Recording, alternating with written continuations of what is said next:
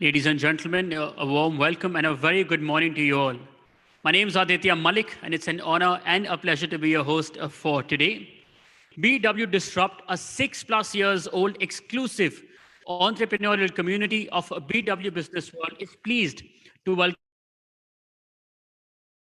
BW Disrupt Next Gen Entrepreneurs Summit and 30 Under 30 Awards 2022 to acknowledge and applaud the efforts of influential entrepreneurs who are setting new standards for leaders and teams around the country. Today, you will witness innovators, change makers, and trailblazers who will appreciate the best of disruptive innovation.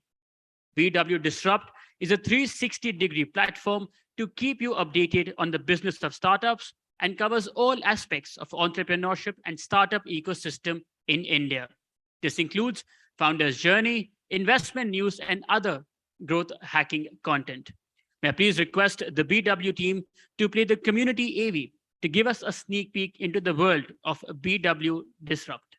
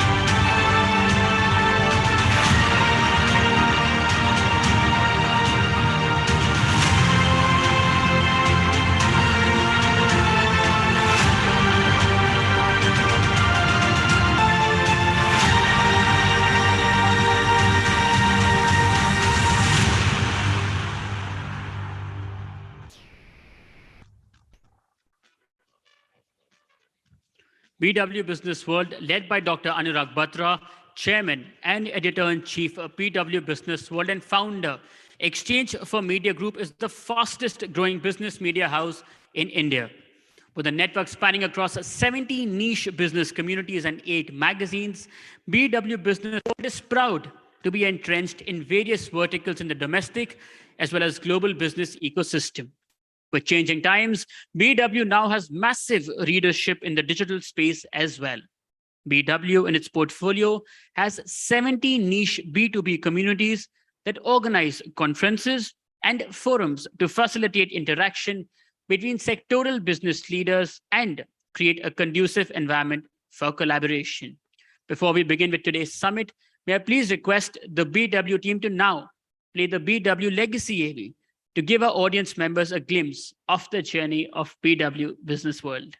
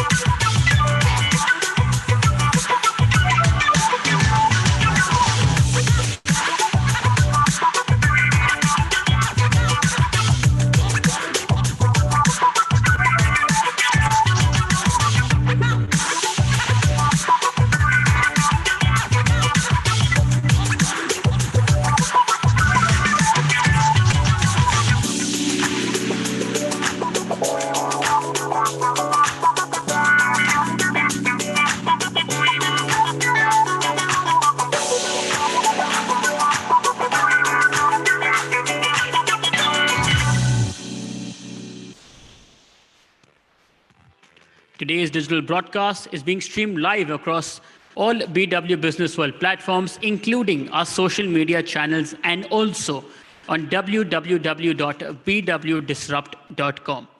Well, as we flag off today's event, I encourage everybody in our audience here and present virtually to join in the conversation and share their learnings from the day by using the hashtag NextGenEntrepreneursSummit. May I please request our team to now show us today's event AV.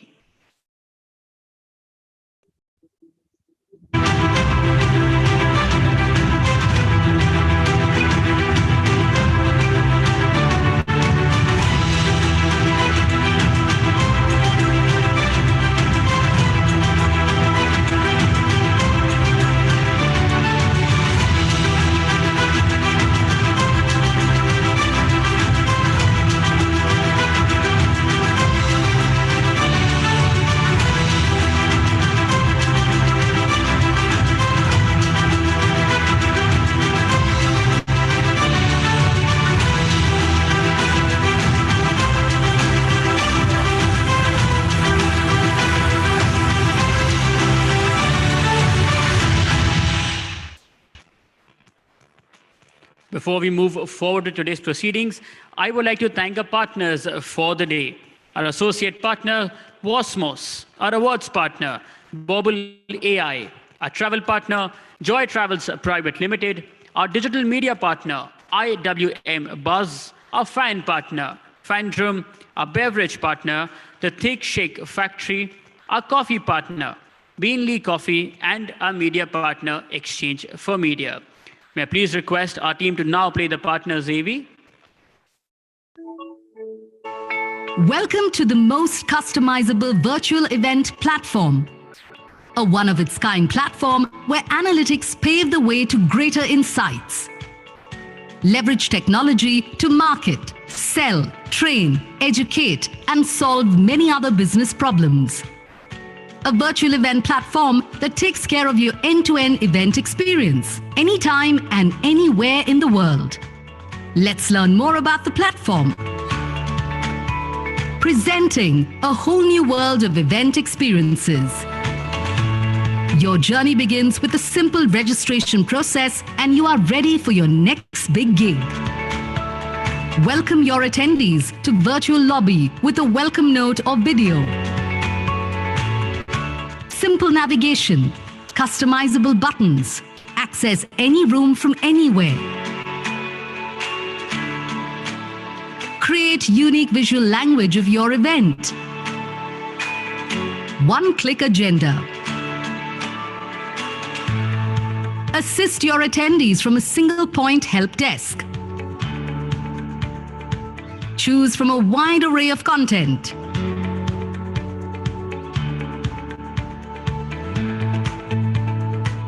Live chat with the delegates, live Q&A session, interact through polls and quizzes. Gamify your event and make it appealing and intriguing with extensive engagement options. Create engaging parallel breakout sessions based on audience's interest level. Separate chat rooms for each track at one go makes engagement really interesting. Let your attendees interact with your partners and customers at the virtual exhibition booths.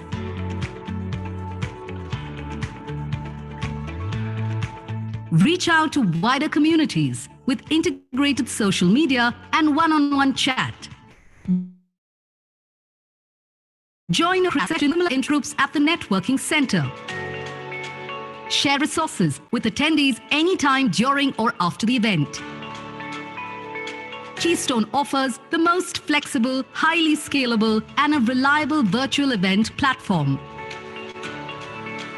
Choose from a wide range of customizable and surreal environments. Promote your and your sponsor's brand with a difference. Unlock great insights with deep audience analytics. Our comprehensive and simplified process lets you sign up for the platform with absolute ease. Get a demo today to experience future-ready technology. Give more power to your events now.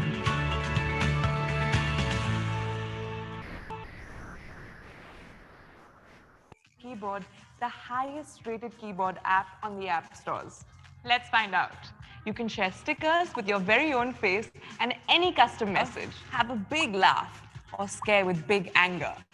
Well, Bobble gives you big emojis. Regular black text? It may work for some. We don't judge. What works for us, though, is the pop text. Bobble lets you use personalized branded stickers, GIFs, by strategically and contextually integrating brands in conversations happening on WhatsApp, Facebook, and other social or chat messaging platforms across the country. An average smartphone user spends 25 minutes of their daily 3-hour screen time on their keyboard. Since you spend so much time with us, we understand you and work towards only showing you content that interests you. And before you say it, no, your privacy and security are not an issue. All your data is anonymized before being used, so you don't need to worry about a thing. Our wide array of patented and patent-pending innovations in areas of content tech, language tech, and keyboard tech will help you stay hip to the ever-evolving language of the digital world. And we made sure you can use it in an expressive and personalized way. Bobble has made conversations human again.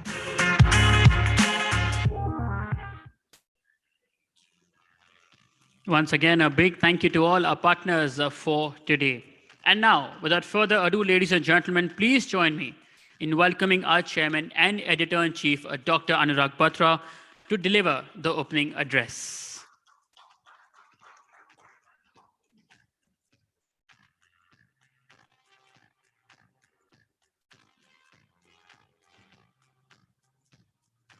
Thank you, Aditya. Good morning. It's my honor and privilege to be here at the second edition of the BW Disrupt 30 Under 30. Warm welcome to you. And today's content is going beyond this room to audiences on bwdisrupt.com, businessworld.in, and other related digital editorial assets. First, let me welcome Mr. Dhruv Nath, who will be doing a presentation on what it takes to be a super founder. Dr. Dhruv Nath has been an illustrious practitioner in the industry, leader in the industry, and then for almost 2 decades, he taught at a leading business school, MDI, and then over the last 6 odd years has been involved with startups in early stage investing through a group of angel investors. And this is his second book on the startup and the founder ecosystem. I've had the pleasure to read the first book, though I've got the second book. I'm looking forward to read it on a flight soon.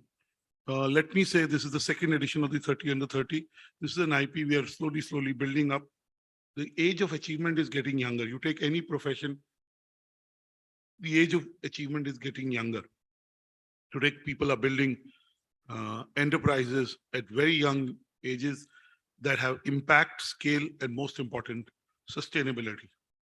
I just want to say that the leaders that are under 30 embody the future of the country. When you look at the winners list, the 30 winners that we unveil today evening, 27 of the winners are physically coming to receive their awards.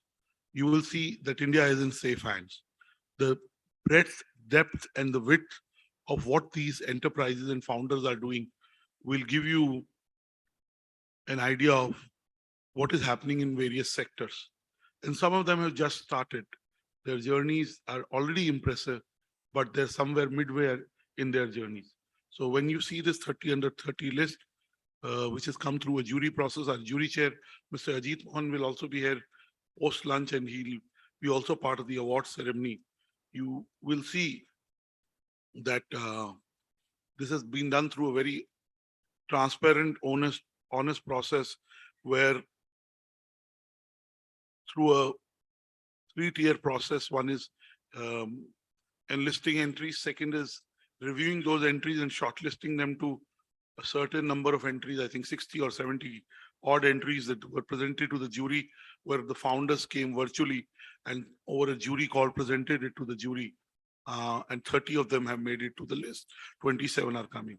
I just want to say that because it's a group of founders, early stage companies and investors, that right now we are having a winter of investing, but I don't think that winter is going to last too long. During the same, I keep giving this stat. Jan to June last year, 4.3, 4.4 billion was invested. This year already from Jan to June, almost 15 billion, 14.2 billion has been already invested in the so-called winter of investing. So imagine when the spring comes, what kind of numbers are we looking at? And hopefully in the next 3 to 6 months, you will see that the environment may change because it's a complex environment. I come from the media industry and print is part of our offerings. And, print, the newsprint prices used to be $530 for a ton. They're almost double. They're almost $1,200, $1,150 to $1,300, depending on the call. And it has 4 factors which are beyond my control or anyone's control. One is the Ukraine war. And second is the wildfires in Europe, because the European timber is better than Indian timber. The newsprint that we get from Europe is very good. Then is we were buying from Russia, but there is now an embargo. And fourth is because of COVID, some of the Indian mills shut down. So these are factors that really contributed to the cost of print going up. Similarly, in every sector, there are variables that are beyond the founder's control. But the environment in India is supporting the ecosystem. I don't have to tell you about that. I only want to say 3 things. One is finally, founders are talking of profitability. They're talking of sustainability. They're not talking gross margins and GMVs and pass-throughs. Evaluations are always important in business. Let's not kid ourselves, because it helps you raise capital, which helps you stay in the game long. But building profitable enterprises is important, sustainable. Second is governance. We've seen in the last 6 months, a couple of instances where the governance was weak, and it led to fissures between the founders and the investors. And I think governance has to be from day one A-class for the company to be able to build fundamentals which help the founders to raise capital from marquee sources. And third is technology and talent. I think there was a time around this time last year when tech professionals were getting 3 times the offers, and they were, moonlighting, and they were doing all kinds of things that they shouldn't be doing, working at 2 firms simultaneously. Mr. Rishad Premji called it unethical, and I echo that sentiment. You can only be committed to one job. You cannot be committed to multiple jobs. I think technology and talent, is growing in India. Today is the World Engineers Day. It's the Engineers Day, I must tell you. And we are doing a founder summit on an Engineers Day. But I must tell you that we have, in the last 18 months, we talked about the Great Resignation and many other phenomena. Right now, there is the silent resignation. All that is happening. I think these are fads. These are come and go. The fundamentals of building companies stay the same, which is great talent, building a business model that is sustainable in the long term, and value creation for all stakeholders. Once you create it for customers, then you will create it for everyone. So these are exciting times for founders. There's a long journey that all of you have to make. You're young, and I want to save some for the evening. These days I tend to talk more as a parent than as a founder of a business. Mr. Dhruvnath is here. He'll talk to you about what super founders are made of. And I'm sure some of you would qualify as super founders. That's the title of Professor Dhruvnath's latest book. But I just want to say that super founders are about only, in my view, 6 things. One is the conviction in their idea and themselves, in spite of whatever happens. And there'll be good days and bad days. There'll be good meetings and bad meetings. There'll be good investors and bad investors. Staying focused on whatever domain you've chosen to excel. Second is seeking criticism. You can call it benchmarking, product feedback, whatever you want. but taking ideas from outside and making it work to improve what we do. Third is more optimal use of capital. There's a certain founder who hired a plane for 2 days. They raised a lot of funding. He said, I was optimizing on my time, spent almost $1 million on the plane for 2 days. Now that's not optimal utilization of time. Fourth is you have to create islands of entrepreneurship in your enterprise. Entrepreneurs have ways of getting the best out of people through ESOPs, through wealth sharing, and that will always work. Fifth is at the end of the day, we are not building these enterprises in isolation. So we have to look at how do we contribute to the ecosystem? How do we grow the ecosystem? Super founders are who build highways that they use, but so to say, other people also traverse on those highways. And last but not the least, is at the end of the day, humility.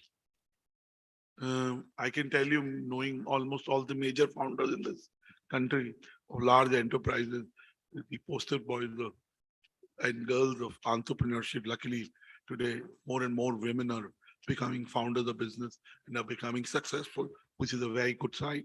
But we can do with more. I can tell you, is humility is the single biggest. When you're humble, you'll attract better talent. When you're humble, you listen to your colleagues, you'll attract better ideas. When you're humble and you listen to your investors or people who have a stake in your growth, I think you'll do better. Humility is a very underrated trait. Confidence is good, I said. Confidence is where you start with, but humility is very important. Rest, Professor Dovnath will talk to you. I promise you when the awards happen at 4:15 in the afternoon, we will have a room full of 27 of those founders and an audience that will cheer them on. I wish you luck. We just heard from somebody who's making waves in the event tech space. Event tech is again an exciting space. We have an event tech conference. The fact is the unified world of experiential commerce. Today we're talking of social commerce, experiential commerce. The fact is, a lot of domains are coming together in a truly convergent manner. And the domain that I represent, which is media tech, we've been talking for at least 2 decades. I've been an entrepreneur, and we've been talking of convergence of Silicon Valley, which is technology, of Hollywood, which is entertainment content, and Madison Avenue, which is advertising. And finally, that has happened in the last few years with the phenomena of short form content ruling and audiences lapping short form content. I think these 3 domains have come together. A lot of capital has accelerated growth. So I just want to wish you luck in your next phase of growth. And I'm sure you'll be able to build enterprises that are sustainable, impactful, and create wealth for the nation and for you. Thank you.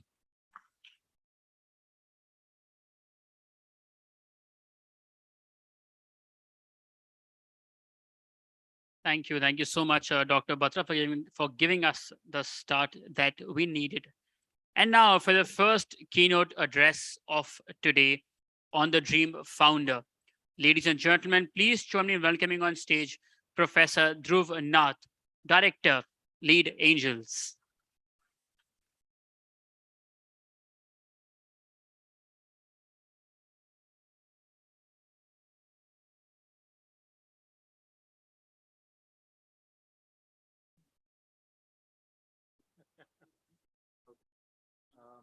How do I?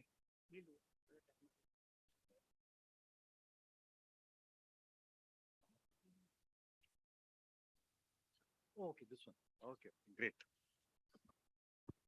Thanks, Anurag, for all those kind words. Anurag and I go back a long way. He was a student in our first batch at MDI.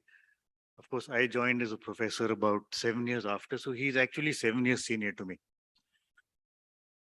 Just to add one thing to what Anurag said, I agree 100%. It's supposed to be a funding winter, but for the right startup, for the right business, funding is not an issue. I've been an angel investor. I've interacted with VCs. Funding is not an issue. Fortunately, what has happened is 20 years back, we were focusing on eyeballs. Then we started focusing on revenues at any cost.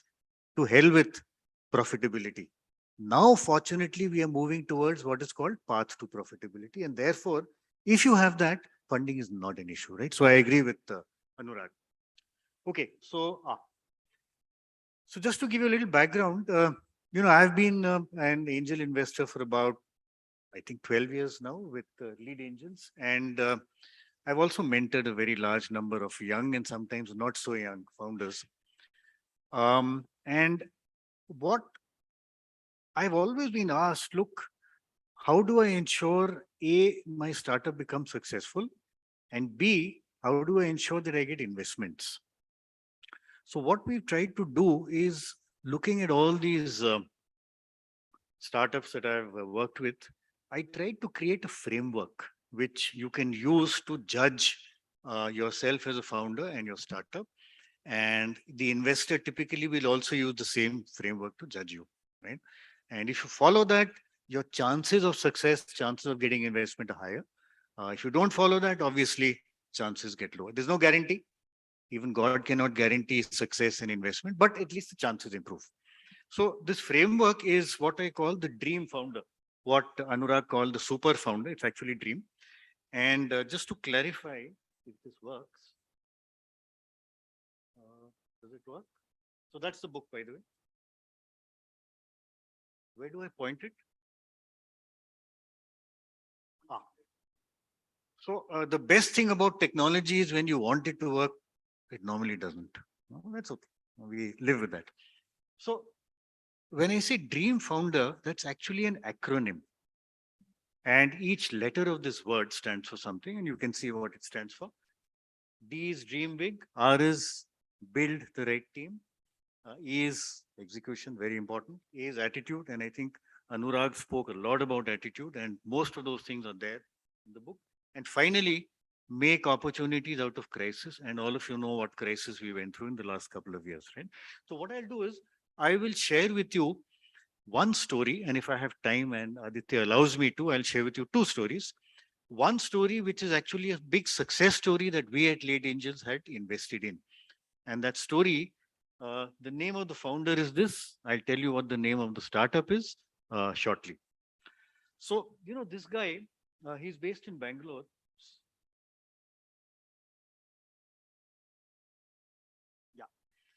Yeah. This guy is an avid trekker.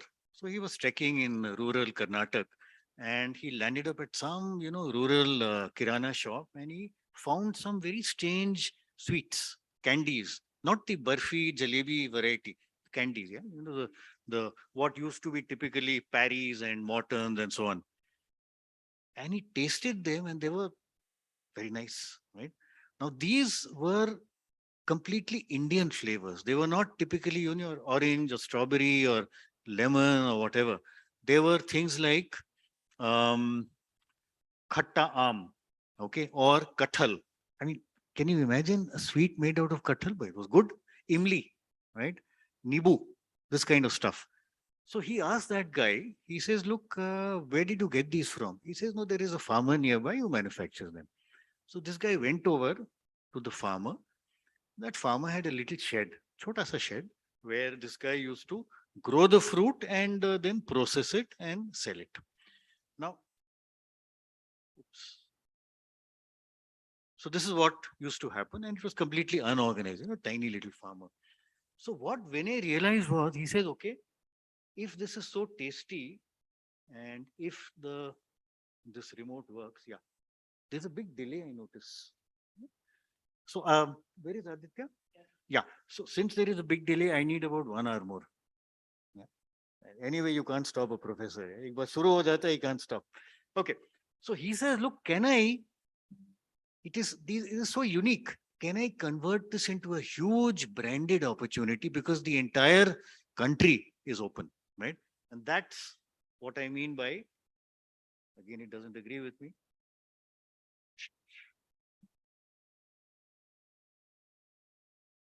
Sorry? No, this one. Oh, okay. Boss, आप यहाँ आ जाओ. Okay, okay, good, good, good. Thank you, thank you. Yeah. So dream big.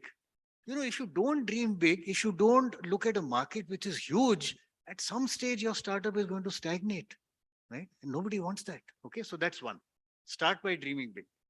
Next, this is the company he created. And by the way, I would assume that many of you have tried out their products, Desi Pops, Desi Meetha, Desi Chaat, Desi Imli, etc., etc. So next we come to execution. What he did was, and this is very, very important, he says, first, I will set up one unit of my own in which I will manufacture these. And using that one unit, I will standardize all processes, right? Because if I have to do it at scale, you can't have different processes in each unit, right? So he standardized everything. Then what he said was, I have now standardized it, but I will not manufacture it. What I will do is I will now partner with other farmers who manufacture it, right? So these guys would set up their own units, and GoDesi's job was to control the quality, the processes, brand it, and ultimately distribute and market it, right? Now, look at the key thing here. This made it very highly scalable. And I need to spend a couple of minutes on scalability because a lot of founders, I think, keep asking me questions about this. Scalability is what? It's the ability to grow rapidly. And when I say grow, I'm not saying 15% in a year. I'm saying maybe 200%, maybe 300% in a year, right? Just to give you an example, take the example of a software company like Infosys. And since we are talking about startups, I'll take a small company, 500 programmers. Their revenue model is what? I will get a contract and I'll put programmers on the job, and therefore my revenues are proportional to the number of programmers I have. If I have to scale up, meaning let's say 200% in a year, that means 500 to 1500, that's the manpower I need. Now going from 500 to 1500 people in 1 year, very, very tough, right? Almost impossible, I'd say. You'll have cultural issues, you'll get only freshers, people will leave, you'll have training problems, etc., etc. Not a scalable model. Great business, but not really scalable. Not the kind of business that can grow, 100%, 200%, 400% in a year, which is what startups need to do. But here, what this guy did was, he said, I need to make this business scalable. So if I am the manufacturer, it's not scalable because every time I need to grow 400%, I need to invest in land, capacity, unit, right? Not possible. So instead, I will identify partners, farmers who actually do the manufacturing. So if I have to grow 400%, all I do is identify more partners who set up their units and I scale, right? So scalability became a very, very major benefit of what he was doing. And that's where I talk about execution. Take another thing, the right team. And I think Anurag referred to this. See, what this guy did was he selected not every farmer who approached him, the like-minded farmers only. Why? Because remember, when you say team, team is employees, team is partners, team is distributors, team is dealers, team is everybody who interacts with you and is part of your business. It's important that your farmers also dream big. Because if they don't, you'll have a lot of tiny farmers all over the place. You won't be able to scale up, right? So firstly, he selected the right farmers. Secondly, he motivated them. How? This is the food processing industry. Typically what happens, the farmer grows the fruit, passes it on to the processing unit, and then it is processed, packaged, etc., distributed, sold, and ultimately goes to. If the consumer pays 100 rupees, farmer typically gets not more than 10 rupees out of it. Pathetic, right? Here, the farmer was doing not only the growing, but also the processing. And therefore, typically he got 30%. Okay. What does that do? Suddenly, the farmers were delighted and they've stuck to him. He's not just a single guy, right? So when I say right team, get the right people and nurture them, develop them so that they stay with you and they build your business. Okay. Next is attitude, and I think Anurag spoke about this several times, but I'll just mention one factor. There are many things in attitude, but one factor which I want to talk about. This guy, when he started, you have to deliver your product to Kirana shops. It's a consumer product. He borrowed his sister's second-hand two-wheeler, and he would do it personally. Okay, he didn't say it's not my job. And why? Because by doing this, he understood the thinking of the Kirana shops. He knew how to sell. And tomorrow, when he had a team of sales guys, he could train them. So, when I say attitude, one of the key things in attitude, there are many things, of course. One of the key things is I have to be willing to do everything. Of course, I can't do everything, but I have to be willing to. Don't say this is not my job, right? Okay, next. Last 2 years. Everybody knows what the hell the world went through, right? If you look at his competitors, farmers would grow fruit in one state and the processing might be done far away, possibly in a different state. And as you know, during COVID, interstate travel was a problem, right? But in this case, the farmer was the guy who was doing the processing. So suddenly he realized COVID was an opportunity to grab market share. So what did he do? He said, okay, I will chase the hell out of government officials to get permission, right? To open my units. And fortunately, in rural areas, COVID was less strong than in urban areas, at least at that time. Right? So that's one. Secondly, during COVID, a lot of people would, they would be consuming content on the internet, sitting at home, cursing the virus. He said, okay, I'll provide you content and it'll be content related to Desi. So he actually created a website which talked about healthy food, healthy living, yoga, etc. Built the brand. And by the way, because he built the brand, he had an entry barrier. Again, that's part of making opportunities out of crisis. And today, this guy, at least at the time I wrote the book, which is about 8 months back, it's the fastest selling confectionery brand on Amazon. Okay. So a real, genuine dream founder. His name is Vinay Kothari. You want to meet him? I mean, I can introduce him. He's based in Bangalore. What I will do now is, this is a success story. And if I have time, I will talk about a failure as well. I think it's important to learn from failures. Can you just load the other one, please?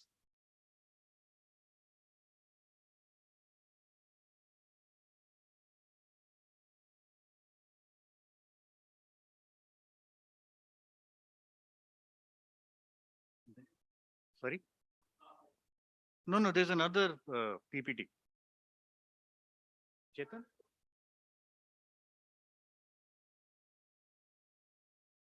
Boss मेरा time जाता जा रहा, आदित्य मुझे मारेगा.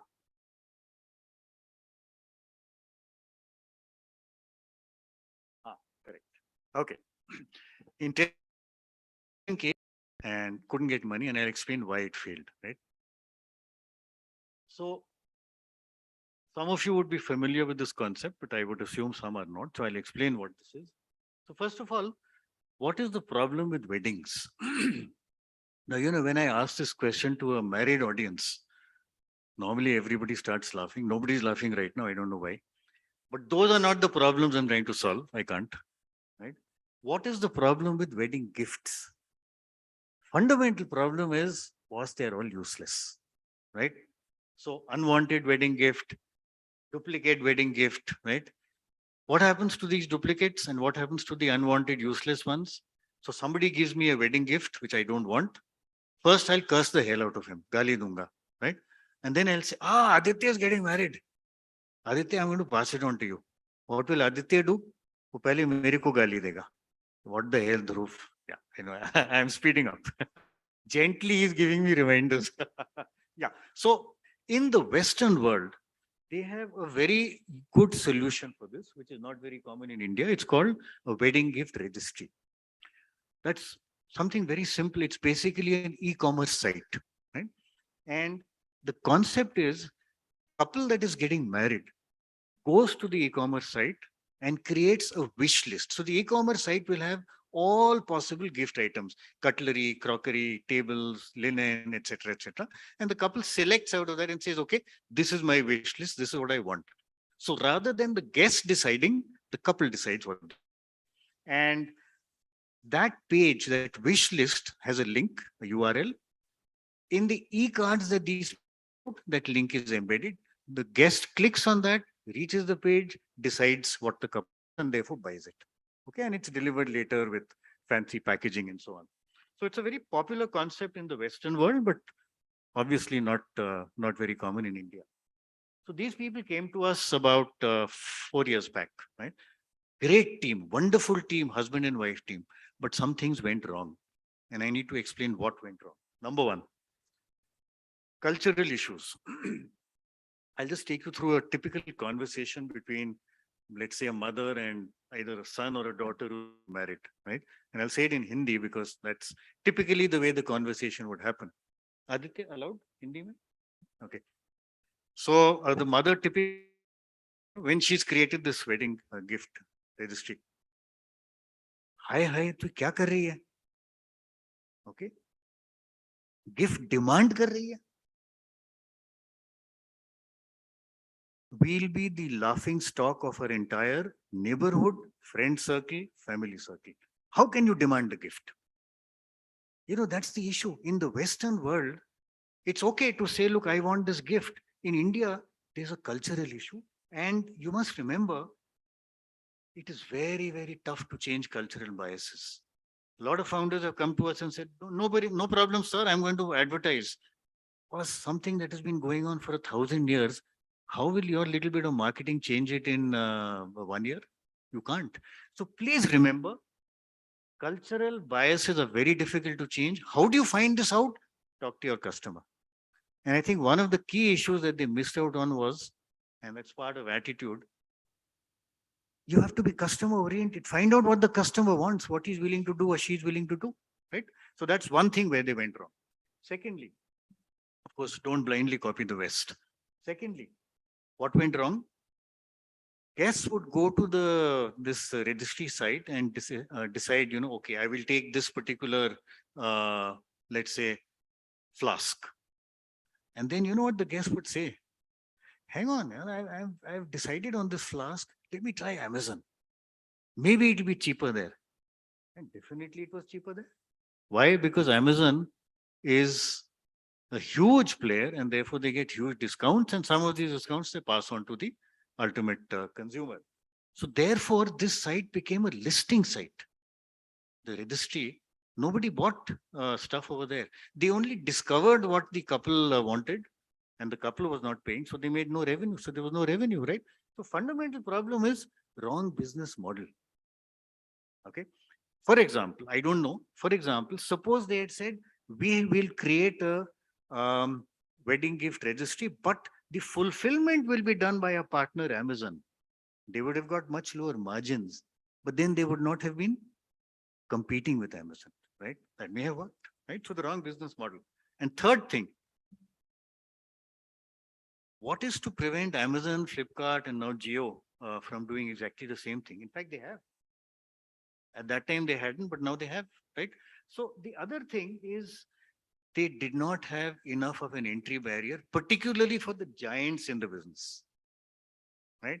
And I think one message which I always leave with founders is don't try and compete with giants. Boss, you cannot compete with Mukesh Ambani, right? Just to summarize, did not get funding, closed down. Don't blindly copy the West, talk to your customer, don't compete with giants, right? So this is the dream founder, that the model that we have. And if you have time for questions, we can. Otherwise, maybe in the break. Yeah, sure. Done. Okay, so that's it. Thank you. Thank you. Sorry?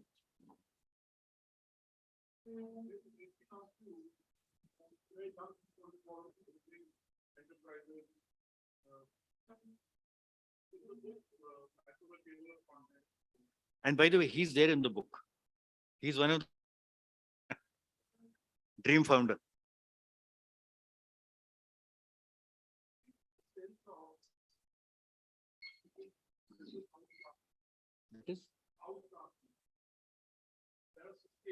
Okay. See, we are all focused on the month, what is the MRR because you're raising the MRR because it's important. But Right. how do you go beyond these things? How do you make sure that you're profitable on a, unit basis, you're valuable to your customers, and everything else is an outcome of that. Is an outcome. So, Valid. can you give some trades and some Yeah. examples, some anecdotes Okay. that are in the book? Okay. So very, very valid question. And Anurag was never in my class, but tough question. One of the things a lot of founders, one of the mistakes a lot of founders make is they don't have a sufficient entry barrier. Okay. Which basically means they're doing exactly what the other guy is doing, or the other guy finds it very easy to copy them. And when you don't have an entry barrier, when there are many, many people thing, you have a price. Okay, that's number one. Therefore, do not get into a business first of all. So I'm saying at the getting in stage itself, do not get into a business where you are one of the 500s, right? What you have, what you're building has to be reasonably unique. Reasonably unique. Obviously, it can't be completely unique, reasonably unique. With an entry barrier, so the guy is not able to copy you, which means you will have some level of pricing power. Right? So that is one part.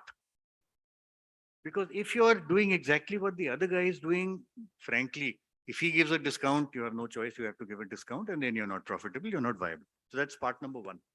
Part number two is a lot of founders do not focus on sustainability or profitability, exactly what Anurag has said.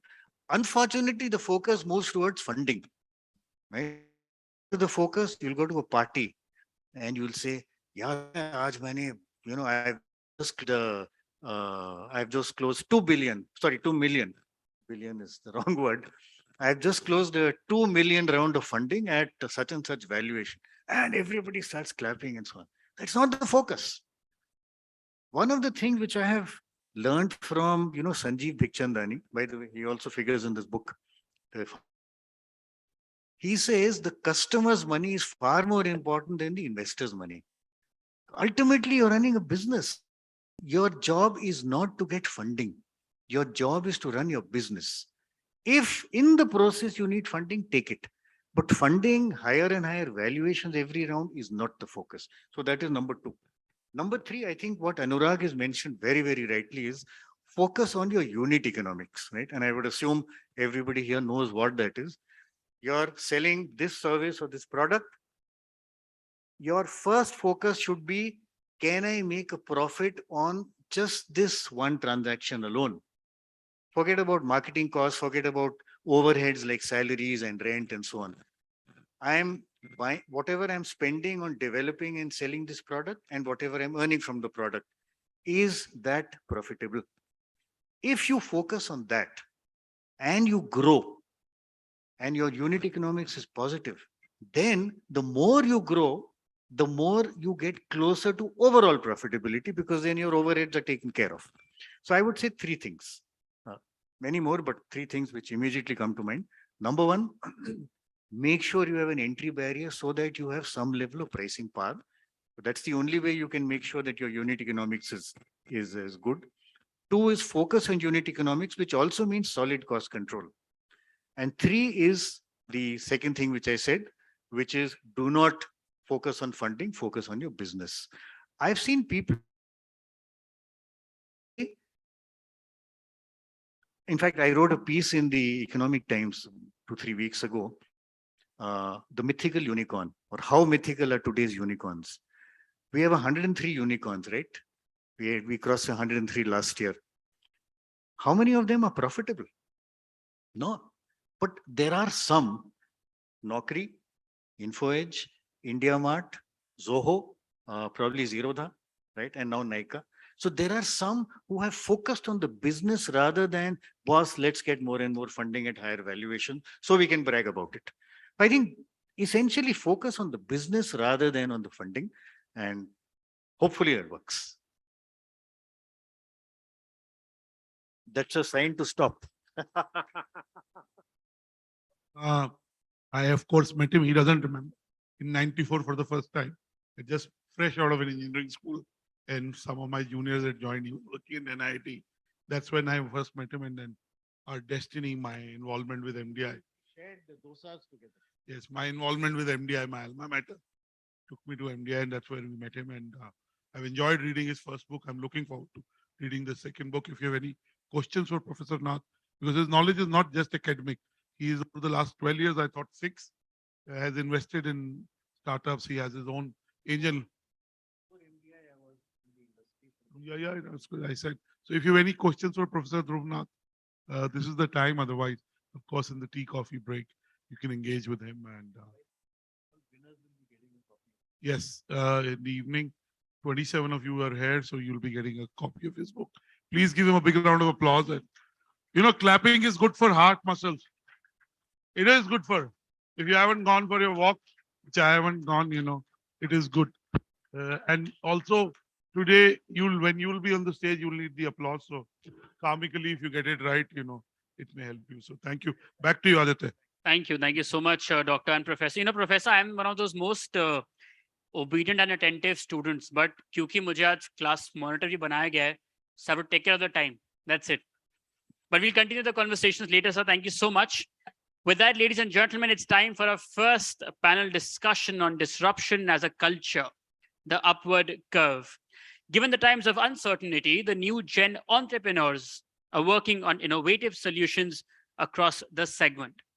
How much are the disruptors becoming the trendsetters, catering to the evolving and encouraging environment? It's time to find that out. Please join me in welcoming our panelist for the same. Aman Singh, co-founder and head of analytics Intangles. Anshuta Mehrotra, founder and CEO Curls and More. Anvi Loya, founder Ampanna Life. Arnav Kishore, CEO and founder Firebolt. And the session will be chaired by Rohail Amin, senior editor, BW Business World. Let's collectively welcome all of them, everybody. Yes, thank you so much.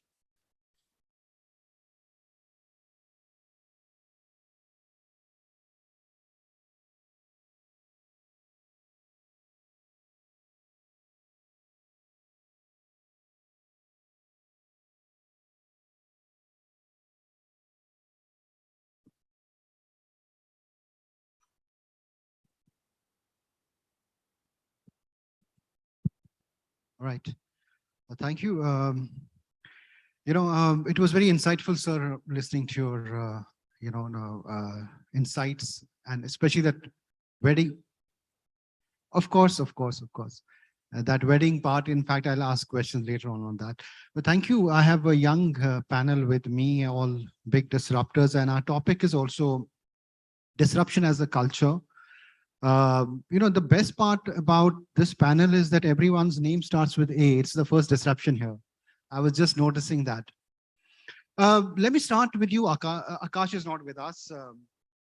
Aman, let me come to you first. Normally when we talk about disruption, we think of the founder. It's always the founder who is disruptive. But isn't that also a very narrow way of looking at it? Can this definition of disruption also go to the organization? How can founders make the organization disruptive and build a culture and not a person-centric disruption, as we know it? Well, if you were to ask me, I'd say it should be other way around. The founder who's leading a team should be someone who will never compromise on professional ethic, work ethic. And it's the team. It's as someone who comes from technology and engineering, you build a team which is, number one,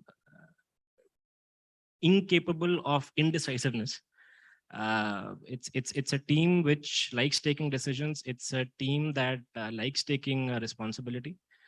At least at Entangles, when we interview people, the foremost thing that we look for is sort of a tenacity to not say no to daunting problem statements.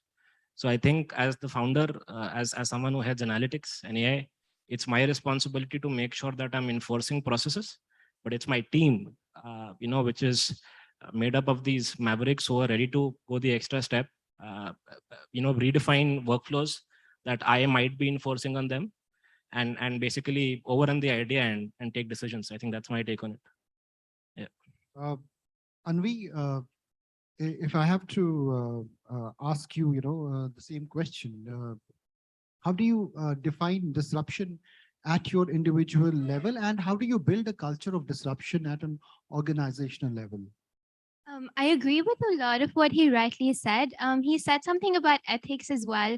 And that's something that I personally really believe in, because my company works in the field of ESG and sustainability. So ethics is at the center of what we do.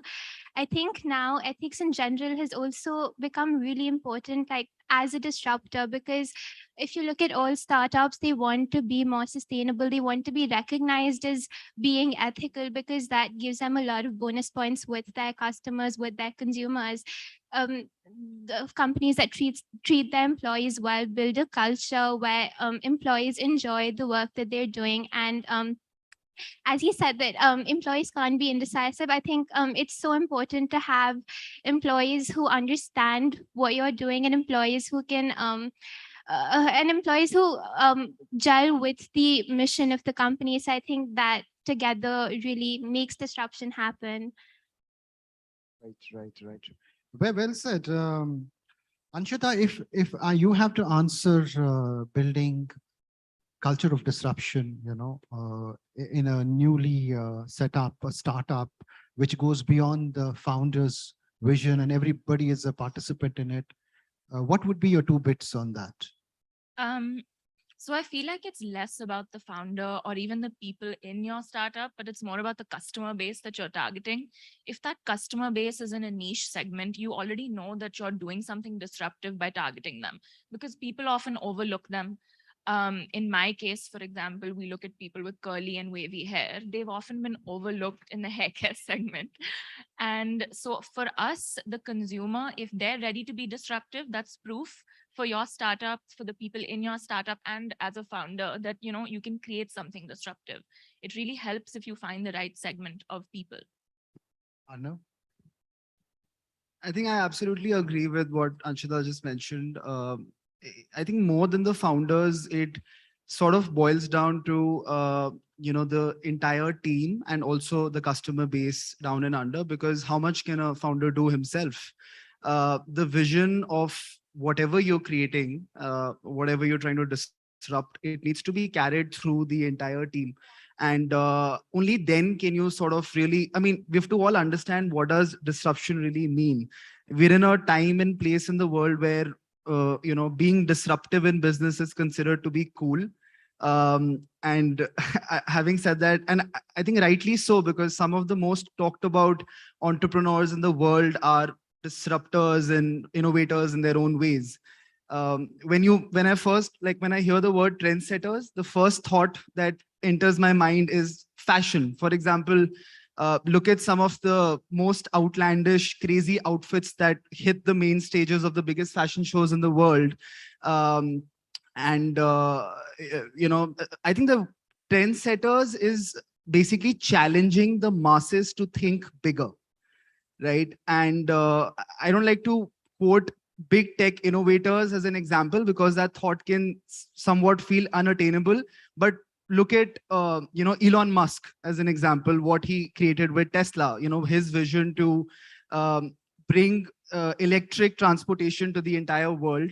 And when Tesla hit the mainstream media for the first time, I can remember most of the people were saying that how this is going to be a big disaster, why it will fail.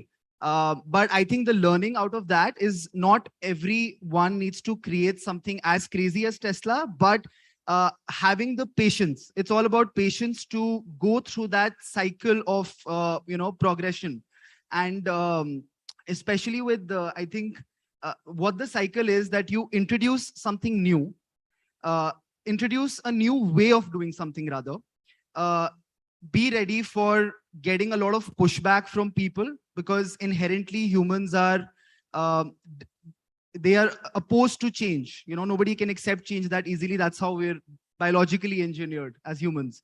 Then the early risk takers, the early adopters start to kick in, and then it's a slow progression towards the masses that start adopting this new way of doing something. So I feel, yes, that the entire organization needs to carry that. And yeah, that's how I feel. You raised a very valid point that the word trendsetters was captive of fashion and now has come to startup. Good to see that. I want to come to you, Anvi. In the breadth of your daily complexities of a whole lot of things that you deal with, and then how do you find time to innovate? So at a granular level, what does innovation look like? Is it like switching off your mobile phone, not talking to people, going to Shimla for 2 days, or you're working and you find that idea? What does innovation look like at a granular level? That's a great question. I wish I could take off and go to Shimla every time I needed to think of an idea, but that's not always possible. I think for me, innovation just means learning every day, learning constantly. And in the field that I'm in, since we work in sustainability and we help other companies embrace sustainability, so you need to keep up with all the industry trends constantly. So reading a lot is really important. I think for me, innovation comes a lot from what I learn, from what other people have to say, from meeting people. Every day that you meet even one person, you learn so much from what they have to say, even 5-minute conversations. Speaking to my team is something that's really rejuvenating to me. That helps me innovate a lot. Um, for me, a lot of the innovations at Umpana have come not from me, but they've come from the ideas of my amazing team members. So I think innovation just means like taking everyone in conjunction together and using everyone's ideas collaboratively and taking your company to to higher levels and taking your customers also to higher levels and to meeting the expectations constantly and to raising expectations each time. Thank you. Aman, how do you find that time to innovate, and what does innovation mean to you at a personal granular level? It's a very interesting question. Time to innovate. We don't think about that a lot in the startup ecosystem. Uh, Unfortunately, startup ecosystems are about superheroes who don't sleep, who don't eat, who just work, which is not really the case. That's what is made out of. Yeah, It looks like, right? yeah. So for me, honestly, innovation is a function of two things. As someone who comes from technology, number one, it's a function of sound engineers sitting together and ideating, as she said. About a suite of 25 odd industry changing algorithms and all, and I think I've contributed with about 2. The other 23 come from my team. This also gets me to the whole work from home thing. Uh, not a big supporter, because I still believe that good engineering, at least good automobile, good software engineering happens when brilliant engineers sit together, gauge. There's this vibe inside that inside that review room. They gauge what the other person's thinking. They gauge if the other person has an idea, and they hear each other out. And the other thing which is made a big difference for me is, in fact, as she said, I over the years learned to dedicatedly take some time out for reading. And this is not essentially reading pertaining to my art. It could be reading pertaining to history. Of late I've been reading about Jahangir's palace, among other things. It comes from a book called The Feast of Roses. So it's about keeping that learning instinct going. With the burden of responsibilities that come with leadership, you end up compromising on that time to continue learning. And the final thing is just writing. I think if you've been thrust into a position of leadership at a younger age, and there are a lot of responsibilities and you're learning from people on the go, it's extremely important to keep writing and keep summarizing what you're going through during your day. So these 3 things, at least for me, made a big difference. Anshita? So see, when it comes to having a product related business, I have to keep looking at the customer again and again and again. And I strongly believe that everything comes from something. So it's not like, the product you make pehli baar banaya. The product does not exist. That's not going to happen in an environment like this. Today, there are thousands of startups. What you make, maybe someone else has made a similar kind of thing, but if you can focus on what your customer needs or what your customer segment is asking for, then that will be innovative in your segment. Again, I don't think that you can really make something new. It's never been done before. Most likely it's been done, but that's not the issue. I think if you can focus on your customer, that is something that a lot of people forget to do, because they're more focused on, this is what I want to make. So I'm sorry. So for you, innovation, like looking around who has curly hair, and then, I mean, how does that's a granular level? How do you do it? I mean, see, for me, obviously there are some basic needs I want to fulfill as a founder. When you make a brand, it is often for selfish needs. You're making a product you like, you believe in, you want to put it out there. And of course, you feel a segment exists that is going to buy that product. But when you do research and development, and often you have to, at the granular level, you'll realize that customers may want something different from what you're making currently. And then you have to adapt that into your current product. And I feel that is how you can innovate. And again, I strongly believe you're never going to make something completely unique, but that doesn't mean it's not good. When it's 10% Yeah. different, it's a value There's just add, a little of bit of you course. in it. That's more than enough. Of course. I think I absolutely agree with this thought. There's a popular saying that you don't need to do different things, you need to do things differently. And I think at Firebolt, what we're doing, so we make smart watches for the masses of India. When we first started off in 2015, people used to come and tell me that, what are you doing? Like, this idea is never going to take off. At that point in time, smartwatches didn't even exist. So there were fitness trackers. And my first idea was to embed sensors in shoes, in sneakers. So we wanted to come up with smart shoes as a category. And, it was a wild thought back in the day. And Interesting. That would be interesting. yeah. And I think the way we have, seen the market grow over time, we've also learned that innovation is not about, like she said, it's not about doing something absolutely new or out of the box. It's probably, if you can pick on something that works for you and do it differently in your own way, that's in my terms, that would be called innovation. And innovation doesn't have to be on the product. It can be the way you market it, the way you sell it, the way you're presenting it. It's all, those are all ways of innovating something, right? At a granular level, yes, the way we're in the hardcore technology segment, technology space, we're constantly working on newer form factors, whether it's coming out with different types of smartwatches with newer functions, or and we are constantly learning from our own consumers. Our consumers are telling us what we need to do, what we need to innovate on next. And so there is a lot of learning that's coming in from our customers. And obviously we're looking at new trends every day. Our team down and under knows the importance of thriving on newer set of features each and every day. And that's how I think at a granular level, we approach this on a day-to-day basis. Great. Anvi, so, when a startup is founded and an idea is, out in the market, it is disruptive at that point. But after, say, 6 months, 1 year, there are many other similar startups in the market. So there are two things. One is, does the founder stay open to ideas, and listen to the market forces? Or is there a certain anxiety of a lot of Me Too's around? How do you deal with those situations? I think, as Anshula said, no product is ever entirely unique. Even when you start out, there can be companies that are very, very similar to what you're doing, and there will be more companies that emerge later. So you're never going to be in a space where there is no competitors. So I think it's really important to always be open to new ideas, because there can be people who do things better than you. Then always going to be people who do something better than you. But then that's why I think, as a founder, it's important to constantly be innovating and constantly just be aware of how they can make their product better, how they can still have an edge in the industry. If you look at Apple, for example, they've innovated so many different things. They started with the iPad, they ended the iPod. So just the iPod was one of their first products that came out, and then they got rid of it eventually, and then it's now replaced by so many different things that they did.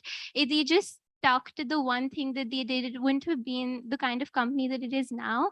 So I think it's really important to keep innovating and to be open to change. I think change is really important, and that's what disruption is. So disruption doesn't end when you found your company. Disruption just keeps going as long as the founder is alive, I guess.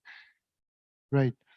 Aman, coming to that Apple part, a lot of memes were there on social media the other day. They just said that, it's just too tweaking a small thing and yet being called innovation. We can have a separate discussion on it. But Aman, yes, your thoughts on this?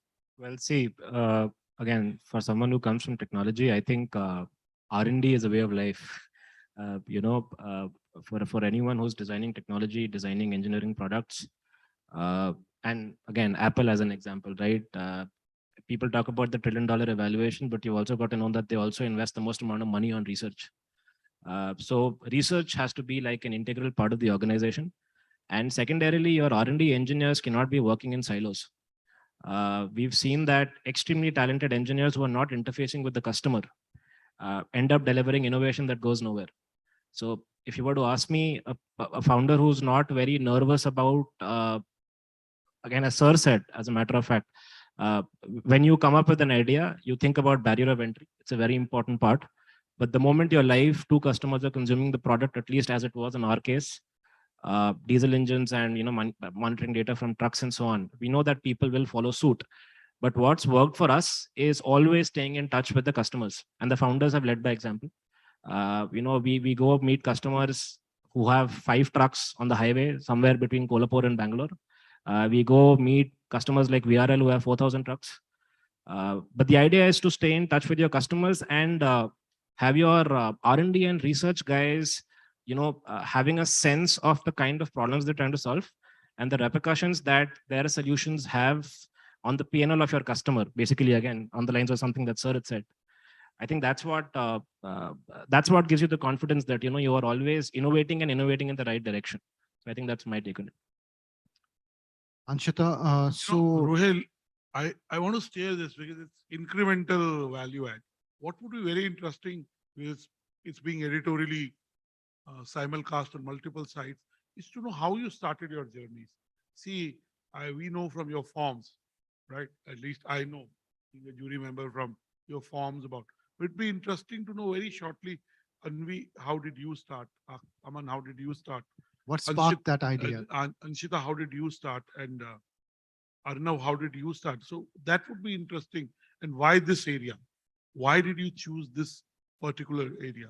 Of course, Anshita, I would never be able to do curls and, that can be a disruption. Yes.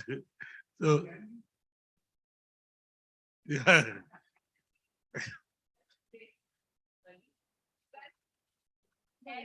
Yeah.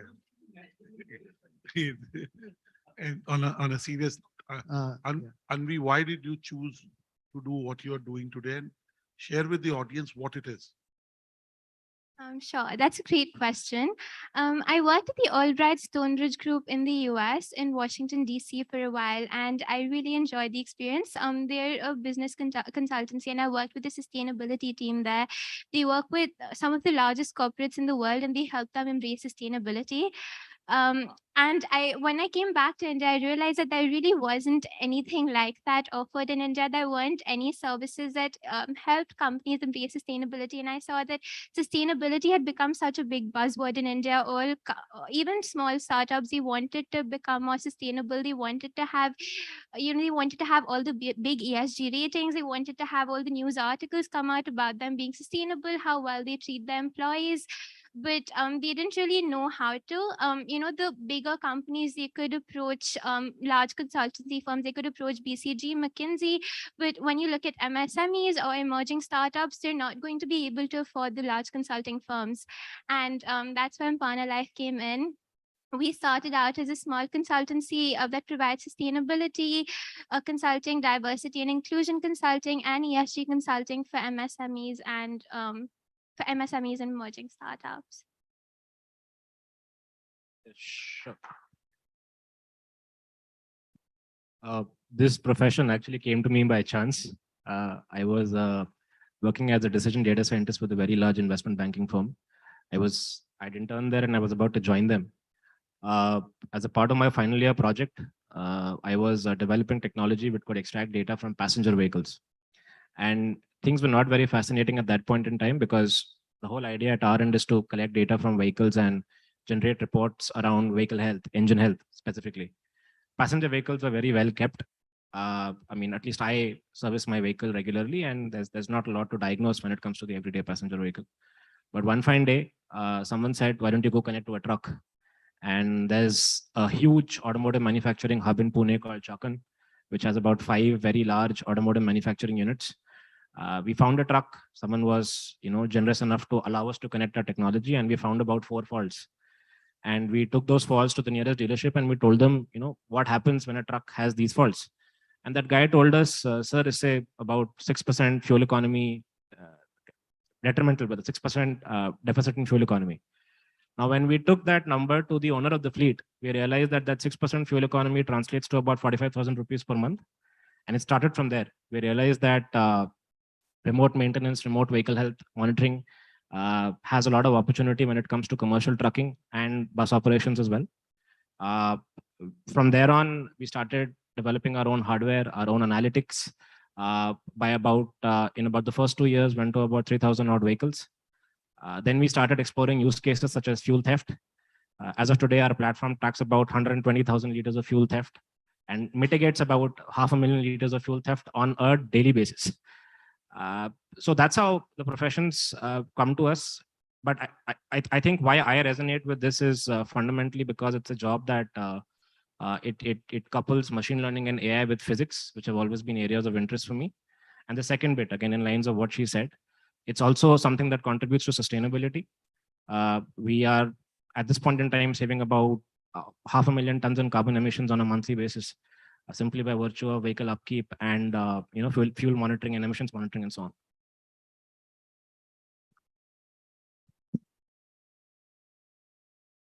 So I think my story is quite obvious when you look at me, but I started Fix My Curls back in 2019 simply because there were basically no curly hair products available. And even the ones that were available, when you go out and look for sunscreen, supposedly, there are thousands of options to choose from. But in curly hair, there were maybe 2 options to choose from back in 2019. And some of them would be so expensive. I mean, spending like 8,000 rupees on your hair when you don't even know if it'll work or not makes it really difficult. I know they know how I feel. So I thought, why not create the products myself? And of course, this was disruptive because curly hair is often overlooked and you're often told to just straighten them. That's the easiest solution, but it's really not. It's not the long-term solution and it's not a good one. So yeah, I started making curly hair products back in 2019. And today we have a huge community of people that agreeably have had the same issue their whole lives. So that in simple, that's why. Pardon my ignorance. Is there a large addressable market for this? I always get this question. I wish there was data for India in specific, but I can tell you that 60% of the global population has textured hair. So 60%. Yeah. Good. Wow. Okay, so very interesting story. When I started off, I actually used to play lawn tennis at an international level for about 16 years. I've represented India in the Juniors Davis Cup and all. So I was an athlete for a very long time. And I sort of always had this interest in technology and wanted to come up with a problem statement where, we could help athletes become track their, fitness data better. And it all started in 2015. Prior to that, I had experience with my father. My father was instrumental in bringing Nike to the country back in the day. And for the first 3-4 years, a lot of on the ground, learnings in terms of manufacturing, retail, pretty much everything to learn in a business. In 2015, when me and my elder sister Ayushi, we co-founded Bolt. The idea was to come up with health and fitness solutions that can help the common man and also the athletes track and infer the data that's collected from the sensors better. And at that point in time, there were very limited players in this category, the Fitbit or an MI, very less homegrown Indian brands. So the idea was sort of revolutionary in my mind that, let's create, a health and fitness oriented brand. And that's how it all started. First 3 to 4 years, I would say my journey was full of rejections because, it was the proof of concept took a lot of time. It took us a lot of time developing the entire hardware solution, the software solution. We were very futuristic in our thoughts. We were trying to sort of amalgamate both, technology and health and fitness in a very unique way. Um, we were using AI and machine learning to give automated coaching based on the data that's collected from your wearables. So pretty much giving you coaching on your sleeping patterns, how you're running, how your diet is affecting your sleep, and so on and so forth, right? So it was a complete ecosystem around health and fitness, but it was way ahead of its time. And there was a very niche market for it. People didn't understand what are wearables, why do they need it. So the first 4 5 years, pretty much rejection from all sides, whether it was investors, customers, partners, pretty much everyone. 2019, we re-christened the brand to be and I think during the pandemic time, there was a sudden surge in the awareness of why health and fitness is so important, why and how can wearables actually help you. And in 2020 is when we launched our first smartwatch, and it was an industry to track your SpO2, and that was the breaking point for us, because from there, in the last 2 years has been phenomenal. We've seen a rapid growth. The industry has become so big. I think in 2020 the overall market size was about 4 million units. This year it's anticipated to cross 33 million units. So in less than 2 years we've seen that jump, and Firebolt as a brand, from nowhere, it is today India's #1 smartwatch brand, and globally we are ranked #4. So after Apple, Samsung, Huawei, it's Firebolt today, and it's a big achievement not only for us but for the entire country, because we've outbeaten China for the first time globally. So that's the journey. Yes. And Arnav, clearly Bolt comes from Hussein Bolt or something else. No, I think it Bolt, the name just resonated with energy, Yeah, all of okay. that. But yeah, like Hussein Bolt, people. Sports people like. Yeah, yeah. Good. I also want to ask you, I know Rohit is moderating me. Yeah, And Rohit will work. we have 1 minute. We can have Yeah. one. So, what is, see, I want the conversations to be real.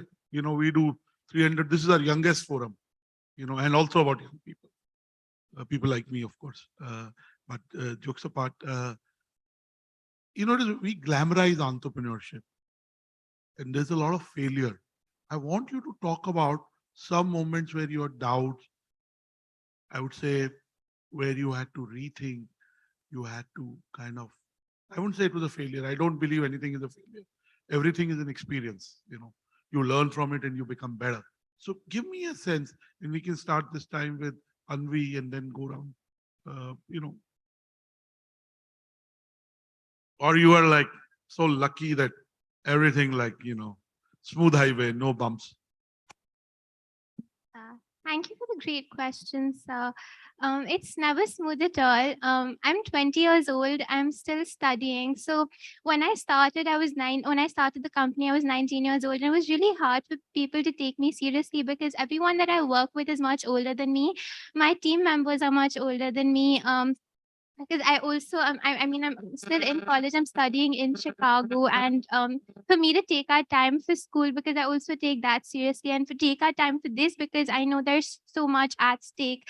That's really challenging every single day, but this is something that I really feel very passionate about. So I think I'm grateful that people do take me seriously, even though I'm young. I think it just takes some time to prove yourself. Once I was in conversation with a startup founder, and I emailed him. I emailed him introducing myself, and then we chatted back and forth over a few emails, and then later, other when we met over WhatsApp call, he was like, "Oh my God, you sound so young." And he said, "How old are you?" I said, "I'm 20 years old." And then he was like, "I'm really apprehensive about working with someone who's so young." But I think it's not about age, it's about what you can put on the table. And then he was more convinced later because he saw that my team members were a lot older than I am. So that's always a challenge, convincing people to work with me even though I'm quite young. And I must say, I don't know Anvi except from her form. And one day, 20 days or 3 weeks back, me saying, I want to know where, if I'm making it, and we don't tell it, except, so I said, yes, I called Chetan, asked, I replied to almost every email. And, I must say that, being young is an advantage, and being young people are more serious and more driven. I don't want to make generalization, but, age is not a disadvantage. It is an advantage. Aman? So I come from the trucking industry. So glamour is non-existent. In terms of failure, the first design spec that went live was V7.1, which means that there were at least 40 odd designs which didn't work. In trucks with truck drivers. There was a point in time wherein I could, and then that's just me, the entire founding team.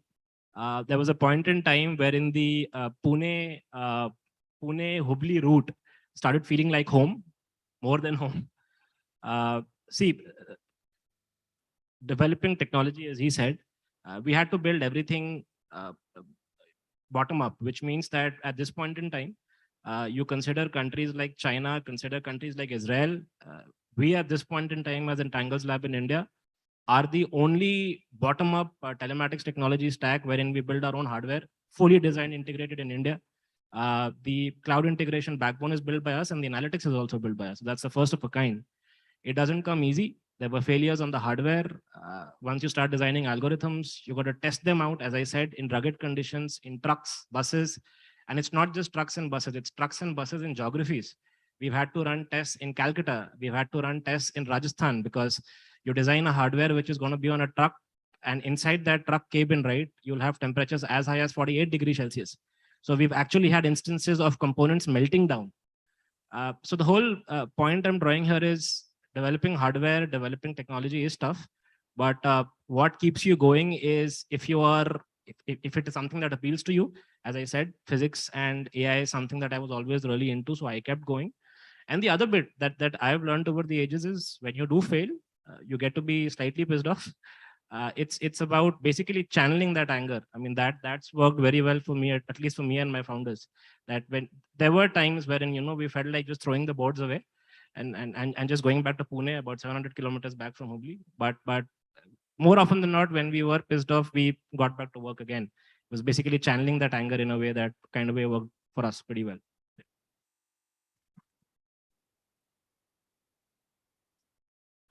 You know how you asked me the question about market size?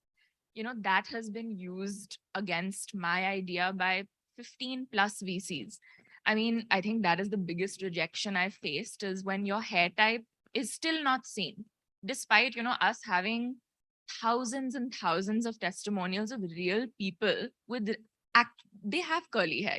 Why do you think the salon business is thriving? Everybody goes to get a blow dryer, they get their hair straightened. Keratin is so big. It's big because there's frizz. Frizz is texture. So curly hair exists. But for us, I mean, when you go into the world of VCs, I think that's where I face the most rejection, because you get to hear that they don't believe in your business simply because they don't see it.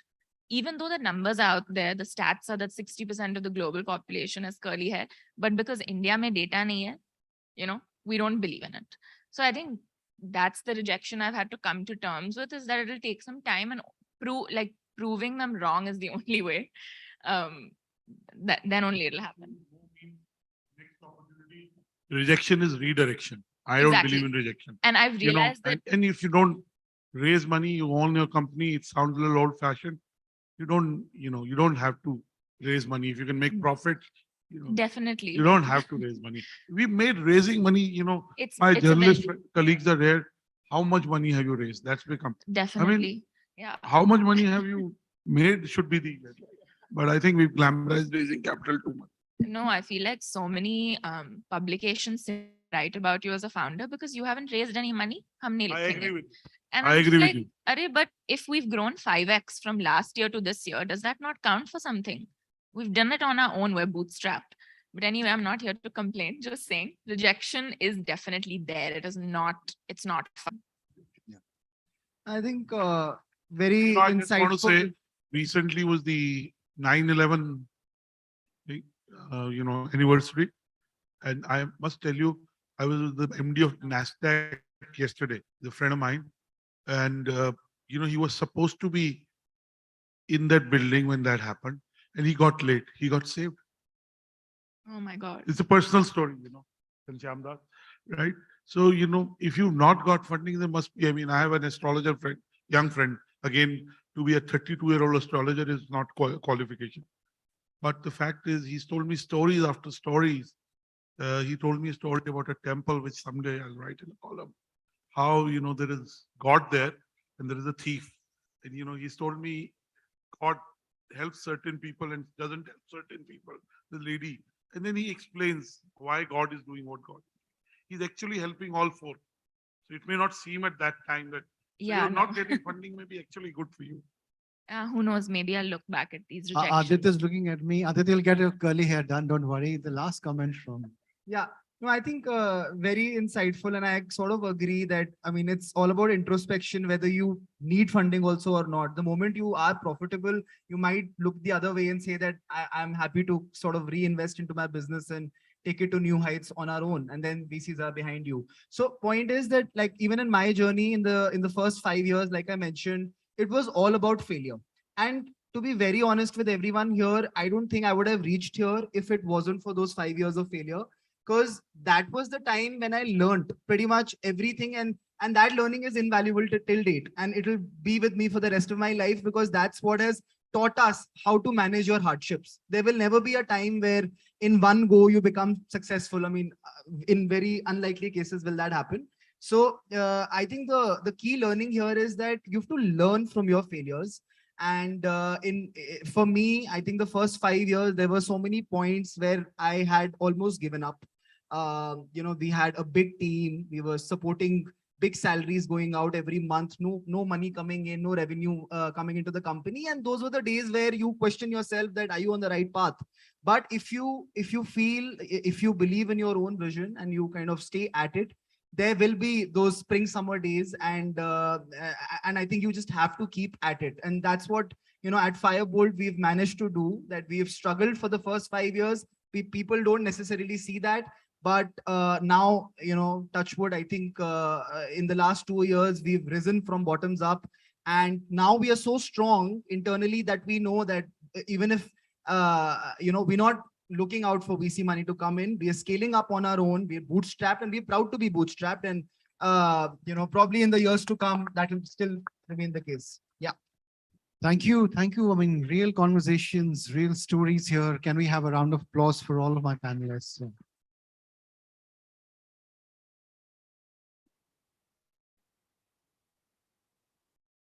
Thank you. Thank you so much to all our panelists, and of course, Rohit, a group picture first.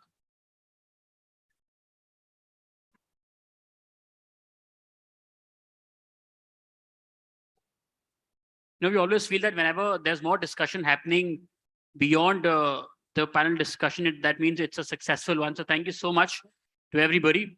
With that, it's time to proceed towards a next panel discussion on the next gen Mavericks, cracking the code for entrepreneurial success. Big achievements come at a cost. We always talk about them, but we don't really talk about what it takes to get there. So what are the strategies to get to that success? What's working, what's not? It's time to find that out. So please join me in welcoming a panelist for the next session. Kushang, co-founder and CEO, Supply Note. Shri Krishna Gupta, Managing Director, Lloyd Luxuries.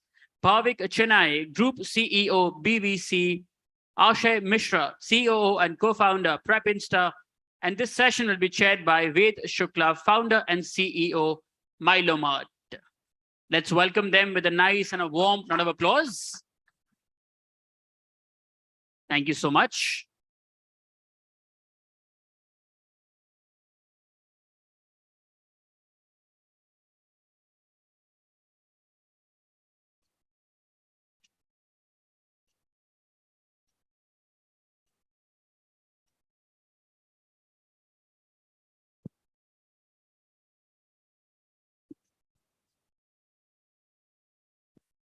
Hello.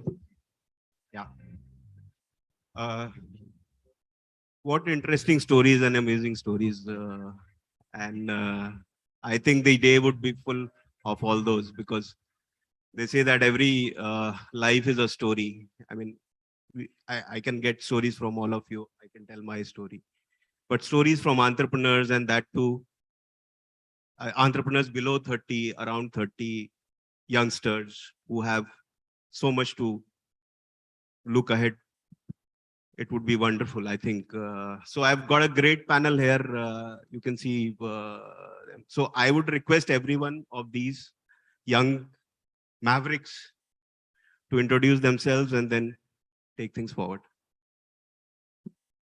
Thanks, Ved. So, uh, very glad to be here again. I'm Kushang, one co-founder and CEO of SupplyNote. I am a IIT Kanpur graduate, started my journey back in 2015, straight out of college. So we at SupplyNote are changing the way restaurants procure. We help them automate their supply chains. We're a huge country of about 7 odd million restaurants, thriving, growing, but still most of it is procuring in an offline manner. That's what we are changing bit by bit. We already empower about 5,000 supply chains across the country. We have customers spread across 83 cities in the country. And now we have expanded outside India. We have customers in Singapore, UAE, UK, and taking more nations in our customer domain. We are we feel very empowered when we hear a customer story where we have really helped a restaurant business grow one more outlet, one more location. And that's where we take a lot of pride in. We work with a lot of interesting brands. Some of them, those are household names now. Naturals, Biryani by Kilo, Whataburgers are few of them. And looking forward to this exciting session and share my journey more with you guys. Thanks. Hi everyone, I'm Bhavik. I'm from Bombay and have done academics from Narsi Monji and ISB. I've built different businesses in technologies in the last 9 odd years. An edtech business, luxury e-commerce venture, logistics aggregator, and currently running a jewelry logistics company, which does high value cargo logistics, diamonds, jewelry, bullion, luxury products in over 10,000 pin codes, 130 countries. And glad to be here and excited looking forward to the conversation. Thanks. Hi everyone, I'm Krishna, the founder of Lloyd's Luxuries. We have the master franchise for a men's grooming brand called TrueFit and Hill. We started in 2015 when there was no other men's grooming brands, and we still are the only premium services provider for men's grooming. Currently, we have 30 locations spread across 15 plus cities, and we service almost 3 lakh services a year, and we retail over 30,000 products a year as of now. We're looking to grow this into a very large company across the country, and happy to share our experiences. Yeah, hello everyone. Myself Ashay. I'm the co-founder and CEO of Prep and Stuff. We are an edtech platform that helps engineering students with their upskilling and college placement.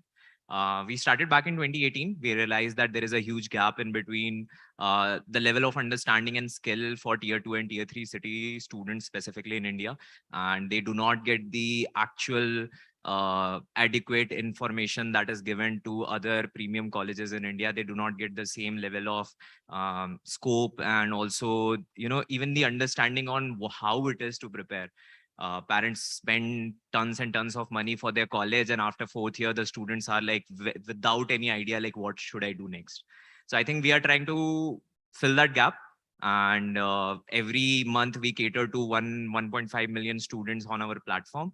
And the aim is very simple. We want to reduce the skill gap among engineering students. And I have to say there are a lot of very talented engineer students who are in tier 2 and tier 3 cities. But it's just that they need the adequate and correct information so that they can actually reach out to that level. We also make sure that they can take our products on. It's not a high cart value, so that everybody is able to read, everybody is able to understand and prepare very well.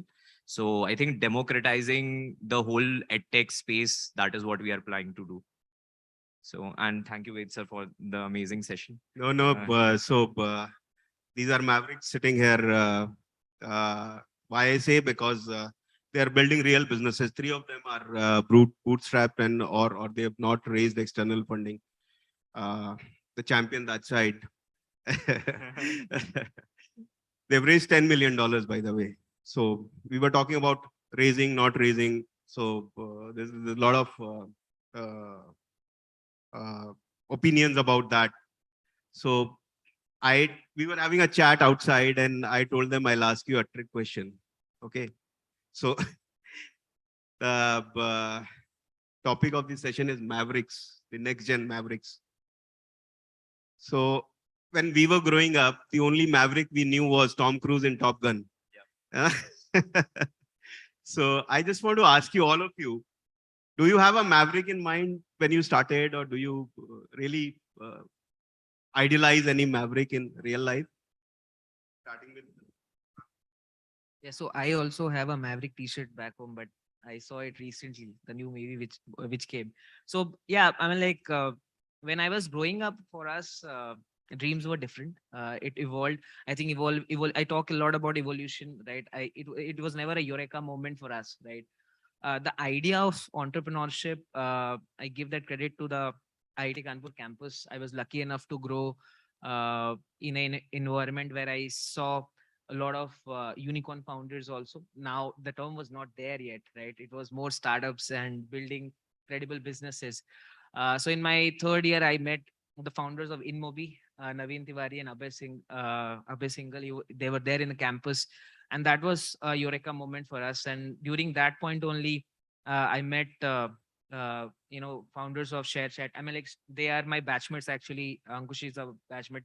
So people like these, right? Even my younger brother runs a startup called Urban Health, and it's one of the leading startups in that space. So my sibling, my surrounding, all this has inspired. There is not one maverick in my life, but it's the tribe, I think, which so Maverick, I think, in my opinion, is a tribe. Every one of us inspire each other. I was hearing Krishna's story and what his family, they have 3 listed businesses. It inspires you, right? So all of this, I think, so far has been inspiring, and looking forward to more inspiration. So for me, from an inspiration standpoint, I think the desire to want to do something great started early, because for me, I've been going to office since I was 5, and it was both my parents were working, and then from school they would pick me up, and then I've basically grown up in office. So I've seen and literally I've understood processes ground up unknowingly. And my first venture, a wide study, which was an ed tech venture, was at age 17, and thereafter so on. So there's a deep desire. But if a mentor is, or a person I look up to since the beginning of time for me, was Ratan Tata, which the only thing that I could not understand is this individual has 200 businesses, a dozen listed businesses, and each company is growing by itself. What is it that he does to make such a large conglomerate operate so well and grow so fast? And that was the fundamental question that made me go on a very deep questioning journey, almost a soul searching.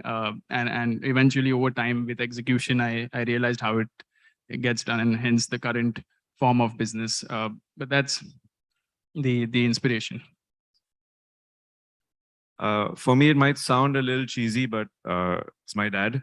Since I was growing up, he started his first company when he was 17, or he joined when he was 17. He left his exams to fulfill an order for 10 lakhs in Delhi from Bombay. And since then, he started his journey. Till now, he's almost 70, but his thirst for starting new things, running around the world, finding new technologies, searching for profitability at every rupee. He started and ran his steel company. So for him, every rupee was a large saving. So understanding profitability, understanding growth, understanding how to create a business from the ground up started from him. And if he can do it at 70, I'm pretty sure I can do a lot more at this age. Yeah, so you already took the cheesy line, so I cannot use that anymore. Yeah, so I think for me, right. So I am not actually from a business background. My family My dad is a government officer. My mom is a housewife. We are from a very simple, conservative family. I think education has always been a part of my family for a really long, long time. My nana is a principal of a school in Madhya Pradesh, and I think education has been very core values in our family for my dad and everybody. So I think education was something that always stuck with me. But when you say about mavericks and inspirations, I don't think it comes from one person for me personally. I think it more or less comes from multiple people, and they have done so great things. Being my Nana Shiv Kumar Tiwari, he's amazing. Him, Benny Bansal, Sachin Bansal, amazing things that they have built. Uh, and Mr. Abhimanyu from Scalar. All of these people, I think, give you small amazing personality traits that you develop from them. You learn from their teachings and of what they have done in their experience. You read about them. So I think it's a combination of multiple people for me rather than one single maverick, I think. Great. So, uh, I don't know whether I mentioned the dictionary meaning of maverick. It says an unorthodox or independent minded person. So I think these guys are unorthodox people, and all entrepreneurs are unorthodox. And hats off to you guys who are there in the room. Hats off to these guys. And I wish and pray that you also become mavericks for the next generation coming in. So moving on to the real topic of the discussion is that cracking the code for entrepreneurial success. So backstage we were talking about this, and I said that this is what if we can tell the room audience in the room that what worked for you, what was success, and very brilliantly sir talked about the rules of success and why certain things succeeded. So success is a very strange being. So I think we try and decode that. Starting with and let me tell you, these are different people in the sense that Bhavik is a solopreneur. Kushang has 4 classmates as his founders, co-founders. Krishna is again, again solo, but yes, he has support from his dad apparently, and he has 2-3 founders. So I mean, different backgrounds, different setups, but succeeding in their own ways. So I would just want to start, Kushang. So I think for me, what we really got right very early on was the co-founding team itself. I think that's one of the first things. So as I said, for us, what really took us to be where we are, cracking the problem, cracking the GTM, cracking the scale part of things, raising money. I think first 3 rounds we just raised money on team. Really, right? I mean, like we were still figuring out. I can say that for sure, right? Uh, I was lucky enough to meet uh, Abhishek, Nitin, who are my batchmates, Harshit, who is an immediate junior, shared 11 years with them now. We are more than friends now, of course. And that too in the building years, right? So while you enter college, you are about 18, 19, and now we are towards the last end of the 20s, right? Uh, so that time, that togetherness, that mind space, uh, that has really helped us, right, as a team. And then as we grew, since we understood the importance of teammates, we have spent a lot of time identifying the right people. So we are still a young organization, although we have worked in the market for almost 7 years. So almost every food business in the country knows us. We have worked with small businesses, large businesses. Uh, so we have made sure that the people who come with us stay with us. So an average staying period with us has been about 4 5 years. I mean, like there are people who have spent more than 5 years. We were just making our policies around when to give us a sabbatical, and we're contemplating on 3 years or 5 years, and it's like 5 years to ho chuka hai. So it has to be 5, right? Uh, so we really thrive that we have been able to grow a young culture. We have grew older literally in the last 7 years together. as a group of people, and we want to further create that. And you rightly mentioned Ratan Tata, what he has done, right? So one thing to learn from him is to invest in people, right? And that's what we are trying to do at our space as well. And that I think is the biggest story for us, right? And we are still learning from them, and hearing customer voices is the second one, I would say, right? And then comes the execution part, which is pretty much the template for everyone. So that's our secret, I would say. But yeah. Wonderful. So let me just give you an insight. These guys pivoted one time, two time. Yeah, ideally one time only, but Okay. two. So there was a pivot. You only pivot when you fail. Okay. So we'll talk about that also. So the takeaway is team and people. So and as everyone here would know that either you bootstrap or you raise funds. But when you raise funds at an idea stage or very early stage, you haven't even got your MVP, or you have got your MVP, but you have not got the product market fit. Then what happens is only the team gets funded, okay? The entrepreneur or the team. So that's very, very critical. Second, you said customer feedback, which is very important. So, and third, you said execution. So execution is the key. The gold and the diamond and the elixir of life and business life lies in execution. So, okay, Bhavik. Thank you. So for us, among a bunch of things that haven't worked, which are far greater than the ones which have, what has clearly worked consistently is anything that enhances trust. So the two things that we have as a company now made sure that each and every one of us believes and executes with is we do whatever we say we will do, and we don't do whatever we say we won't do. And this very simple thing reinforces trust, and that's all that matters in the long run. There's going to be different companies which come and burn money to acquire customers. There's going to be all types of pressures. But as long as customers trust our brand, we're here to stay, which has been one very, very strong learning. And another thing for us has been that the job of a leader, while we might not enjoy it, is to continuously communicate. We make our values document, we make all the documents public, and then sort of go out and hope that in our OKR meetups we have decided what is to be done. But unless and until we go in and keep saying the same thing again and again, for us it's the same thing, but for each person hearing, it's almost a new time every time. So important to do that boring job of continuously communicating what we know, because that's all that matters for the team to have guidance on what we are all setting to execute. Otherwise, it's all only on paper. So two high-level aspects that have worked and we continue to invest in. Great. So one is commitment. Second, trust. Things that enhance trust comes from walking the talk. What was the second one? And continuously communicating. Yes. There's not letting a single day go by without reinforcing the same values, the same goals, the mission.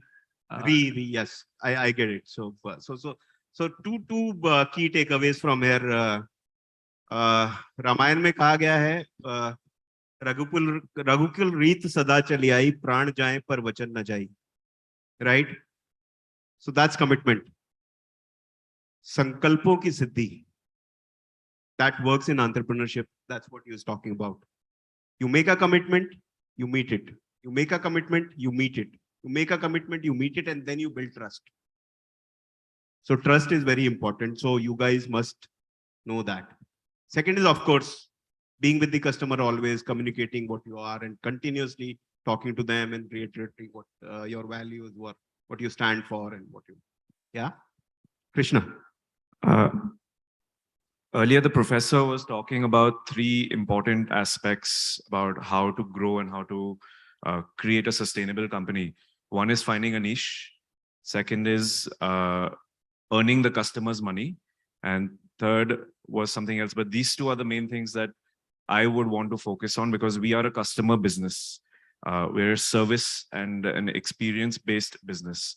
So finding a niche was very important in us being able to scale, because we were the first of our kind, and we were able to then demand, or not demand, but tell the customers why we are charging what we are charging. We are a premium service, we are a premium brand, but we are premium because our experience is premium.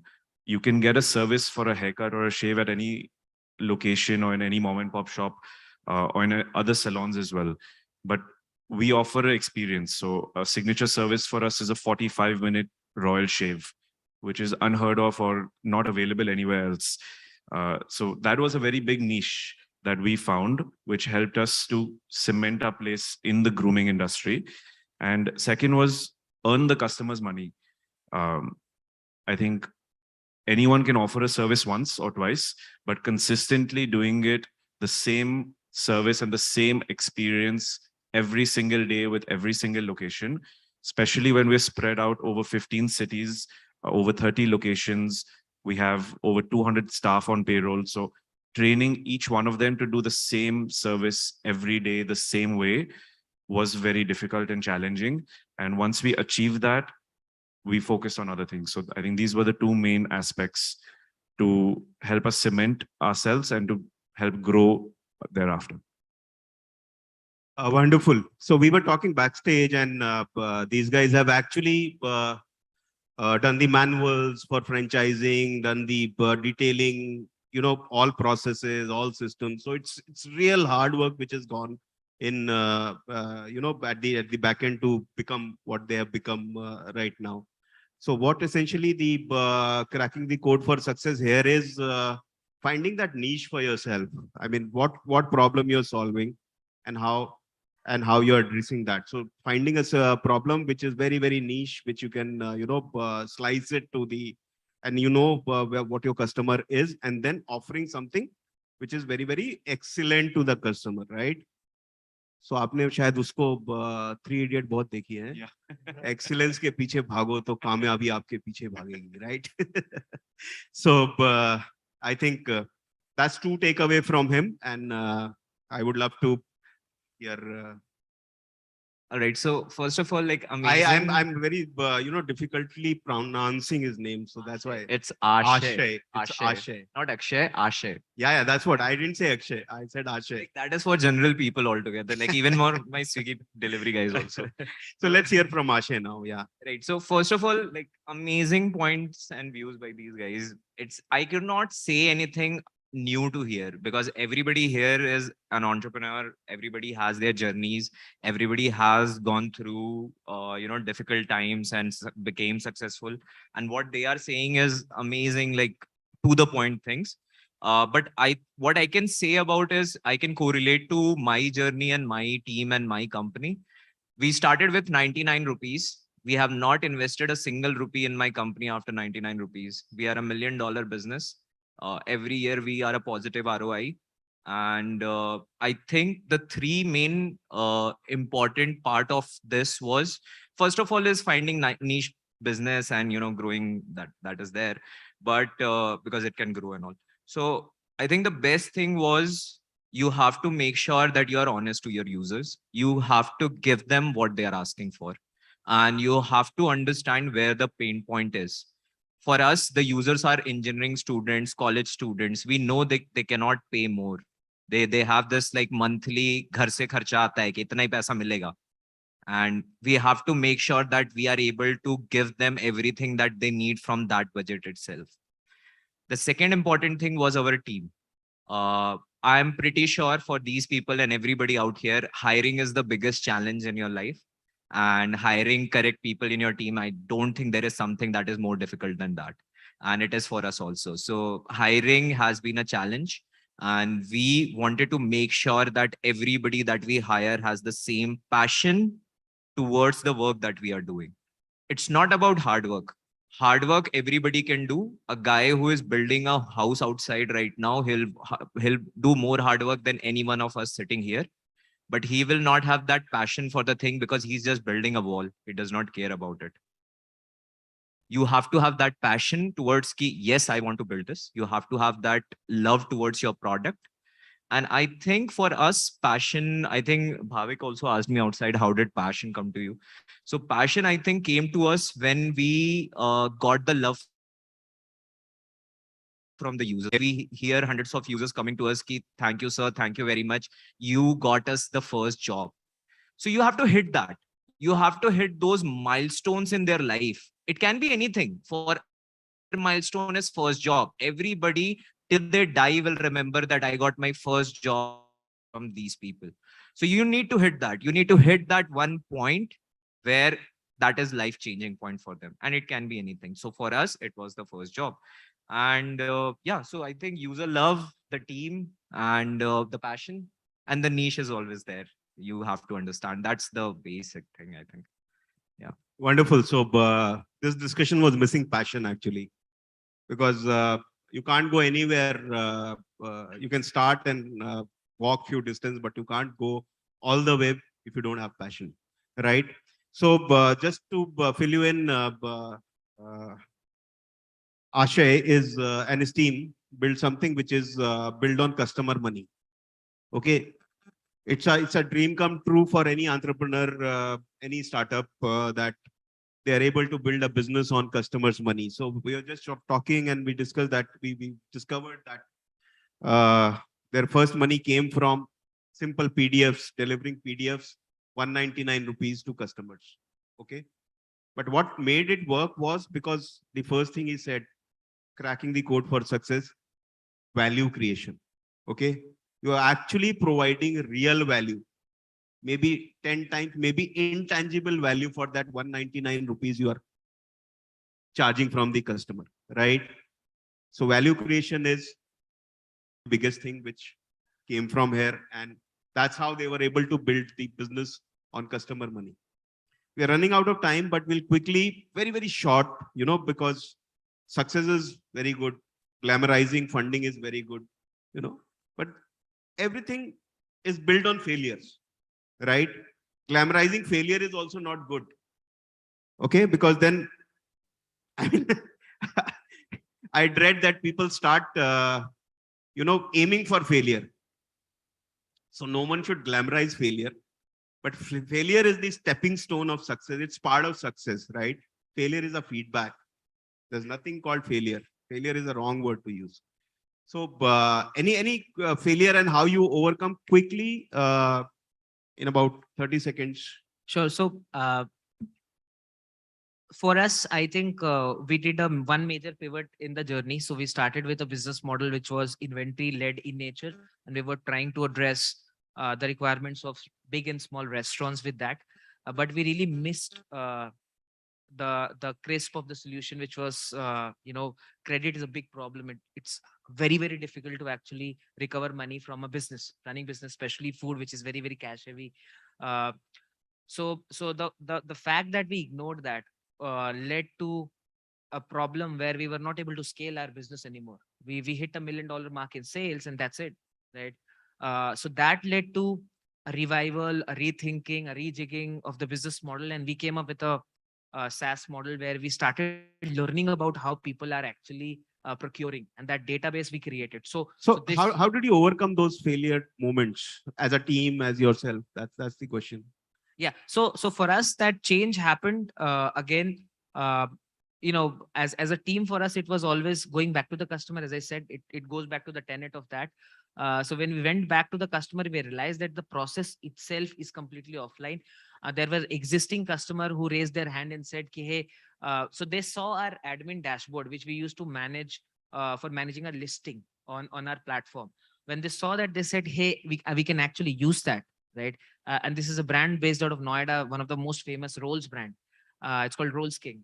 And they called us up and said, I will start using it. And that's how it started, right? And our tech team and our CTO was kind enough to quickly change it. So you find that. So before this feedback came, आप लोगों ने सोचा नहीं कि यार ये तो काम नहीं कर रहा है, कैसे करेंगे आगे? ये तो हमने दोनों parallelly करा ना. That's it. So okay, anyone of like to comment on how you managed failure? Sure, I can share one experience, which is that a quote by our Kunal that we should become a good knife before becoming a Swiss knife. So in Vamaship, which is our logistics technology platform, we were ambitious to want to do air, ocean, surface logistics all at once. So we were building our Uber for trucks with hundreds of truckers using our spot marketplace, ocean freight marketplace, e-commerce logistics aggregation. And each vertical has a very large depth. To be able to first master one scaled sub-segment and then be able to move beyond to other divisions is what is our very, very big learning. Otherwise, we're a master of, jack of all, and don't get to the point of mastering all. So it's very important for us to institutionalize processes, scale one first, focus till then, and thereafter move to the all at once, despite the temptation. Yeah, so we have run out of time. Do we have some time, Aditya? Couple of minutes. No.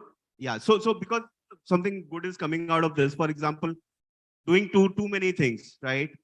So you must not be doing too many things. You must master one first and then go ahead. So quickly, we'll have 2 minutes and then we'll wrap it up. So wonderful. Krishna. So we also sub-franchise in our business. We had one good sub-franchisee, the first one. Second one was not very good. That was a failure for us because we jumped into it looking at easy money. It was a bad experience, bad location, bad franchisee, dilution of the brand. We eventually shut it down. But what we learned from that is do a thorough research. Don't go for easy money. Whatever is too good to be true is never true. And strengthen your legal processes and your legal documents so that you focus on quality and your brand IP is covered at the end of the day. So I think इन्होंने दिलवाले दुल्हनिया नहीं देखी थी.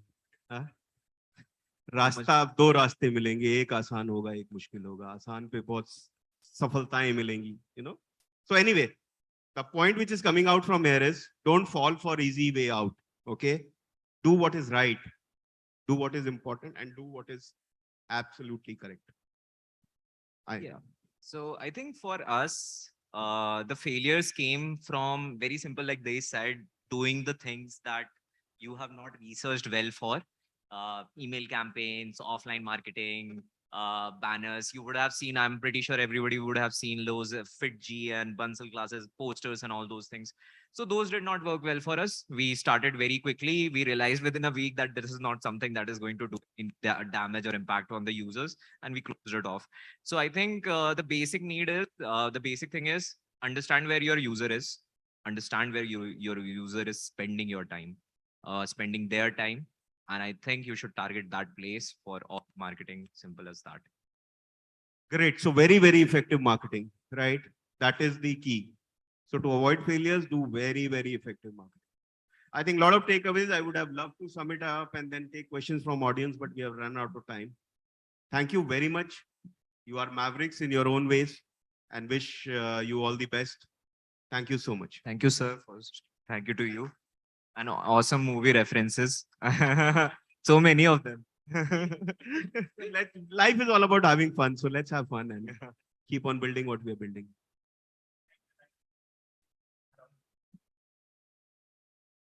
Hello. Thank you. Thank you so much.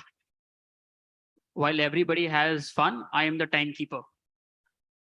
So a group picture, please. I don't really know how do I land up in this position. But good. Thank you for that. Thank you for keeping a check on time. Okay, after cracking the code for success, it's time to move with the next panel discussion, which will focus on how do you really maintain that success. The next one is leading the change with a winning mantra, a success story. Been there, done that, building the business from scratch, facing multi-level challenges, but moreover, managing the success. What is the crack code to achieving this level in entrepreneurship? Let's find out with the next panel discussion. Please join me in welcoming a panelist for the same.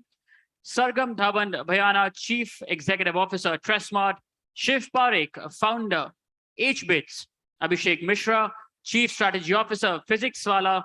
Joining us virtually for the same is Raj Das, Global Co-founder and CEO, Herect India. And the session will be chaired by Resham Hale, Editorial Lead, BW Disrupt. I will do that. I will ask everybody to sit. Yes, I will. I will. While the panelists join us on stage, I will make sure you have silence before we begin. Please.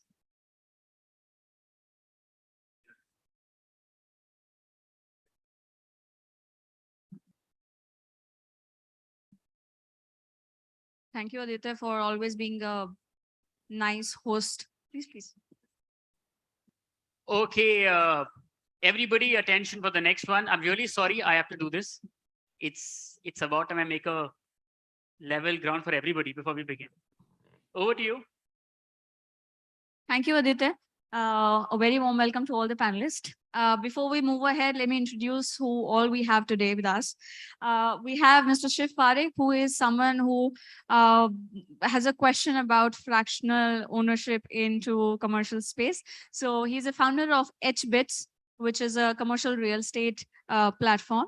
And we have with us Sargam.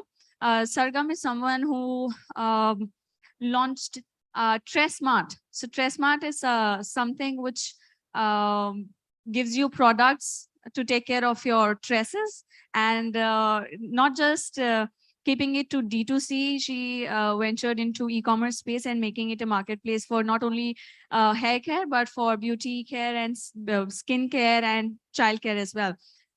We have Abhishek from PW. So PW is our 101st, is it? 101 unicorn of India. And Abhishek is someone who looks after and spearheads their strategy part of the venture. We'll deep dive into the discussion going forward. We'll talk about how and what factors affect the success and development of any venture. I can understand, and anybody here can agree with me, because you being an entrepreneur, I mean, have to ensure to have a very disruptive vision going ahead. And to ensure its success and development, you need to make sure and ensure the operational excellence as well. We all are striving and striving for success, but let me understand what success is for you. So let's start with Shiv. What does entrepreneurial success means to you? It can be, for someone, it can be let's say cracking a deal with investor, or making a good team. So before we move forward, my apologies, I missed introducing Raj Das. So Mr. Raj Das joining us virtually, and he's someone in the business of matchmaking, not the marriage and wedding proposals, but matching the potential talent with their matching job descriptions and hiring managers. So he is the founder of Hirect. Welcome, Raj. We are about to discuss something on the lines of what does entrepreneurial success means to you. So let's start with Shiv. Yeah, thanks. Is this audible? Yeah, okay. Great. So entrepreneurial success for me is impacting as many stakeholders that is part of the entrepreneurial journey in a positive and adding value to them. So obviously it starts with the customer. We want to add value to our customers and investors. And obviously the idea is for us to do it at scale and to reach out to as many customers and investors as possible. We also want to add value to our developers that we work with, because we are giving them liquidity in a very illiquid market. We also add value to our employees that we hire, and we're growing the team with us as we grow. So what I'm trying to say is that entrepreneurial success for me would be to impact as many individuals in a positive way at scale. That's good to know. Sargam, what do you have to say about it? Actually, for me, the number one key point of entrepreneurial success would be building the right team and keeping them happy, because I believe that no success can be achieved without having the right team and the right partners to work with. And by partners, I don't mean any investors. Of course, those are also very important. But I think the key point would be to have a team, keep them happy, have them work long term with you, understand your vision, So for me, it would be building the right team. Thanks, Sargam. Abhishek, we know that you right now takes care of the strategy part of the venture, but you have been there in the initial stages when the venture was starting up. So what's your thought on this? So thank you for this question, but my colleagues here have already added the key pointers. For us, entrepreneurial success is a strong NPS and a story where a child who was a uh, craftsman a few days back can now dream to become a doctor. A story where someone who studies from a torchlight can now dream to change the lives of his entire family. With our course, he has the access to go into the IITs and then transform the entire lineage, his entire family permanently. And the story where someone from Kashmir, uh, in such a troubled social setup backdrop, he is able to prepare for his examinations unhindered, without any financial constraints, without financial constraints becoming an obstacle. So that for us is entrepreneurial success. I can agree with you just because PW is known for democratizing education and taking it to the deeper places of our country. And I have heard someone saying PW is not just a company, it's a feeling. It's an emotion. It's an emotion, yeah. Raj, what do you say? What is entrepreneurial success for you? For me, it's about finding a problem which is faced by mass number of users and solving it in such a way that it creates economic impact as well as social impact, right? So for example, we connect hiring managers with job seekers. So of course, we make money from the companies who hire on direct. So that's the economic impact. On the other side, we help people get a job, which is like very important. That's the social impact. So for me, it's finding and solving a problem in such a way which creates social and economic impact.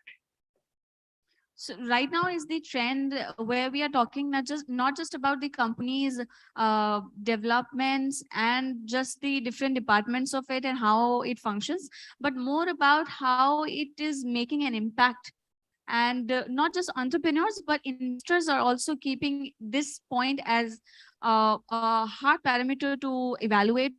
And this is in their checklist. So how any venture is making a strong social impact. We'll come to this point, but before moving ahead, I'll come to all of you to know a little more about your ventures and what are some of the challenges and complexities you are facing and trying to conquer right now. For Shiv, the question remains to make people understand what fractional property ownership is. Let's start with this. No, sure. And I'll explain what we're doing. It's a relatively new concept in the Indian market. Um, so you have these grade A commercial office buildings across the top 6 cities in India, say in Gurgaon, in Mumbai, in BKC, in Bangalore, and ORR. And you have grade A tenants that sit out of these office properties. It could be a Deloitte, it could be an Accenture, and they pay rental to the landlord. Now, traditionally, the landlords have been either large funds or ultra HNI investors. To own even one floor in a building would cost you 40, 50 crore at a minimum. And why one owns it is because it's an attractive, very stable, safe investment because you're getting monthly rental yield from these tenants. And along with that, you're getting appreciation. So you can get 8 to 9% rental yield. And along with appreciation, you can make a 15% IRR. So what we're doing is we are fractionalizing the investment. And with a smaller ticket size, you can own part of the property effectively, and it's completely tech enabled. And our vision obviously is to ultimately create the stock market of real estate. So in the same way you can own a share in a Tata or a Reliance stock, you can own a share in a building. That's what we're doing. Well, well explained, and now I can understand what these complex set of words means. Sargam, let's hear from you. I know that you started your journey with Daphne, and I mean, dealing with people who are out of our country, and how, let's hear from you, how the global markets and NRIs also betting high on Indian startups, just because it's being said that fundamentals for Indian startups are really in place.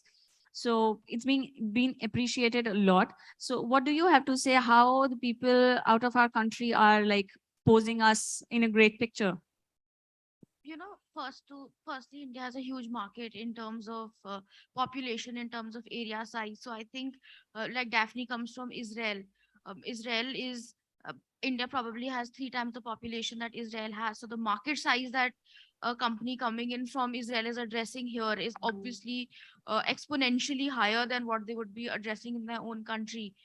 Secondly, the technology that comes sometimes from uh, like Israel is known as the technology hub of the world. So when technology like that comes, it's much easier for us to explain and engage an audience with it, as opposed to something that is built in a substandard way or does have quality issues. So I think the main reason that the global countries are looking at India is primarily because of market size, and the amount of people we can target, and the amount of willingness for people to understand and appreciate and accept a product. I think it's much higher in India as opposed to other countries. I agree. There are multiple factors affecting the development of any venture or startup, uh, which are beyond the founder's control. Sometimes geopolitical and economic factors as well. Raj, if I can ask, what is that one particular factor, or what is that one thing that worked in your favor, in your venture's favor? What is that one factor you would give credit to? So I would say it's timing, right? Because we are into a very competitive space. So launching our business at the right time might be the key to success. And we launched at the time of lockdown, where when the hiring dynamics completely changed, right? Millions of people lost their jobs, so they were looking for new jobs more desperately, and companies started working from home, right? So the adoption of mobile become more than desktop, and companies started hiring remotely, and they have to do the whole hiring, onboarding remotely. So the complete hiring dynamics changed during lockdown, and that was the best time for us to launch a new product into this competitive space. And I would say, That's yeah, great. it's So timing. for Hirect and Raj, it was timing, launching a business at a very precise and right time. Abhishek, what do you have to say when you, along with the founding team members, working closely towards the vision and mission of the venture? What was that one factor you think you worked in your favor? So I couldn't have agreed with Raj more. For us, for PW is a pandemic child. So we started in May 2020, which was the peak period of the COVID. So definitely the right timing, they propelled our venture at least with 5 years, because when the lockdown happened and students were not able to go back to their brick mortar conventional coachings out there, they were looking and yearning for a affordable offering that could solve their learning needs. At the same point in time, could would not dent their pockets as well. So we launched the right product, understanding the right target group that we have, the right students that we wanted to cater to. We always wanted to cater to the bottom of the pyramid. We always wanted to cater to Bharat. So because that is where 87% of the population lives today. This is where actually learning has to penetrate. So we launched it at the right price. Pandemic was the right time. And also a key stakeholder in education is the teachers. It's a teacher first business. Teachers before pandemic were not were averse to adopting technology, but pandemic actually forced them in some sense to take up technology as their tool to reach out to students. So the teachers were primed up, the time was ripe, and we launched the offering at the right price point and with the right set of objectives. So yes, the right offering, right time. That's right, and it's very evident that you worked well. So, I mean, 8 million odd people following your channel. I don't know the correct It's number. 15 million now. My goodness. So like it speaks volume about the venture and its right timing. Sargam, what was it for you when you were struggling with the logistics and travel? Salons were shut during the pandemic. What were your experience like, and what is one factor strongly that worked in your favor? Actually, when we started Smart, it was in 2016. That time there was nothing called COVID that existed. So initially, my struggle was, getting the right product in India. There is a lot of competition. So the big breakthrough that time was getting an innovative product. We actually launched a hair straightening brush, like I said, Daphne from Israel. At that time, India was only used to hair irons and hair straighteners. You would know. We launched a hair straightening brush, which was like a hairbrush, a heated hairbrush that straightens your hair. So it did phenomenally well. And then came the pandemic, and we couldn't understand what to do because the entire business was from salons, from courier services, salons shut, courier services shut. People couldn't try my beauty products; they wouldn't want to buy it. What which is during the pandemic is when we shifted into an online model, which was, I think, a very, very big risk to take because point nobody even knew where, at least we didn't know where our company was going. So when we shifted into the online model, I think our biggest, what helped us the most was our strong customer base. We have always kept our customer service our top priority. So we had a lot of returning customers. There was a lot of word of mouth, and which during the pandemic we brought in two more innovative products.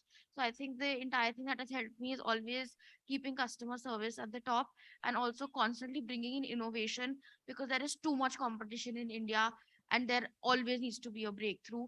And I think that's what really helped us get through the pandemic because people wanted our products. So I even tied up with, local delivery partners as opposed to bigger courier services because those had shut. So people needed jobs. We needed to sell our products. Um, Everybody was very helpful, very enterprising. So we tied up with local partners such as Autowalas, people who have cycles, scooters, personal cars because Uber and Ola were not working at that time again. So we did that. We thought of innovative ways to get our products to reach our customer. And in certain cities, we even started one-day delivery. And because everybody had gone back home during COVID, so all my teammates usually come from different cities of India, and they were actually using their own cars and their own, staff family members to deliver those products. So I think just innovating with products and innovating with how we want to change and get the products to our customers. So for Sargam, keeping customers, you may please.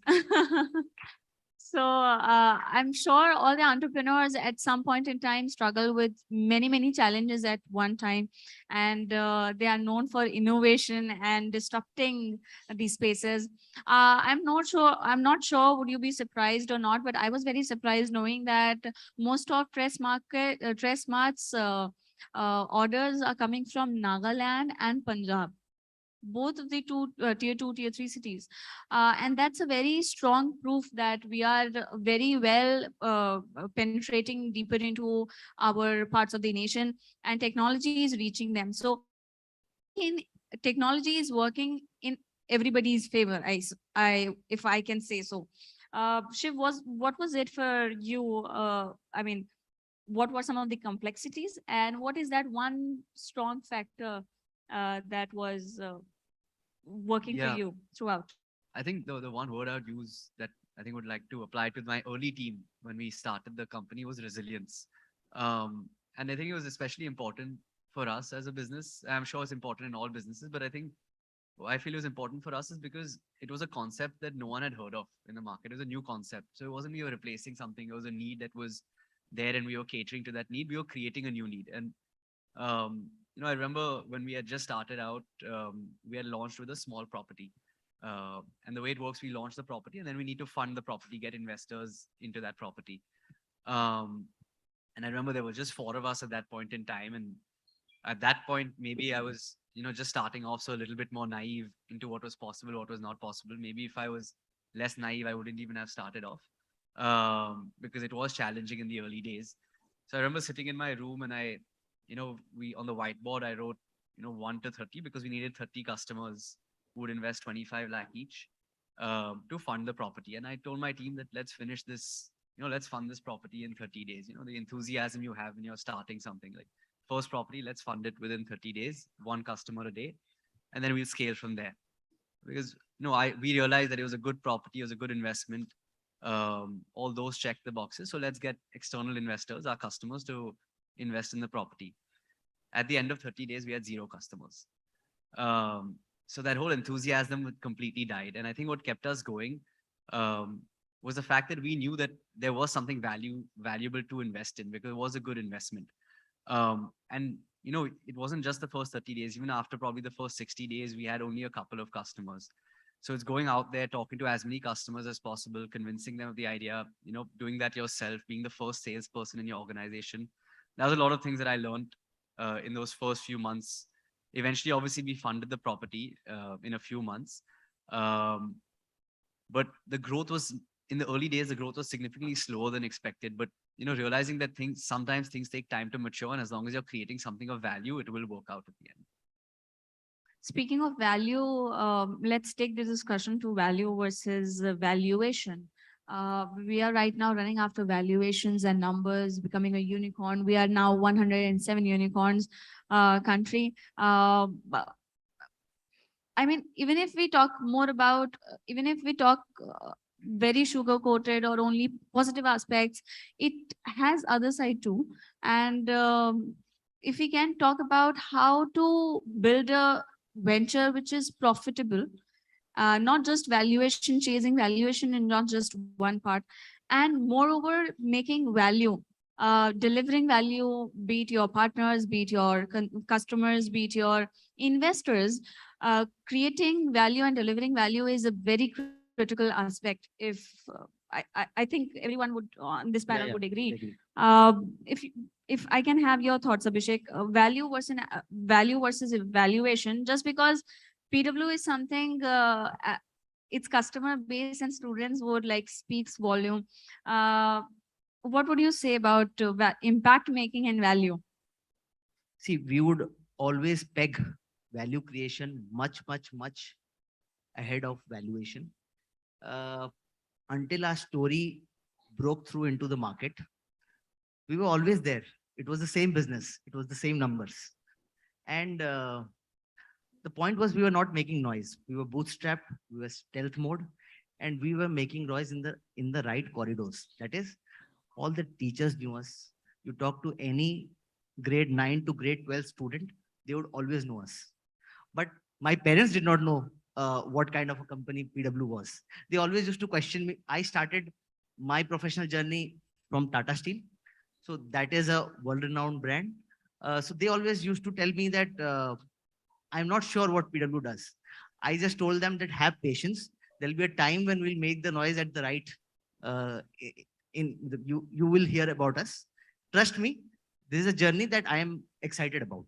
So valuation versus value, we have no doubt about it. Value creation is ahead of it.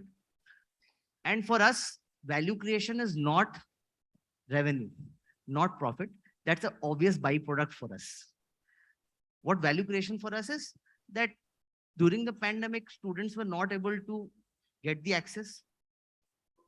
Every offering out there, the EdTech offering out there, was only catering to the top 10%.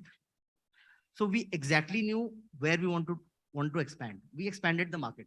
Today we can say that because of PW, we have more students appearing for these examinations because we penetrate into those hinterlands where earlier no one could have thought about test prep. No one could have thought about, the awareness was altogether not there.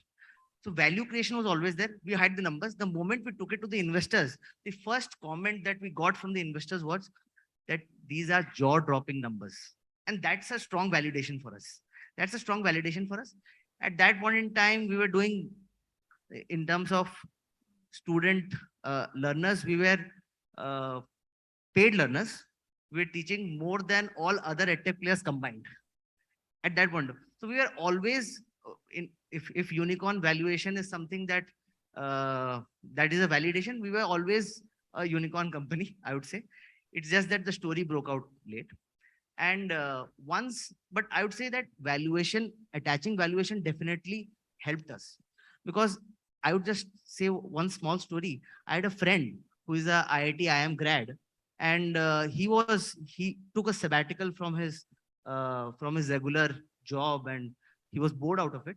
So in the initial days, I think 6 months, we were 6 months into the commencement of PW, and I offered him a role of internship just to do an intern of 1 month. He would not join. He was he was not he did not trust the brand. He did not know what PW was. But once the unicorn valuation came, it was easy for us to hire talent. You would not have to pitch. So I realized that pitching to a talent was much more difficult than pitching to an investor. Investors saw the numbers and they agreed to what we said. But talent was always skeptical. What what kind of business model do you have? Can you give us stability? Can you give us growth? So these questions have now died down for us. They have settled down. And now I guess we have inbound request of talent coming to us. Inbound, we wanted to partner, collaborate, the same partners who would uh, never talk to us are now coming to us and showing their keenness to partner with us. So that's a kind of change to the attitude that valuation brings to your business. It does make an impact, right? So it was always democratizing education for Bharat, right? Talking about talent, coming to you, Raj, we are specifically in edtech, we've seen many layoffs, be it Baiju's, be it Vedantu. What do you have to say about it? And how talent hiring is a major task for ventures? Yeah. So I believe, yes, a lot of funded startups laid off their talents. But when we talk about startups, we mainly talk about the startups which were VC funded, right? But there are n number of startups which we don't know because they are not VC funded. We only know a startup when there is a funding news about them. Yeah. So even if you take the entire ecosystem and compare the percentage of talents laid off, that will hardly 1 or 2%. So this startup ecosystem is a massive ecosystem, and only those few of the VC funded startups face problem. Yeah. And coming to hiring for startups, yeah. So I believe one core factor for success of any startup is their team. And for building the core team, it shouldn't be any HR or hiring consultancies. It should be the founding team itself hiring their core team. So that's why Hirect exists. So we are a platform for the top management of the startups to build their team. That's good. And you echoed with the thoughts of Sargam, saying team is the real core strength. Sargam, what would you say, you being bootstrapped on this panel? I'm not sure, Raj, is your venture backed with VCs and funds? Is it, is it still bootstrapped? We are backed by two of global VCs. That's lovely. Sargam, you being the only bootstrapped entrepreneur sitting on this panel, what would you say? What are your expectations, and how do you look at this whole space of founder and investor relationship on a lighter note as well? Of course, I would love to get funding as well. Absolutely. But I'm still venturing into this space now because I've been doing this for almost 4.5 years, and I've never really looked at funding. But now, I think, like he said, that, making noise at the right time. So I think it's about time that we also get into that space. When I think of investors, I may be wrong because I've never had that. I've never been my company never been invested into, but I would say I would really like somebody who's at the same mindset, on the same, we're on the same page regarding what we want to do, going ahead with the company, whatever my vision is, whatever that person's vision is. So I think it's also very important to build a personal relationship with the investor, apart from just having a professional where, he invests and you, grow your company in that way. I think it's very, very important to have a personal relationship, to understand what that person's values and expectations are from you, and vice versa. So yeah. I would just add to what Sagam said, that choosing an investor is like choosing a life partner. That's right. I was coming to this point. I get to interact with one of the VCs. I'm unable to recall his name, but Bloom Ventures, and he said the very same words you said. Like founders and investors partnership is like a marriage. Correct. So once you sign a term sheet and you are yet to sign the formal agreements, it's it's not the investor evaluating you. It's always the other way around as well. You are also investigating the investors, because if your thought processes don't match, then you have one more head on the table to take an approval from. It'll be a logistical challenge for you. But if you have the right partner, you will have auto approvals for everything, because you are so synced up with the vision of, with your vision, the investor is so synced up, and with what your investor sees the future of the market and what you see as the future of the market. If they overlap, nothing like that. It's like the right partner can actually embellish your life. It can take your life to the next paradigm. And one more thing is, no one should rush towards funding. It's nothing. The fun is in building a bootstrap company, making it profitable, and then going to investors not as a need, as an urge, but going to investors as a choice. You go to them and just look for them as a partner, not for the money that they bring. Because I don't think PW has spent even one paise out of the funding that we have received. It's there lying as FDs in our account. So we never needed funds as such. We needed validation. We needed the partner. So one of our investors is a global partner, global edtech firm, global edtech venture. So we saw the right complementarity. They would help us go global. One is an IPO expert. They would help us go towards IPO. So we found the right fitment and chose the right partners out of the many we had. Oh, lovely. Very well stated. Shiv, if you have something to add to it, No, as you recently raised your round of funding, what would you say? So I agree a lot that which investor you get on board is very, very important, and what additional value that they can add over and above just the capital.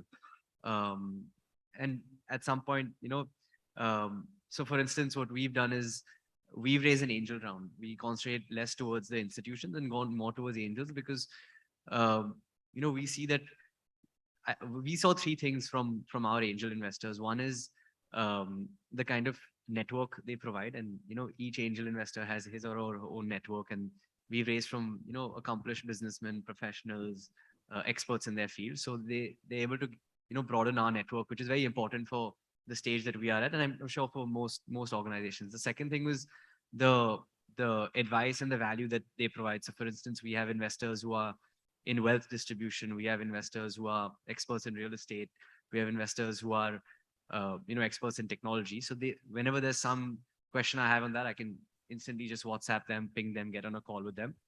So yeah, those are very valuable for us, over and above just the capital. I should also add this here, as the government of India is also playing a very critical and a positive role in encouraging the whole ecosystem and putting it all together. Looking at angel investors, they are, betting high and are becoming more focused towards investing on early stage. Just because they are very open and welcoming towards sharing their mentorship space rather than money. And this is the space which is booming right now, and we are expecting unexpected numbers of angel investors coming in. Before we move to our last question, just one question. You being an entrepreneur and working with the driving a dream or business, what is that one part of your job you love the most? because sometimes entrepreneurs wears a marketer's hat, sometimes it's driving business leads or many other functions. But what is that one job you love the most? So for me, it would be interacting with people. And I say that not from just, the fact that you're getting to meet a ton of people, which is great, but the opportunities that arise from interacting with different people and how that can completely change your business or venture. Because I have a specific example of that completely changed the trajectory of our business a few months ago. So I was pitching to a potential angel investor and was just connected by a broker that had put us in touch. And he was looking at investing in our property, in our company. And this gentleman has, he has 35 plus years of experience in banking. He was managing director at Nomura, and he said, why don't I come and join you as CFO? So he's come on board effectively as CFO, and now we're launching an AIF. So the idea is that going out there, meeting people, you never know what can come out of a conversation, and that's been the most exciting part, that you're on your trajectory, which is going well, but sometimes things can surprise you in a positive way as well. This is common between us. I'm also a people person, and I mean, as part of my job, I'm started loving it a little more, talking to people and knowing about their stories. Sargam, what would you say? Which part of your job you love the most? I definitely love marketing the most. It's challenging. I like challenging myself. I like trying to break through the clutter, and I love going out trying new beauty products.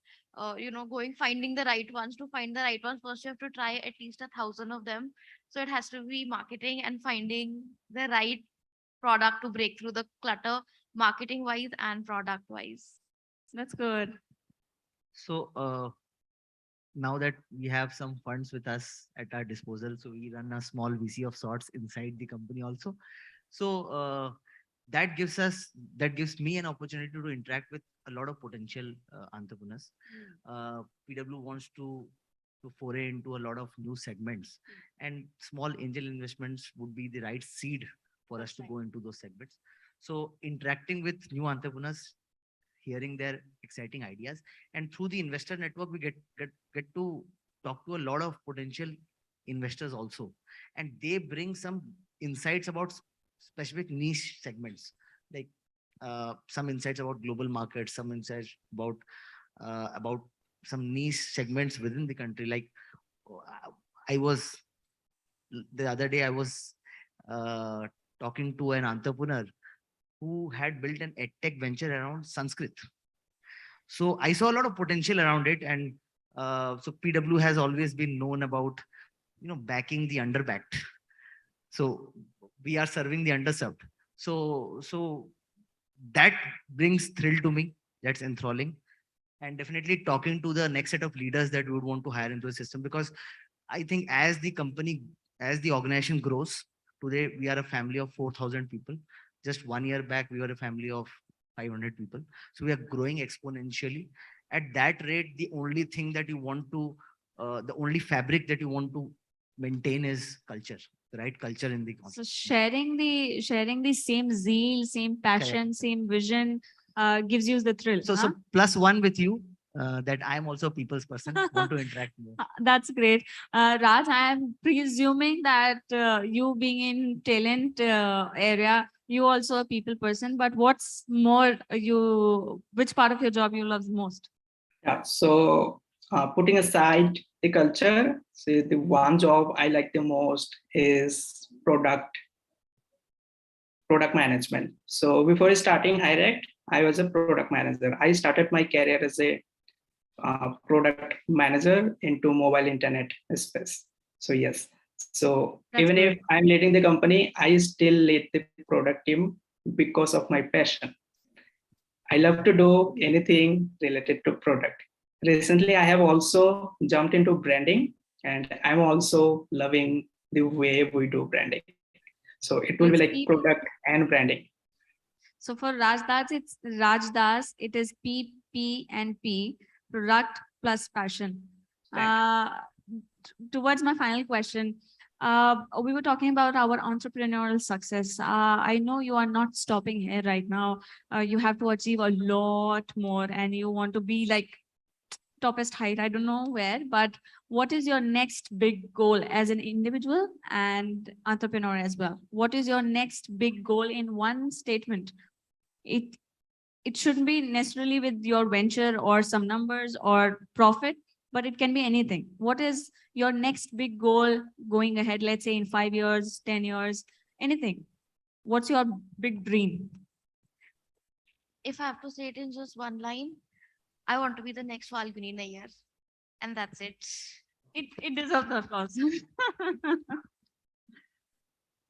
So my personal goal has now been completely mixed with the with PW, and my personal goal is subservient to PW's goal. And in one line, we want to become the globe's biggest edtech firm and become the lifelong partner for any student out there in any domain of education and belonging to any rung of the society. Lovely. So touching every student's Yeah, and yeah, yeah. learner's life. That huh? is the goal. That is the Shiv, what it is for you? What's your big dream? I think I mentioned earlier, but it's basically creating a digital exchange for real estate. Hmm. So you're sticking by your ventures, huh? Strongly, strongly. Raj, what it is for you? What's your next big dream, personally as well as an entrepreneur as well? Yeah. So for me, enabling businesses to hire anybody from anywhere in the world. More like a global marketplace for talents. And my personal goal is just to remain a part of it. Lovely. So when we started our day, we had our headline address speaker, Professor Dhruvnath, who have been a professor and now an angel investor. So in his word, the dream founder. So for him, dream is dream big, making a right team. And I'm not educating them, team, and educating people about your venture. A is action and attitude, humility, and how you are working well towards your values, and M for making opportunities out of crisis. So this is a dream entrepreneurs. All the best to all of you. It has been a lovely and insightful conversation. Thank you. Thank you. Thanks. Thank you. Thank you. Thank you, Raj. Thank you so much. Thank you. Thank you so much. A group picture, please. Raj, you can smile. We have you on the big screen.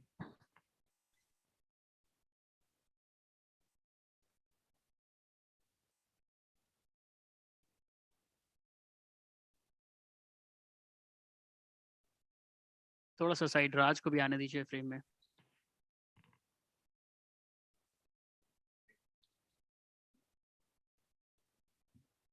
Thank you so much. So that was all about the winning mantra and of course, lots of success stories as well.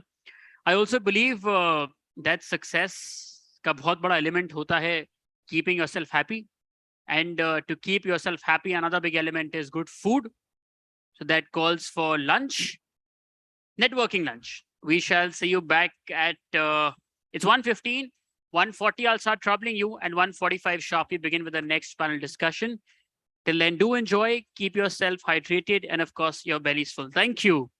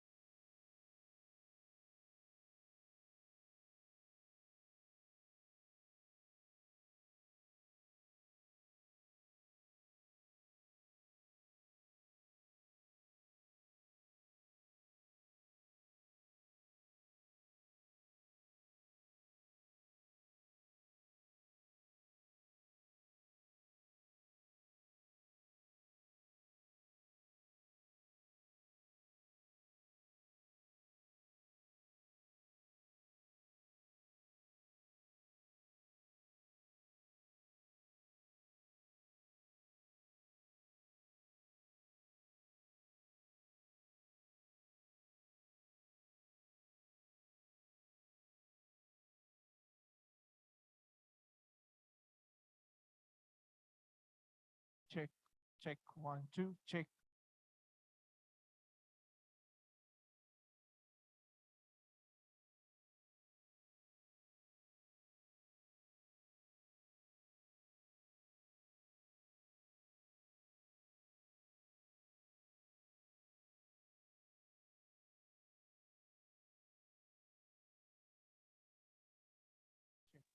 Check, check, check, check.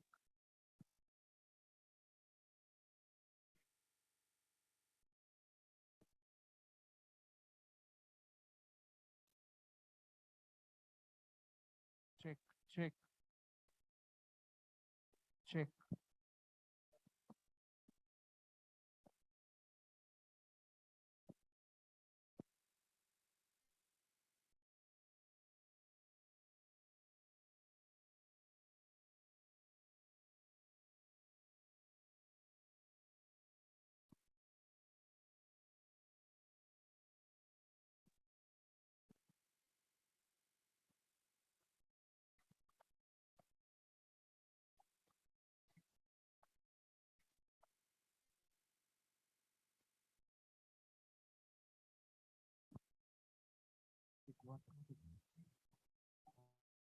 What, hey, hey.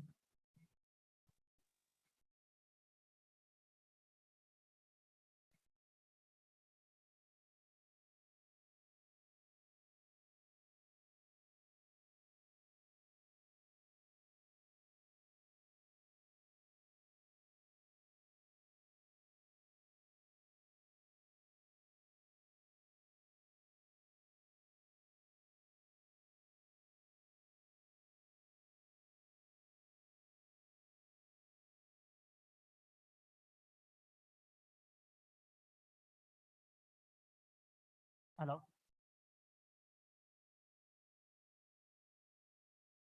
Okay, welcome back, everybody. First questions first. Had lunch? Only that table there. Had lunch, everybody else? So very sad, yes. You didn't like the naan, is it? Yes, good. She liked the gulab jamun. Okay, moving on to the next panel discussion. It's on content, cohort, and commerce. Know the industry nuances. With the volatility of consumers, the marketing trends are changing and they're changing very quickly. So, what are the current trends, and how are you, as entrepreneurs, understanding the need of customers? How are you exactly cracking the code for success? It's time to know that with the next panel discussion. And I assume that now that you've had lunch, अब आप में जोश काफी ज़्यादा होगा. So please join me in welcoming our panelists for the same. Siddharth Thakkar, co-founder, Elevate Building Solutions. Pooja Pramankar, director, digital marketing and D2C, Upscalio. Astha Dusad, co-founder, Med Delivery. Abhik Kapoor, AVP, Business Products, Bobble AI. Anubhav Dubey, co-founder, Chai Sutta Bar. And the session will be chaired by Tarun Nangia, associate editor, special projects, NewsX, and conceptualizer, brand story, and the brands that India made. I think now collectively, let's welcome them. Guys, collectively, let's do this. Yes. Thank you so much. Thank you.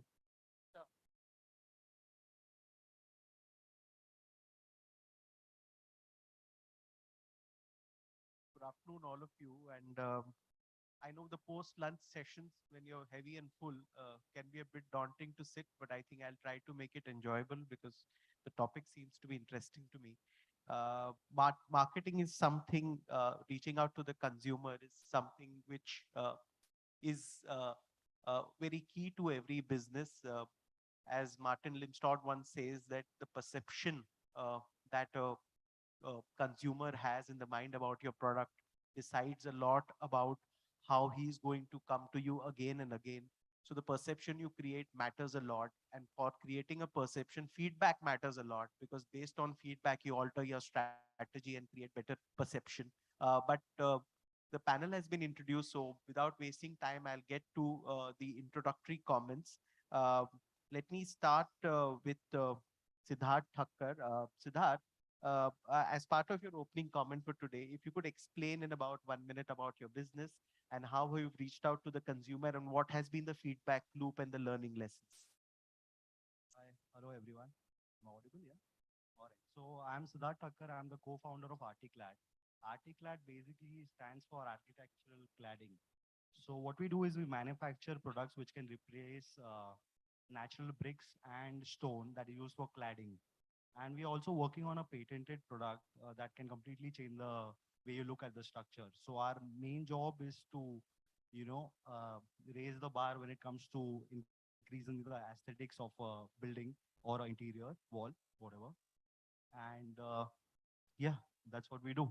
And I want to understand from you when you approach the consumer, what is the feedback loop? How, have you altered your business based on certain feedbacks from the customer? If you could share one or maybe two major learning lessons in the past year or so when you have been able to service the clients, what is the feedback loop what is the message that you've got? Okay, so to be completely honest with you guys, we started the business 2016, and we started as of a trader. Yeah, so then due to the evolving changes in a customer's need, I could not rely on a third person to meet my supplies. So that's why we were forced to actually start our own manufacturing here. Yeah, so when it comes to any aesthetic of a wall, if you want to clad a wall, you have a precise taste. A client has a very precise taste as to what he wants. And so that's why we were forced into manufacturing to give the customer what he exactly wants.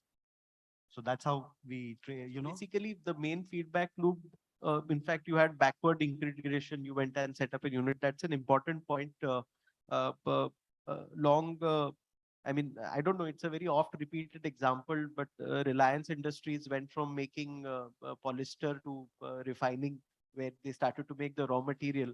But chalo, that's another story for another day. Pooja Brahmankar, if you could share first of all, a little bit about your business and then the feedback loop, what you learned as you interacted with the customer. Perfect. Can you all hear me? Yeah. All right. So, hi everyone. I'm Pooja and I'm currently leading digital marketing and D2C for Upscaleo. So, what Upscaleo is a roll-up e-commerce brands. So, we've seen that for a lot of sellers out there, growing from 0 to 1 is relatively easy. But when you have to scale from 1 to 10 and 10 to 100, it becomes really difficult. And that's what Upscaleo helps sellers do. We acquire brands and we have a team of 150 members of specializing across logistics, supply chain, marketing, and we help our sellers grow from 10 to 100 and of course build profitability ourselves because we've acquired those brands.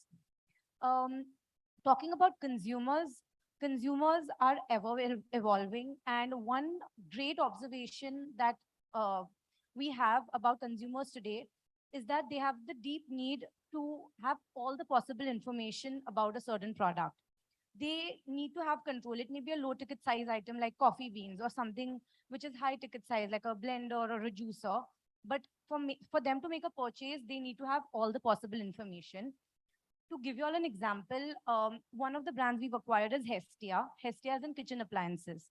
And we started with a website which gave all the information about the product and why our product is the best out there. But we didn't have good conversion rates. We spoke to consumers and we understood that the basic problem is that people don't even know what is cold press juicing. So we need to provide information about how cold press juicing is different from normal juicing and then lead on to our product information. And once we made this pivot, we saw about 20% increase in conversion rates just by providing the right information to the consumers. So I think that's Thanks. That was an important input that the consumer will see value in your product when he knows why it is important for him to have that product. That's an important point there. I'll go to Astha Dusart for her opening comment and learning curve. Hello, everyone. Can you hear me? So I'm the co-founder of Med Delivery. This is a hyperlocal ecosystem that we have built for medical shopkeepers, helping them with their daily procurements that they do from the hyperlocal wholesale market. So pharma supply chain is peculiar. It's operating over 500,000 plus different SKUs. And we help medical shopkeepers procure all of them. We have created an ecosystem where we have brought all the distributors closer to the medical shopkeepers, all the manufacturers, pharma brands, where there are 10,000 plus such brands. So we've brought them closer to these medical shopkeepers on the content that we generate over our ordering platform, over our platform, hyperlocal delivery platform, we provide insights, the industry nuances to these brands where they can, on the basis of the content and data that we provide, can tweak their marketing strategies, their acquisition strategies, how they should reach to the medical shopkeepers. And we have built a non-metro platform, which is very important because people, consumers are different in non-metro cities. It's very, very relationship driven. We have built a platform which is for the Bharat. So there, people, it's particularly for the D2C brands which are coming now, the people make their buying purchases on the basis of the relationships that they hold with the seller. So if you're talking about medical shopkeepers, they're having, say, 80% repeat buyers, and they are like the best salesperson any brand can have. If they can make them aware about their products, and that's how you can push into the offline markets as well. And we are the empowerers there, where we are empowering all these brands as well as these medical shopkeepers to have their reach where they don't have in the offline markets now. Thank you, Asta. I'll go to Beek for his opening comment.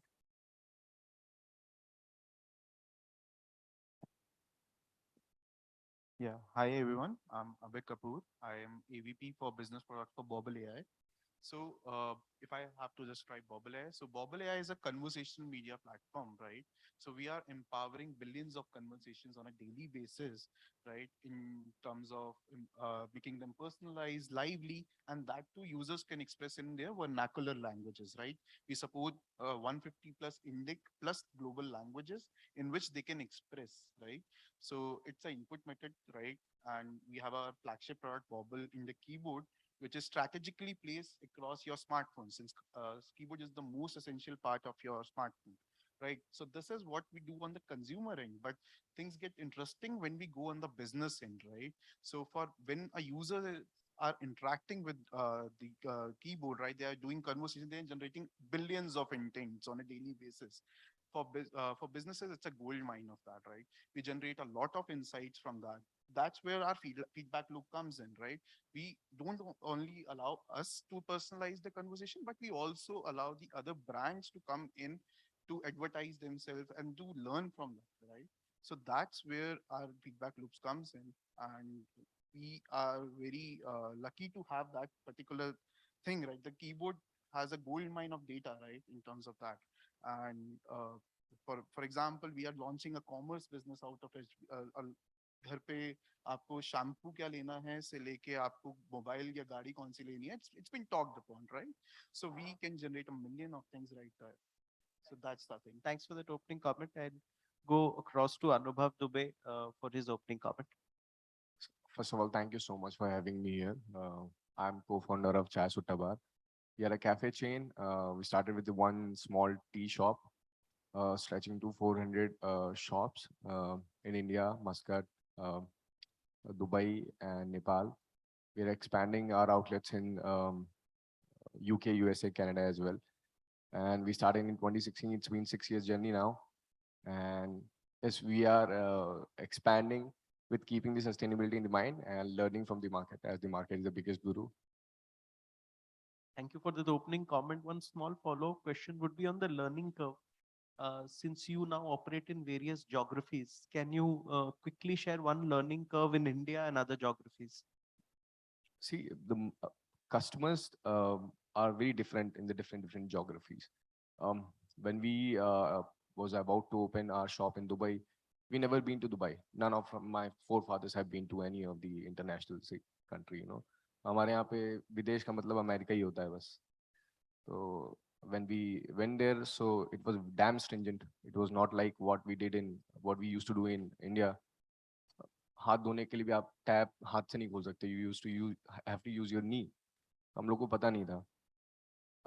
But there are few fundamentals which are same across the world. इंसान से ही deal करना है ना ultimately. So as far the product is concerned, so जैसा देश वैसा भेस.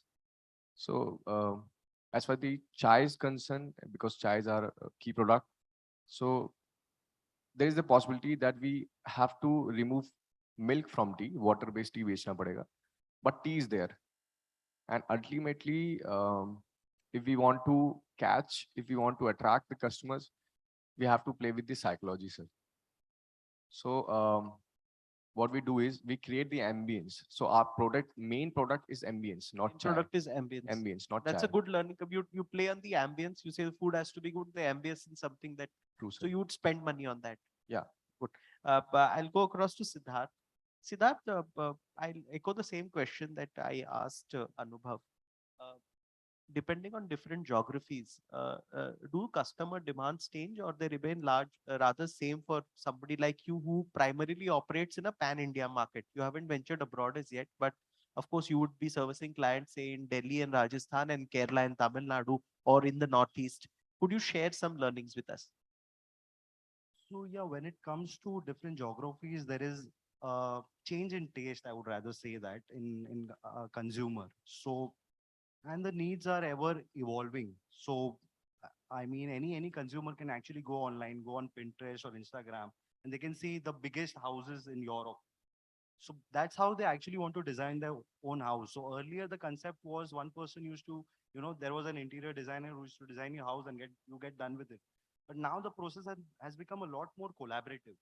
The owner, the developer, the interior designer, the architects, everybody's involved. And the major aspect of it is such that social media has played a very important role in it. So you see somebody's house, you like the design, you try to replicate the same design. So word of mouth has become 100x when it compares to social media. Word of mouth. Word of mouth is 100x due to social media, I would say that. But that is also, a boon and a bane, because you like one design, you have a stipulated budget and you want to fix this design. So it becomes difficult to serve the evolving needs of client. So yeah, there is a lot of changes when it comes to different cities, different states, with regards to cladding. But yeah, general apprehension is to make a wall look good. That's all. Thanks. I'll go to Pooja at this point. Pooja, because you deal primarily with different brands. It could be FMCG brand, it could be some other brand. In your first answer, you mentioned that you satisfied the consumer's need for information, where providing information about cold press juicing, you could actually, sense, let him know why it is important for him to buy. Now, tell me one thing that because you deal with 12 brands, uh, how have you dealt with different needs? So this one product required more information. What have other product requires you to innovate? What kind of information have you given, or the strategy is completely different? So, right from the communication strategy to the channel strategy to the marketing strategy, it's unique across different brands. So, to give you an example, one of our brands, we sell bags and shoes. Now, these are very marketplace heavy brands. Marketplace as an Amazon, Flipkart. So here the strategy is mostly to ensure that our organic listings keep increasing, and we are if someone looks for shoes or bags, we are always present via our ads. Because eventually, if you're present via ads, people will click and eventually sales velocity will increase and then your organic rankings will increase. So here the strategy becomes very ad plus organic heavy. However, when you talk about brands like Green Soul, which is an ergonomic chairs brand, here it's a very high ticket size product. It's like 15,000 for a chair. Here, I really need to say, why do you need to invest in ergonomics as a concept? And hence, you need to educate a lot more. It's not like an impulse purchase. Now, providing information across your product pages is consistent across any brand. But how much, how consistently do you need to provide your information? For example, for Green Soul, I need to hit every consumer with a frequency of 5 to 6 ads because it takes that much time to make this decision. This may go on for 3 months, it may even go on for a year. So I need to build that reach as well as frequency to ensure that the entire journey is catered. So that's, I think, the big. But one good point you said is that because you take something like a chair in 15,000, given per capita income of India would not be an easy sell. So you think that much more convincing is needed on why it is important. So your communication has to be more in that sense. But I'll go across now to Astha. Astha, you told me just before we started this conversation that your main target is tier 2 cities. And you focused on tier 2 cities for growing your business. Uh, tell me what are one or two specific learnings from tier two cities when dealing with these medical store owners, uh, and what it is that you've been able to provide that you've also decided that this will in a sense be able to in a sense fulfill your quench for growth. When you say that you want to focus on tier two, of course it's with a specific plan that you're not going to tier one cities. Can you share briefly? Sure. See, the consumer's taste is very different when you go to in a non-metro city, I would say. The buying behavior, what is it? So awareness, basically, if I talk about brand awareness, products awareness, it is not just the the digital ways by which you can create awareness, because these cities are very much close. I mean, the people living there are very much close to each other. They have a lot of time as compared to the metro cities. The people are here are not having that much of time to spend with each other, while there the people are very close. They have great relationships, they talk to each other. So in non-metro cities, I'll take an example. So in non-metro cities, the penetration of online pharmacies is very, very less, because people like to go and talk to their medical shopkeepers before buying their medicines. And this is every month when they're buying the medicines. So that is the kind of relationship that they have. And it is just one medical store, which is the neighborhood pharmacy. He's going to go to that pharmacy every time. Maybe there could be multiple pharmacies in one row, but then he's going to step to only that particular pharmacy. So that's how the psyche of non-metro consumers work. So now, a lot of revolution has already been made in, in digital marketing, in reaching out to your consumers digitally, the population which is online. There are so many ways you can go and, touch your customer. But when you want to reach to actual Bharat, when you want to reach to actual, offline customers who are coming from non-metro cities, we have created a platform where we are enabling all these brands, be it pharma brands, non-pharma brands, D2C brands, that they can go and directly interact with these customers, which are very much influenced by. So this is one sort of influencer marketing you can call, by driven by relationship.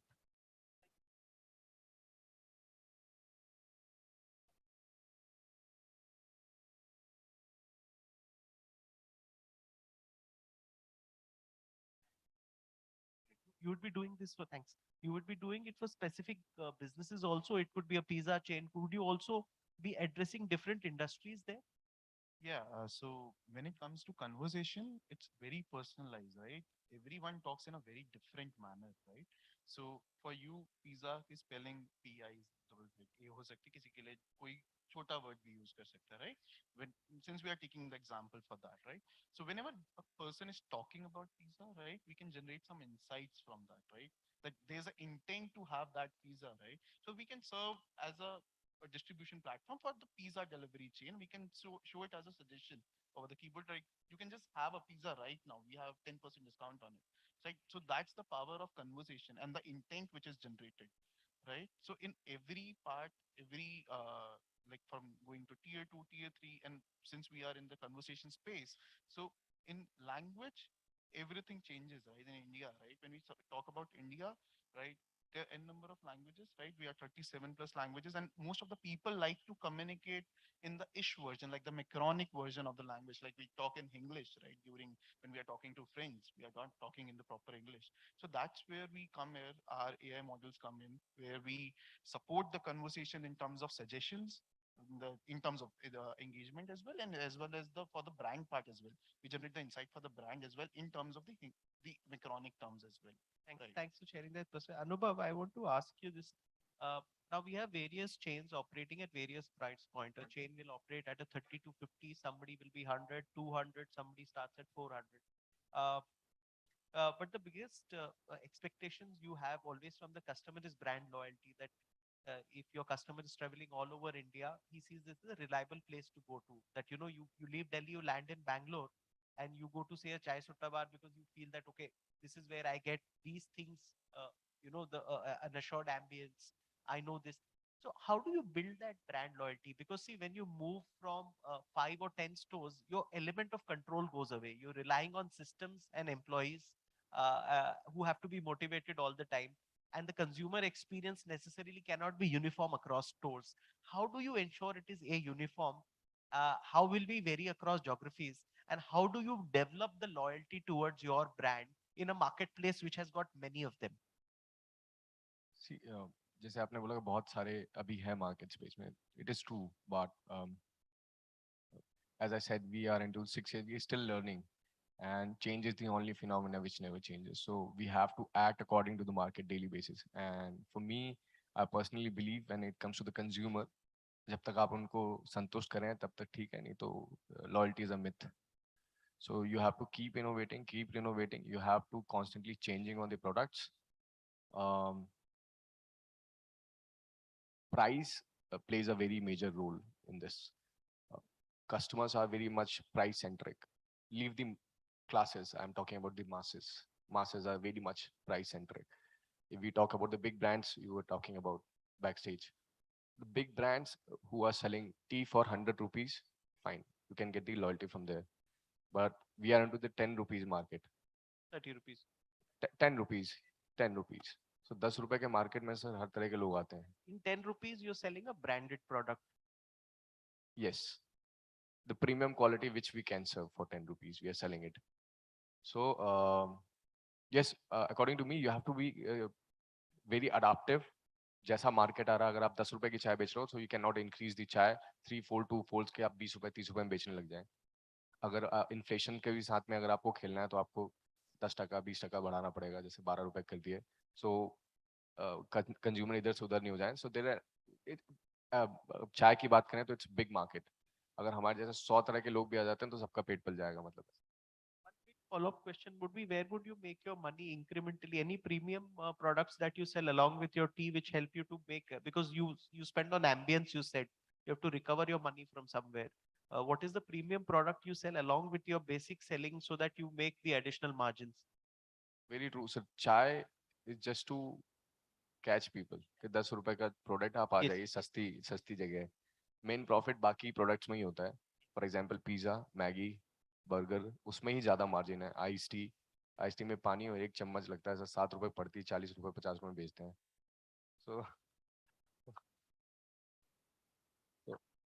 there is the margin, main margin उसी में रहता है. So, thanks for sharing that perspective, because I think it's be it FMCG companies or even the big market chains, for all them attracting the consumer with the lowest price point proposition is the most important. You can of course make money from everyone else, but I think do we have the luxury of time? I don't think. We are already at 2:30, so I think give a round of applause from each of the panelists. They have shared insights which are invaluable to all of us. And I wish each of them well, and would like to see them being successful, and would like to interview them once again in a year or two, when I think I'm sure they're doing much, much better than what they're doing today. And of course, we'd like to ask them their learnings then, because I think, as my panelists have said, that learning is a continuous process, and you alter your strategy according to your learning. Thank you so very much. Thank you, guys. Thank you, Tarun.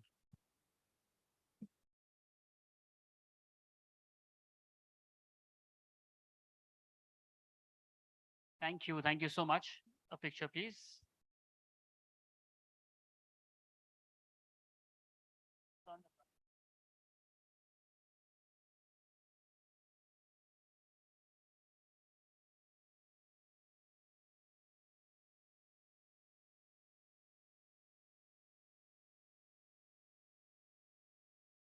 Thank you. Thank you so much.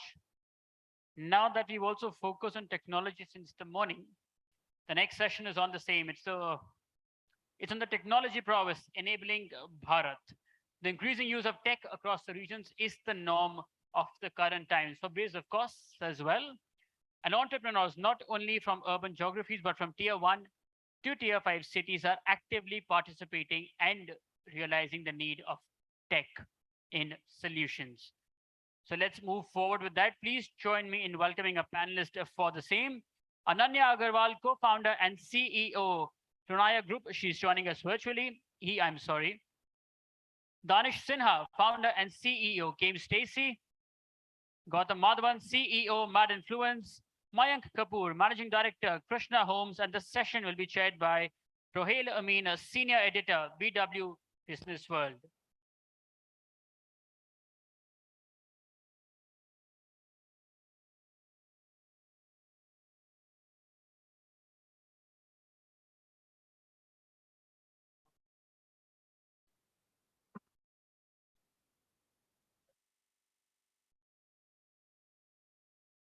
So usually this doesn't happen, but now we have the session chair missing. I knew that.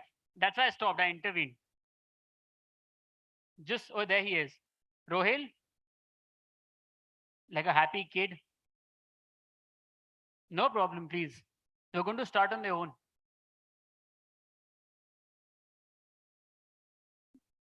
But they were generous enough to wait for you. Please come. Team, do we have Ananya on Zoom? Not yet. There, I can request them to sit down. I will. Just allow me a moment, please. Can you check? I would request you to please settle down in the front row. I don't know the names. Yes, please help me with that.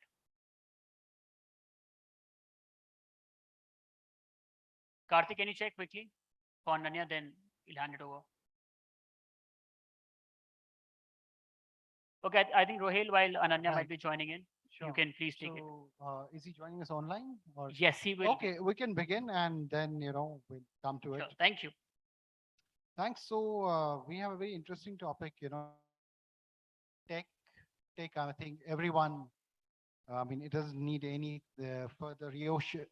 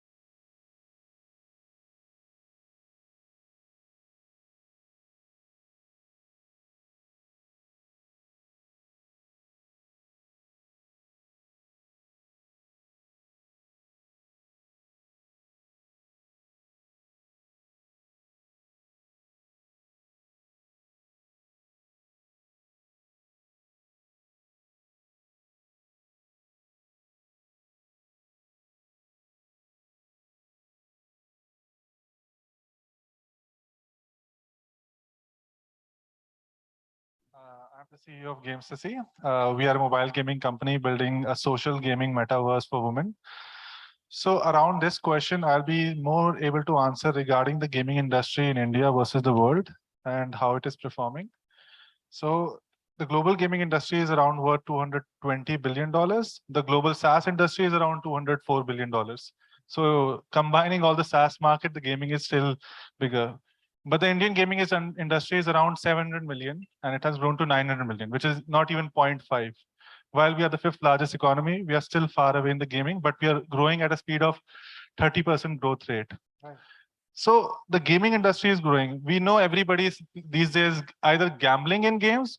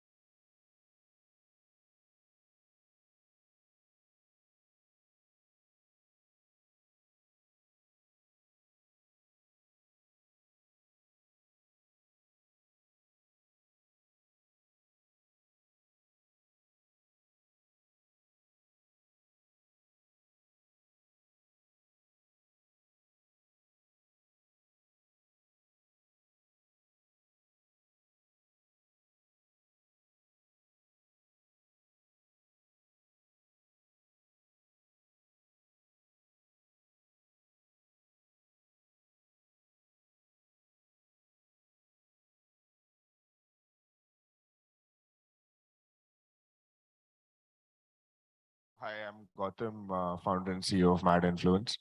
So, if you ask me, I think I'll be more centric towards the creator economy, toward the influencer economy of the country. Wherever there are creators, they have access to tech. But however, when we right now, when we are trying to build a tech platform and get into the tier two, tier three, tier four, and till five, the biggest problem or the restriction that comes to us is that they know how to use the phone, they know how to use the internet, that is Instagram, Facebook, Snapchat, YouTube. But what they don't know is how these platforms really function. And even if they know, they don't care, because end of the day, they only care about the one thing that makes sense to them, that is money. So getting into tech has will and always be a very big sort of a background support, like a backbone for all the agencies and companies like us. But it is we are still behind in terms of educating the right set of people, the right set of consumers, in my case the creators, that using the tech platform can help you grow more business. So I think more or less over the years, we as an organization, we as a industry will get there. Mayank, uh, I think in the last 8 years, the conversation has shifted from India to Bharat. And tech in Bharat, if you are into real estate, commercial and residential, if I have to ask you, what is your sense of how Bharat is using tech? Are they doing it right compared to their urban counterparts? As far as your business is concerned, how do you see that? Good afternoon, everyone. I'm Mayank Kapoor from Bhopal. I'm the MD of. So coming back to the topic, see, our portfolio of our projects has variety in diversification, be it in terms of residential flats, plots, commercials, and villas. So, and we have in different sites as well, which are near to the rural areas, in the heart of the town, in a lot of places. But at the end of the day, we have realized that different customer have a different psyche, as you asked. What is the behavioral psyche? And the point is that in my particular field, if I am basically catering to the term of the person who is from the city centric person, the right definition has been on the way of India to Bharat, because they have now started searching through Google. The recent, if there is a prospect of a buyer, he wishes to buy a penthouse or a villa. But as far as the tier 5 or tier 4 is concerned, I have projects running in the districts outside of the Bhopal as well. Over there, you can't expect the client to basically search through Google where to buy a plot or a unit, maybe a flat. You can't depend on the magic bricks or 99acre.com over there. And you need to basically identify that the Bharat concept is basically on a right track, to be very honest, as they have started connecting the hyper local network people with the national innovators. And so people have started, at least in the rural market, and the suburban people, they have I mean the rural people, the upcountry market, they have realized the importance of using Paytm in a basic kirana store, in a basic general store. So at least they have started adapting using Paytm and GPA through, if you wish to buy a bread or butter. So at least the new generation has started. And India being the 65% of the population of India is under 35. So I guess if there is around 715 districts, more than 6 lakh villages, we still need to penetrate the market a lot by creating awareness. And in my field, it's still the word of mouth, the referral where किसी के चाचा ने कहीं से plot या flat लिया. So it's the relations which really matters in the rural market area. But eventually, it's a matter of decade. The platforms which have been used through artificial intelligence and a lot of transaction basis, people will get adaptability by using the technology, and then afterwards we can expect that 99 acres and magic breaks or lead search engine lead optimizations will actually give us good leads. You've really raised a very important point, Mayank, that despite having access to tech, people still are not able to leverage or use it in the right way. For example, while searching properties, is also maybe about habits, how they are used to, and it will take some time. But I would definitely, with due respect to all people living in tier 2 and tier 3, I see, I mean, their involvement in digital when we go to Insta Reels. I mean, you see them, they're all there. So tech is, of course, prevalent, maybe used in a very limited way in those areas. That's what I could gather. Ananya, coming to you, where are you joining from, by the way? I'm This joining real from tech. Mumbai. I'm really sorry, Ruhail. I was really looking It's forward like to being there today. not a tier 2 or tier 3. Unfortunately, Okay. So, same question to you. How do you see the use of tech in urban centers versus their tier 2, tier 3 counterparts? A point was raised here that the tier 2, tier 3 markets use it. They have access, but they use it in a very limited way. What is your reading and understanding of their behavior? so I mean the gentlemen on the dais are much more informed about, I think, software and how we're using it in India than I am. So I'll leave it up to them to comment on that. But I mean, when we look at technology, we can look at a much wider range of technology here. I think hardware comes into the question as well. We have, as a country, so much innovation and so much thinking power. We're developing through our colleges green technologies every week that could change the world, whether that's in an urban city or in a rural center. And we see so many startups coming up that are green technology startups that are looking to solve issues with regards to urban waste, or what we call municipal solid waste. We're seeing startups that are looking to resolve issues around agricultural waste. And now, more recently, we are also seeing startups looking to fix what is probably amongst the lot by far the largest issue, which is industrial waste. So I think coming together as a country, creating more technology that is able to have a much vaster impact on the future of the planet. I think today, no matter what you do, no matter what company you're in, ESG and sustainability has become a core function of how we have to think as a species. And I think India is not very far behind in sort of taking charge in terms of these things. While we are chasing this Make in India and Atmanirbhar Bharat mandate from the government, I think looking into the impact that we are having while we are looking for economic growth will become a huge driver for success and for profitability for the ventures that we take on as a nation, for the technologies that we develop, to make sure that we're developing safer and cleaner technologies for the future. Wonderful. Danish, so enabling Bharat, if I ask you, how are you looking at the Bharat part of it? Have you made inroads into it? What are the broader limitations that you face while trying to expand into those? Because that's where the growth will come from, because we're already in a saturated kind of an environment. So what all headways have you made there, and what are the limitations that you faced? Okay. So we are a company, we are saying designed by India, made for the world. We are trying to make mobile games for everyone, specifically for communities which are generally not welcomed in the past. For example, women gaming is rising, but why was it not rising in the past? Because it's like every time you book an Uber cab, your Uber wala is going to abuse you. It's a very toxic community. If you have played games or you have seen people playing games, they don't play with a very calm mind. They are aggressive, they are fiery. If you make a mistake, they are going to abuse you. Specifically for women and LGBTQ+, this is 7 times more. Another issue, women characters in movies and games are over-sexualized. You can't identify a character which you don't want to identify with. This is another issue.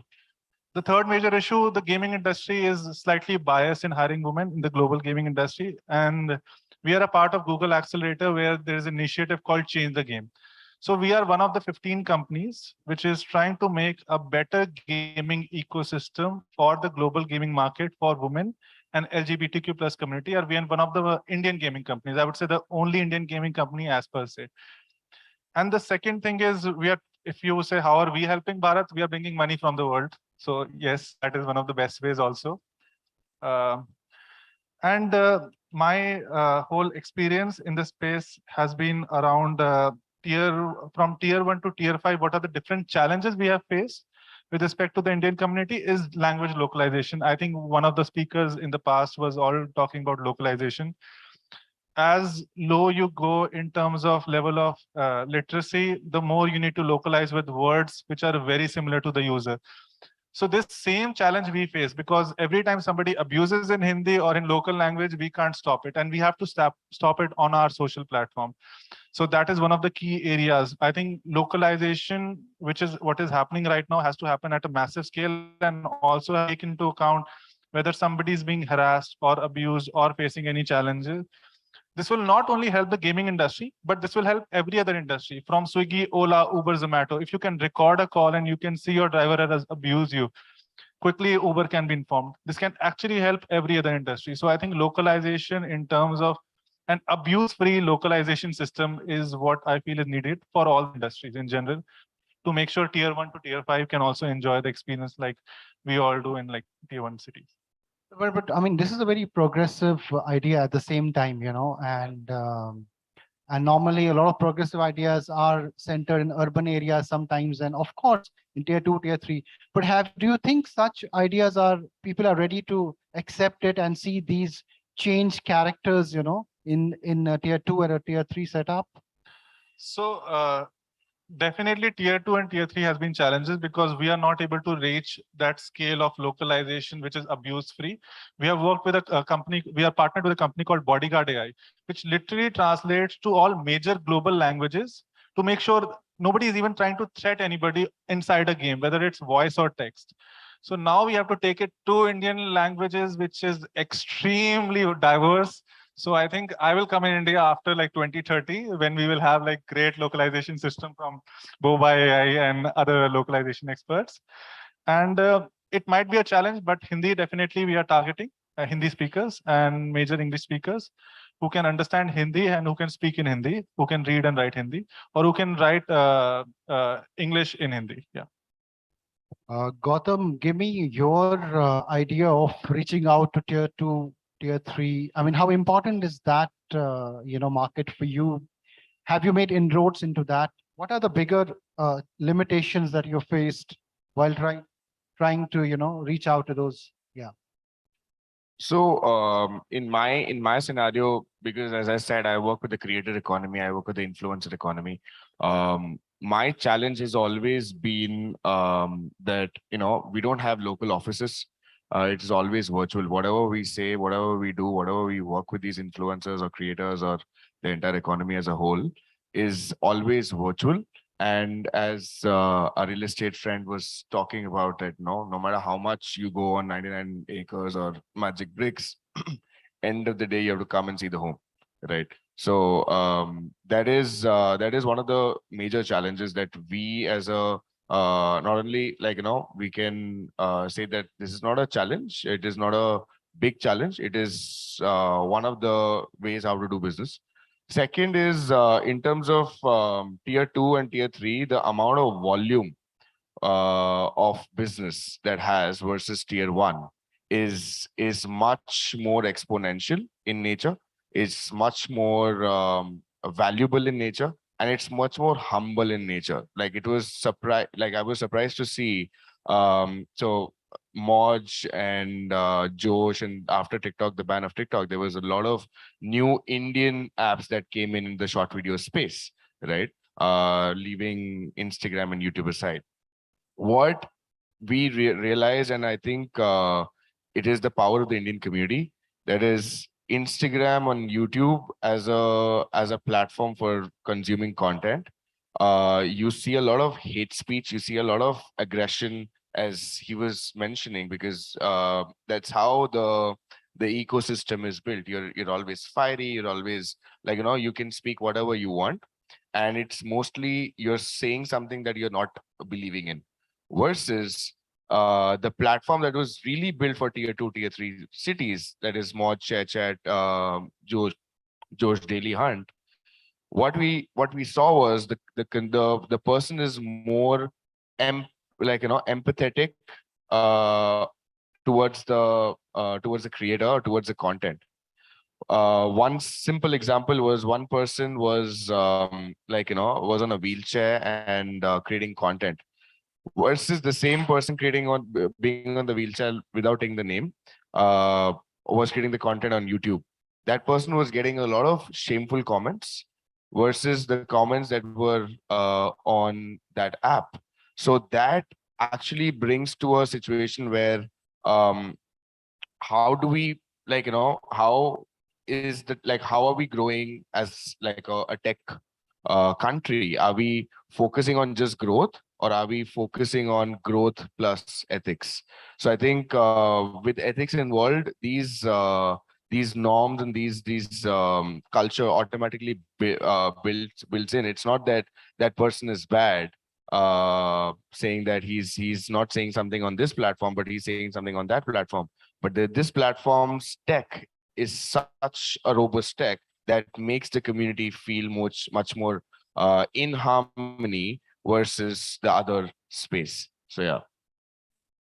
We have very valid points here. And Mayank, you raised you've spoken about the limitations that you have in smaller markets, which is about leveraging the tech in the proper way. But apart from those skills, it's also about mindset. It's also a mindset shift. Say people have come to pay digitally. That's come, but there are a lot of other things. People still are wary of. How do we make that mindset shift possible so that the tech shift also happens? How is that? How can that be an enabler? So basically, I feel there are 5 pillars for it. So the first is the population. Since I told you that we are one of the youngest countries of India, our future is basically of youth. We need to create basically more opportunities for them by providing artificial intelligence in their curriculum, by creating more incubation centers in their colleges and universities. And the government has to create more schemes as well, so as to promote affordable, accessible artificial or maybe the technology, so that the technology can be used in an innovation which can be implemented. And as far as implementation is concerned, the tier 4, tier 3, tier 5 people has to include it. So it's innovation and then inclusion. We forget about the inclusion of tier 4, tier 5. And then apart from that, you need to understand that you need to create the second pillar is that is of infrastructure, not just of physical but of digital infrastructure. Once you create a digital infrastructure, by suppose if you have digital smart highways, you have smart villages, you have like 100 smart cities, you realize the potential of, as of my fellow speaker said, that you realize the potential of a lot of citizens, youth, which are still to be tapped out. And the third point which I feel is it's the pillar of demand, especially Bharat, the technology term which has been used these days through the Ministry of Information and Electronics and Information Technology, through the My Government, they have created a Bharat app, and through which they create challenges in the form of say biotech challenges, in the form of say COVID challenges, in the form of Atal New India mission challenges, and through which they can actually see who are the people in even the rural areas if they get a right guidance through the incubation centers or maybe through the startups. Maybe they are working somewhere, or maybe through the curriculum. They are getting better and better to actually create solutions for the challenges. And then once their app is basically a challenge and solution oriented process where they are actually providing the services centric to the citizens, then they have that potential not just 1.3 billion of the country, but also to the 7 billion people of the world, because it's like the sky's the limit for them. And socio-economic factor is very important, I must tell you, because we all talk about a lot of digital perspective, but digitalization is impossible if you're not going with the rapid economic growth as compared to the societal growth. The rapid economic growth has to surpass the economic societal growth, because it's the gender inequality. And a lot of times in tier 4 and tier 5 cities, you will find that the disparity of the economic balance is really concerning. And the challenges, we have to create the opportunities for the differently challenged communities as well. They are being left out. So when we talk about tier 3, tier 4, tier 5, just take an example of a rural farm. A person who's a farmer, and through the feedback he can get a lot of he can give a lot of insights what he is basically facing through in the term of soil, what kind of soil he has, what kind of fertilizer he is using, what kind of the crop he is basically focusing on. And then on that basis, the data analytics of a lot of companies which are manufacturing in this field, they can have a data, okay, Uttarakhand mein ye soil mein ye particular cheezein mein ye focus karna chahiye, in northeast we should focus on that. And through that, data analytics can be helpful for the companies working for the tier 5 citizens products. But it will take a while to make him understand. But we have to start right importance. now. Exactly. I mean, saying yes. If one's not So started now, the he'll get late. economic, prosperity shift will happen only after a mindset shift, right? And then the tech shift will come in. Ananya, what is your story of your focus on Bharat? And what are the limitations that you have faced? Lovely. That's a lovely question. I'd love to elaborate a little bit. We are creating sustainability solutions to help India grow in a more environmentally friendly manner. Our impact is currently 40,000 tons of waste that was previously going in landfills. We are now completely processing.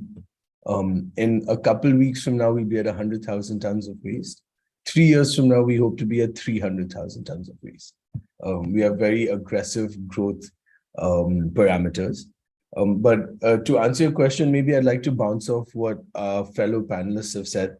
Danish mentioned enabling women. At our company, we are at 60% diversity workforce. And Danish, this is not because this is not some altruistic venture. We believe that women increase the integrity and the productivity of our company. That's why we've taken a decision to keep, in that too being from the industrial sector, by far the highest percentage of diversity employees in our workforce, both at management, senior management, and at the shop floor, at all 3 levels. Gautam spoke about growth and ethics. I think this is the core of what we are trying to enable. We are trying to enable the industries of our company to grow as fast as possible, to be as aggressive as possible in their approach towards creating jobs and boosting the economy.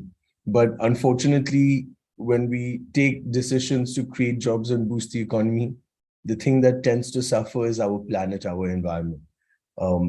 The amount of, just to give you an understanding, there's so many companies working on urban waste. This year, the entire planet will generate around 2 billion tons of what we call MSW, municipal solid waste. But to give you an understanding of industrial waste, just in America alone this year, we will generate 7 billion tons of industrial waste. So industrial waste is an exponentially larger problem than urban waste. And I think to enable industry, there has to be technology in place that allows them to convert waste to wealth, allows them to convert all their waste into valuable products, saleable products, products that are not going back in harmful ways into our planet. And I think that ethical nature of growth, I think that is being inculcated today. If you look at the PE funds and the VC funds in India and around the world today, when you go to speak to them, you will not leave the meeting without being asked a question about your ESG, about your footprint, about your practices. So I think ethical growth has become a huge enabler for the country. And Mayank then spoke about enabling our youth. And at the end of the day, I think that's what it all comes down to. That's the next generation of leaders in the country. Even at Brunei, our average age is 25 years. 35% of our workforce is freshers straight out of college. We're picking these young, talented, ambitious kids, and we're saying, what do you want to do? You want to handle a massive project we're undertaking to convert our entire power requirement to renewable? Go ahead. take responsibility. We'll all support you. We are all behind you. If things go wrong, it's on us. If things are going well, you take the credit for it. So I think these are, I think I just mirror the views of our panelists. Right. So we have 2 minutes, and my last question, starting with you, Danish. So urban centers have one advantage that it looks similar. The market is almost, there's a kind of similarity in the way you have your customers, a likeness. But as you move on, for every 5 kilometers, there's a complexity in terms of language, in terms of customs, and the market becomes more complicated, as well as gives you more opportunities. One, do you agree it gets more complicated and gives you more opportunities? That's my question. A quick answer, 1 minute. Yeah. So in our case in gaming, how do we resolve this kind of issue where language becomes a barrier? Culture becomes a barrier.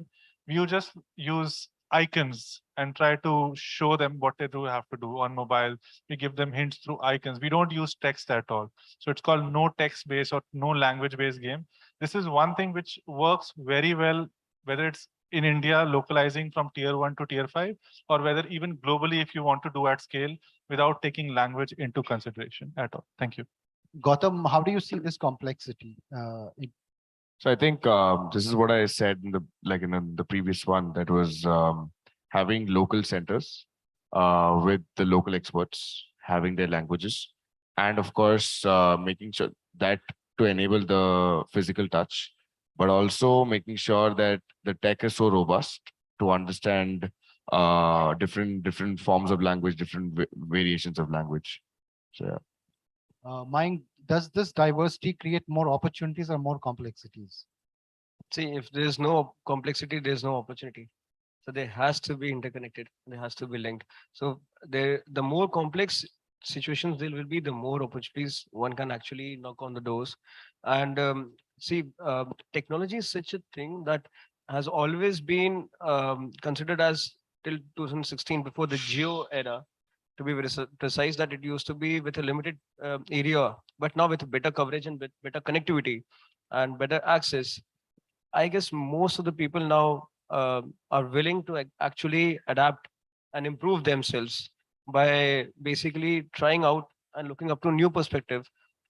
They have almost lived their life with in a position where they were not being in control of the power of their own decisions.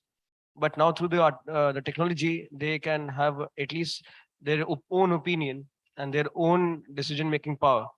So I'm pretty sure that in a matter of time, this complexity and opportunities will be better for the future of India, as we have to create in-house substance for the global market, not just for the Indian market. And our own citizens has to provide the solutions for their own ones. Right. Final words, Ananya, on this diversity, what do you call, opportunity and complexity.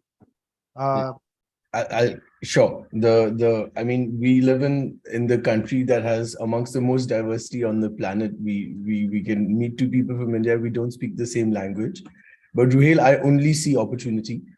Even in our organization, we have a mandate to have employees from every corner of the country. We have employees from Jammu, from the northeast, from the south, and from the west, and from the middle. We believe it brings huge diversity in thinking and perspective. And when you put together a group of people from the same country with the same vision to make the country stronger, to take the country forward, but with such diverse perspectives and experiences in life, I think it can only bode well for the future of our country. All right, with this, it's over to you, Aditya, and thank you, esteemed speakers, for your time and sharing your thoughts.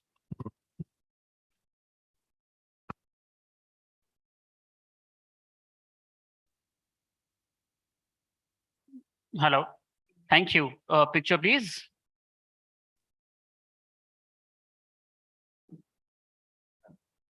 You can also bring him on the screen, no? Ananya on the screen.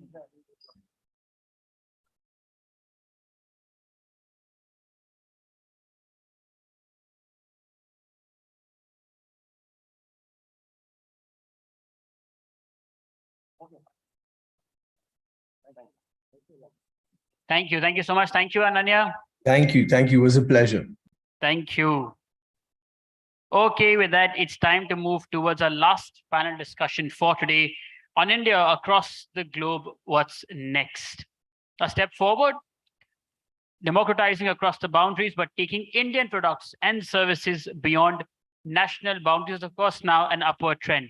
Moreover, foreign investors all eyeing for the Indian market, Indian products, Indian startups. Yes, they are. We want to talk about the market potential and which sectors are expected to witness the rise. Please welcome on stage our following panelists. Prakhar Pandey, CEO, Moola. Rujul Gupta, Lead Product Basis. Sumit Nayak, Co-founder, Ekank Technologies. And this session will be chaired by Sudhir Mishra, Founder and Managing Partner, Trust Legal.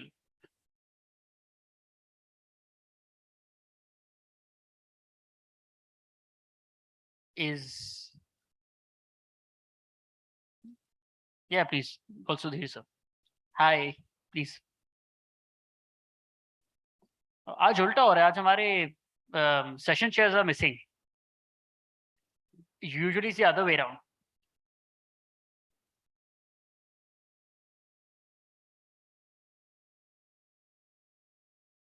Well, I think while the session chair is coming, you are the lucky ones. We would request you to please introduce your brands, your companies. Let's take 30 seconds for that. Sudhir, sir, please. So we've requested them to take 30 seconds to introduce their companies while you were coming. No, please. Good afternoon. I was not prepared. I thought it's still 7-8 minutes were left, but nonetheless, we'll start this panel. So we have three eminent next generation entrepreneurs, Prakhar, Rujal, and Sumit. So who does this story? I think if I remember, Mr. Sumit is the person who does this story. We'll start with you. Tell us your story. Hello. Yeah. So I'm building a startup called Ekank Technologies, which is all around culture and heritage. Right. And culture as a market is extremely fragmented. And what we wanted to do was we wanted to unify the market using storytelling as the core. Yeah. So considering that the topic of today is India across the globe, there's this fascinating story around the origins of pav bhaji. So effectively, pav bhaji is a street food in Mumbai, but the origins of pav bhaji actually lie with the American Civil War. So in 1861, when the Civil War happened in US, so cotton export in India actually increased multiple folds because there was a lot of blockading that happened there. Now, when the cotton mills started round the clock, the owners of the mills, they actually had to have some kind of a cheap food. Sasta khana chahiye. Yeah. Can you hear me? Yeah. It's better. So they wanted cheap food for all the people who are working in the mills. So what they did was, jo bhaji hota hai, bhaji is effectively leftover vegetables from last night. Just to bhaji bana dete hain. And pao is a Portuguese bread. So that's how pav bhaji came into play. So even the origins of pav bhaji have global roots in them. Just wanted to start out with that one story. And these are the kind of stories that we tell on the platform because food shapes culture of a particular place, religion shapes culture, stories and history shape culture. And our aim is to tell all of these stories and give opportunity to people and to students and to storytellers to make a living out of it.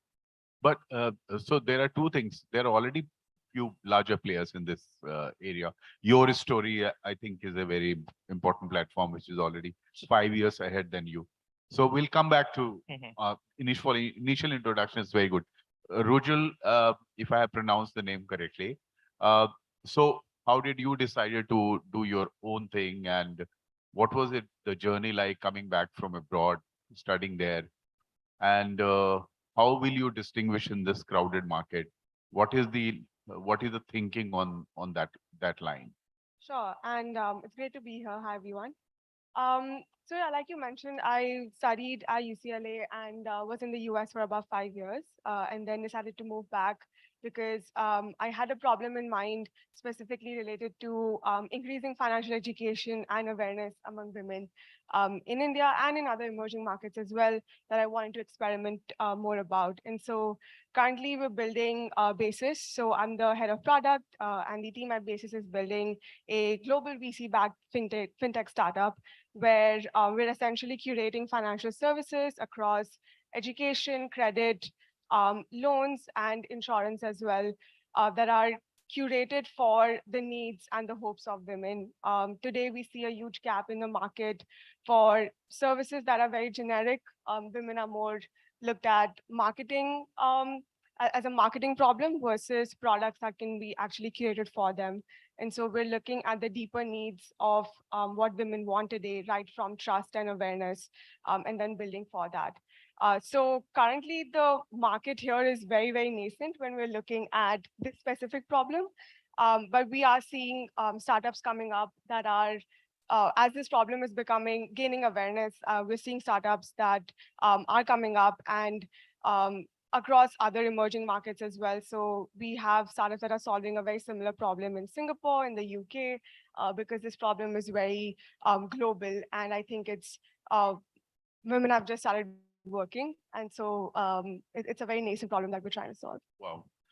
Prakhar Warikoo today said, if you follow his tweets, he said, India is at this stage where a lot of money has to be made. He made that statement today morning. And you are into money, all kind of financial things you are doing. Two things are important. Ruzul touched upon the international part of it, and we'll go there.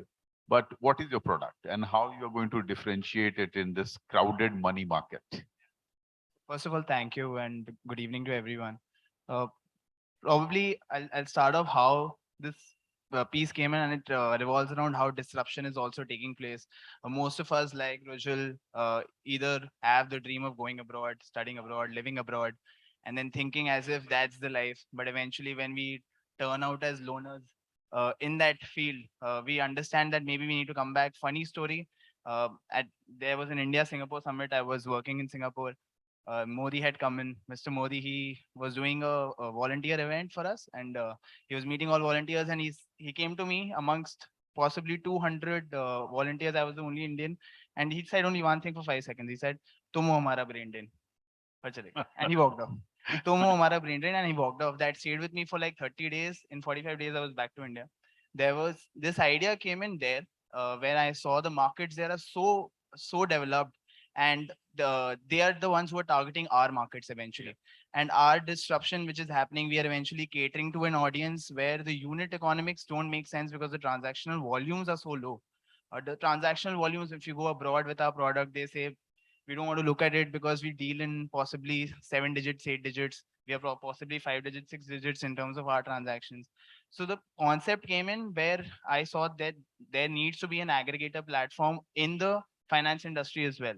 Eventually, you have aggregator platforms in B2B, you in mean? Yeah, correct. So you have in D2C, you have a Zomato, you have a Swiggy, you have aggregator platforms across, but you don't have it for uh, for independent financial advisors, for independent DSAs, who are the backbone of the economy right now. Because if you look at uh, stock markets, which everyone does, 45% of them are banking and finance, out of which you'll see the backbone are either the distributors or the DSAs or DSTs.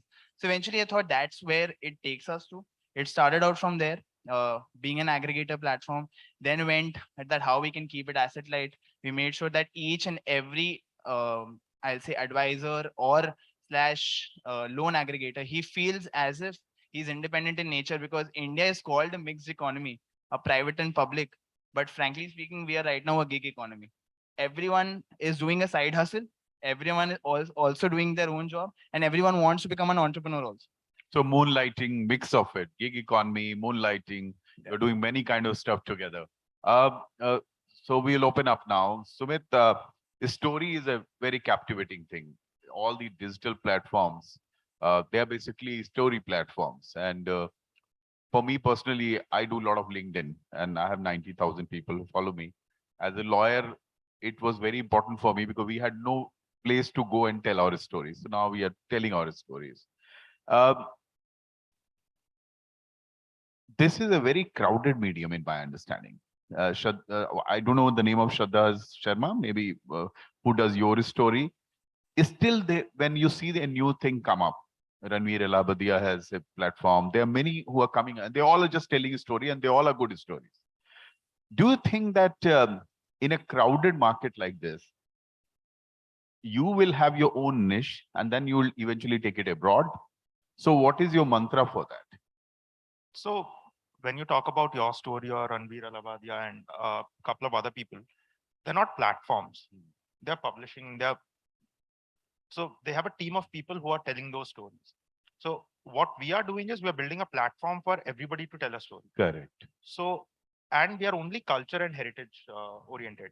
So we already have a niche that we are catering to. We are catering to culture and heritage, and we are enabling everybody to tell a story, the story that they have. Because if you look at culture, it's in India, it's actually orally passed across generations. It's Very- not something that's been written throughout. If you look at, so there's a village near Mumbai called Varli.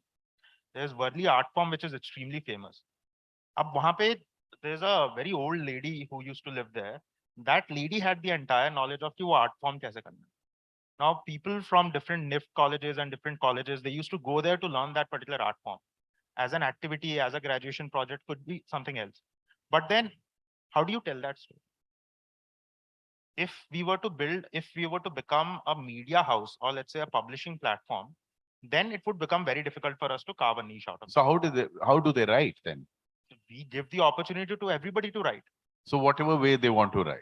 Exactly. Wow. And then we have a very cross media format community of storytellers. So there are visual storytellers, there are voiceover artists. So for example, I could be a person who doesn't know how to write, as in I cannot write well, but I could draw extremely well. Good. So there is a story that you have written, which is very fascinating, but there is an audience which doesn't like to read. They would rather look at a comic. Right. So I can come in, I can take your story, create a comic out of it, and then publish it on the same platform. So your story becomes actually accessible to millions more. Right. There could be somebody who's a voiceover artist. That person could probably not write or could draw, but kahani shandar sunate honge. And it is not language is not a So barrier. language is not the barrier that we have right now. So we are doing it in Hindi and English, Yeah. but the aim is to go across languages so that a story from, let's say, a remote village in Assam, which is probably written in Ahomese or Yeah. Bengali, could reach somebody who's in Punjab. Wow. Or a story which is there from Tamil Nadu could reach somebody who's from Gujarat. Right. Across media formats, across that. And we are boosting the overall creator economy there. Yeah. And this happened actually, I think 2 days back, wherein between last September and this September, 100 million unique users have come to the platform that we've built and read stories. Yeah. In less than 12 months. And that's a very big number you are talking about. So Ruzul, will come to you, dissect further your entire business, how it relates to a common person sitting here, and how do you think that this will become more and more mainstream, what you're talking about? Yeah, so currently we're targeting mostly urban women between the ages of 21 to 40 who have some sort of a disposable income and want to take more control of their finances, right? So I think the biggest challenge for us right now is to push women to talk about it. I think there's a sense of intimidation there that we're also trying to solve for. And your question around the crowdedness of the market, right? So we don't think that it's necessarily a zero-sum game here because one of our major challenges is awareness. So if we get more people to talk about it, that means more customers for us as well. And that's what we see globally as well. So the startup that we're building definitely is relatable to any woman who is between the ages of 21 to 40 or even in the 50s as well, who is earning some sort of an income and wants to take more control of her finances. And I think that we've also seen men in their lives take that stand as well, where they are also pushing women to take more control of it. And so we look at both sides of the things when we're definitely marketing for our product. So is it also coming from the fact that, I don't know about your generation, but in my generation, at least it was very common that I've seen my mother always having the control over the finances in the house also. Like my father will take 50 rupees from her every morning before going to office. So it comes natural to them. So it's not something like if they want to do it, they can very well do it. Yeah, definitely. I mean, women control the budget of the house, Yes, right? So, but I think that in specifically in our generation, what the difference is that there's more agency because women are now earning their own money. Yeah. So they do have that decision-making power where they don't have to ask anyone what to do with it, or they Right. don't have to ask for permission. So I Right. think that's where that education aspect also comes in. Right. And Prakhar, I'll ask you, Mullah is a very good name. I first thing which I thought about it, what a brilliant name, because that solves a lot of problems. Uh, will you be confining yourself to the financial market, or this is not the end? There's something else playing in your mind.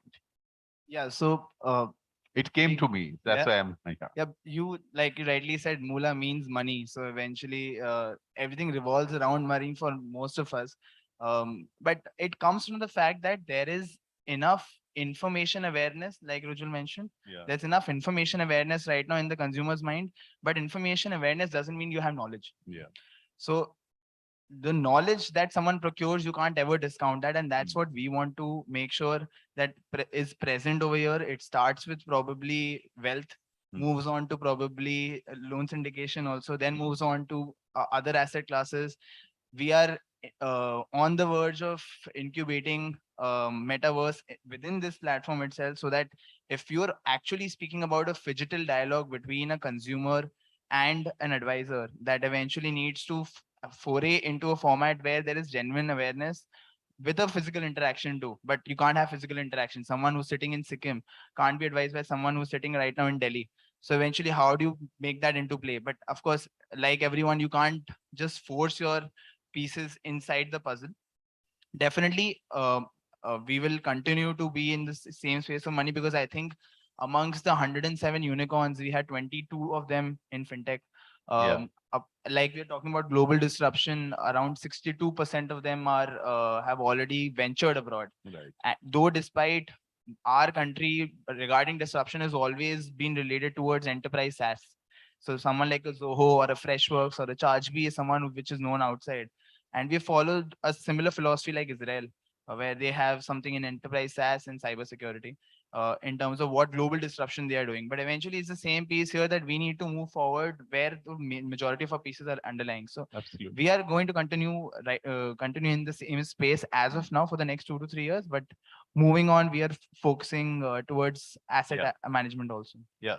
Sumit, one interesting development. I was talking to somebody yesterday who had a major role in pushing on drone from absolutely being under control by the Civil Aviation Ministry 7 years back, that it was almost like you own a car and you can't start a car unless you get all the specific permissions. So from there to today, where at least 100 companies are into manufacturing and maintenance of drone. So there was a group of people who worked on the legislations and the guidelines, and the government actually allowed them to do that. So I'll come to the bottlenecks which you face on day-to-day basis. But one big story which is moving now is that we were a country of gig economy, as he said, and we were not creating values. Like if you buy this iPhone, 60% of its revenue actually goes for the intellectual properties. It goes back to them. Even if it is manufactured in India, only 40% stays there, which almost is 90% of the cost of the local guy here. So I'm just trying to tell you that the manufacturing is whether it's drone, hydrogen, or chips, which have been announced yesterday.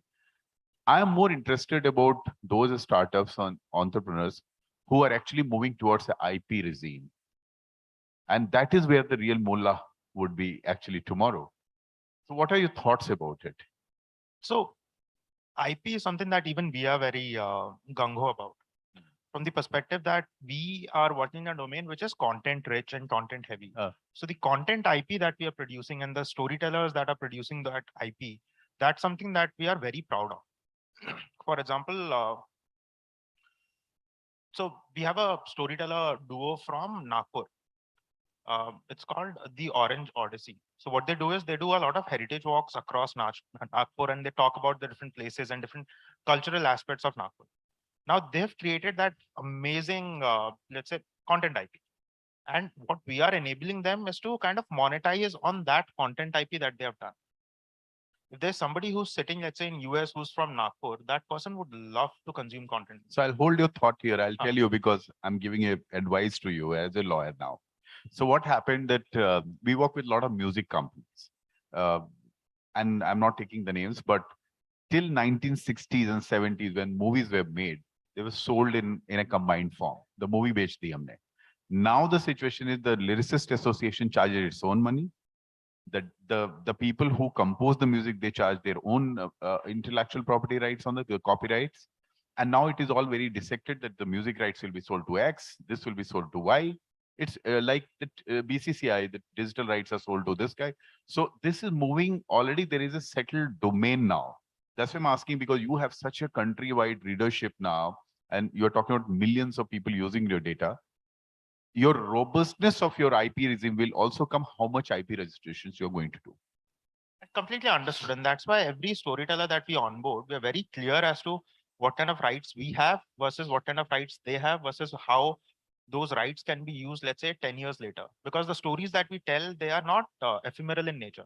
As in it's not a story that disappears tomorrow, because culture is going to stay for the next 100 years, whether we stay or not. Absolutely. So, IP rights, and we have very good legal So team as they, well. so this is a very interesting thing. So I'm taking more time on this. So there was a song which was into which was being became a bestseller. I'm not taking the name of the singer, but the original was from Bengal, which was part of the local folklore. And then finally they realized that they had no copyright, they had nothing, even if it was being sung for almost 200 years. So nothing happened. I'm just telling because the court litigation, I had observed that.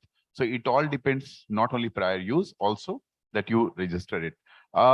Just to add on yeah, to the sure. point that you mentioned. So it's like, just I'm from Odisha and I'm from Konark in Odisha. There are so many stories which are around that. Now, somebody else goes ahead and then tells that story, writes a book on it. The book becomes a bestseller and they earn a lot of money. कहानी तो मेरी है ना, Correct. पैसा कोई और कमा रहा है. J. But on our platform, कहानी मेरी, I have the opportunity to tell the story and then earn out of it as well. Also, you have a better documentation because the day you upload and everything, it's all documented now. There is a very good pattern. I understood you. Rujul, tell me one thing. Being an entrepreneur, there'll be a lot of days when it will be tough days for you. And you talked about it. How do you juggle between a tough day and what are the multiple roles you play on a given day? Juggling on between a tough day and a good day, I think it's definitely the team, right? So being with the team and solving the problems with the larger team is what really helps. But also just going back, so we have a community on the app where we have more than 120,000 women who come to the app to learn more about the finances. And so on a bad day, seeing their comments, seeing how they are actually learning on the platform really helps, because that's what we're trying to do at the end of the day, right? So yeah, I think just going back to the success stories definitely helps on a bad day. I'm sorry, what was it? What was the second question? No, the second question is that how do you juggle? So what is your routine like on a given day? As a promoter, how hands-on you are on a smaller stuff as well? Yeah, so I actually lead product and I work with two co-founders. So definitely, I mean, we are a product focused company. So I work with product designers, I work with our engineers, with our lead of engineering, I work with our co-founders on strategy on a daily basis. So it's a lot of different things as long as the product is moving towards the company's vision. Brilliant. Prakhar, tell us that what are the challenges you face as a first generation entrepreneur, and how's your normal day looks like? So I think the first part of the question, I think the biggest challenge which I think all of us are facing right now is talent. Talent is there, sourcing is unbelievable. So you getting that kind of right talent is fairly difficult as of now. And though things have shaped better in the last 6 months, finding the right co-founder is extremely important. I've been fortunate enough to find to have a very good team. I've been fortunate enough to have a very good senior management team also who has been able to handhold pieces, so I don't need to get actively involved in operations. Having said that, the normal day, I think most of the entrepreneurs here would agree to this, that we don't look at time. So if if something has to be delivered, it has to be delivered. We don't look at time anymore, and that's the thing about this generation, which I feel that we are more result oriented. We believe that I think we don't believe in balance of life at all. We genuinely believe that if we have locked our goals, and we need to look at that right now, maybe achieve them even before that. So the concept of time management is not there anymore, which probably is a hard taskmaster for us. But having said that, on an average basis, you would look at most of us growing our business towards the other side, and getting the right resources in for active management on a daily basis. Yeah, but on time management, let me tell you that I'm 50, but I know somebody who is no more, Ram Jethmalani. We were briefing him on a big matter. He was in late 80s at that time, 87 or 88. So I just asked him that what is the work-life balance? He said, work harder, balance will find its place. So it's across the generations. It's across the generation. Like I reached the first in my office, and why I asked that question to Rujal, and I'm making it very informal so that it's more engaging for them, that as a first generation lawyer who owns a firm which is one of the top 30 firms in the country today, I see myself and my partners writing from HR or finance themselves with IDs. We don't want to waste money because we are not conditioned to keep a large army of people in finance and HR, because we always did like this. And still we don't feel a need of it. Even if we have 40 people working with us, even now we have managed to keep our cost low. We are also a business only beyond a point. Of course, I go in court, so we do corporate transactions. But what I'm trying to tell you that my own belief is it's not generational. It is about person to person, and the talent crunch is a real big issue. So with how much difficult it is that to get good talent and retain them, and what is your retention mantra? So answering the first question, getting good talent is very difficult in the market right now. It's one of the biggest pain points that I think every business is facing right now. Everywhere the same. Every business is facing that entire talent crunch. Uh, You think because one, let me tell you, when I come to my office, my first feeling is that when I see mails that who has resigned, because that is or if somebody says I want to meet you separately for 10 minutes, like today it happened when I was coming here, I said, but can you tell me over phone? No, I want to meet you separately. I understand that person has got an offer. These are the two good signals I've learned in 20 years now. Okay, now I want to ask you, it's a very disturbing thing I'm asking you. Whatever gaga we do about our country, the fact is, on trust factor, we are one of the top from the bottom. After 150 our ranking is start. Do you think it's one of the reasons? Because we just generally don't trust anybody. Our businesses, when it happens within the family also, it breaks because of variety of factors, because there is so much of trust deficit in us, which leads to all of this. I agree. I agree on the trust fact, wherein if there is no trust within the team or within within co-founders or within even let's say two people just working on a particular project, then that project actually just grows. What I've tried to do internally is, and this is a very generic statement that everybody's going to say, but we have tried to give responsibility to everybody across teams and individual responsibility, so that in the end, it's not that they're doing it for a 9 to 5 kind of a thing and then salary will be and cushion. It's mostly because they have that responsibility, they have that sole ownership of the product or the feature that they're. So usme they end up having more I don't know, personal connect to the thing that they're working on. So that helps in retaining talent a lot. Very well. And it's a very generic statement, by the way. Everybody tries to do it. We have just tried to make sure that we give that trust, we show that trust, and we make sure that people have that we are open to listening and we are open to criticism. I mean, there is a member in our team who is was very sharp from the perspective ki she would come, and then if there's something that me and my co-founder Chetan we're doing wrong, very straightforward, galat kar. Correct. And we've always tried to be the kind of people who listen to अरे गलत कर रहे तो गलत कर रहे होंगे, कोई बता रहा है गलत कर रहे तो सुन लेते हैं. And just having that kind of an open culture, something that helps. Great. Tell me, Rujal, what are the 3 factors in 2022 where you feel that India has no competition for running a business, which we bring on table? And what are the 3 things which completely repulses you? That's a tough Sorry. question. So I think one of the major things definitely where India has no competition is with talent. I think hiring good talent is a huge challenge, but sorry, I think there's really good talent out there. There's skill, and there's so many learning opportunities that you can find good talent here that you can't elsewhere. I think that also the speed at which our economy is also growing is definitely something that a lot of other economies cannot match. And I think overall the trust factor that you mentioned, right? So I think that that trust factor also has a good side to it where we're able to trust each other, not just within businesses, but within teams as well.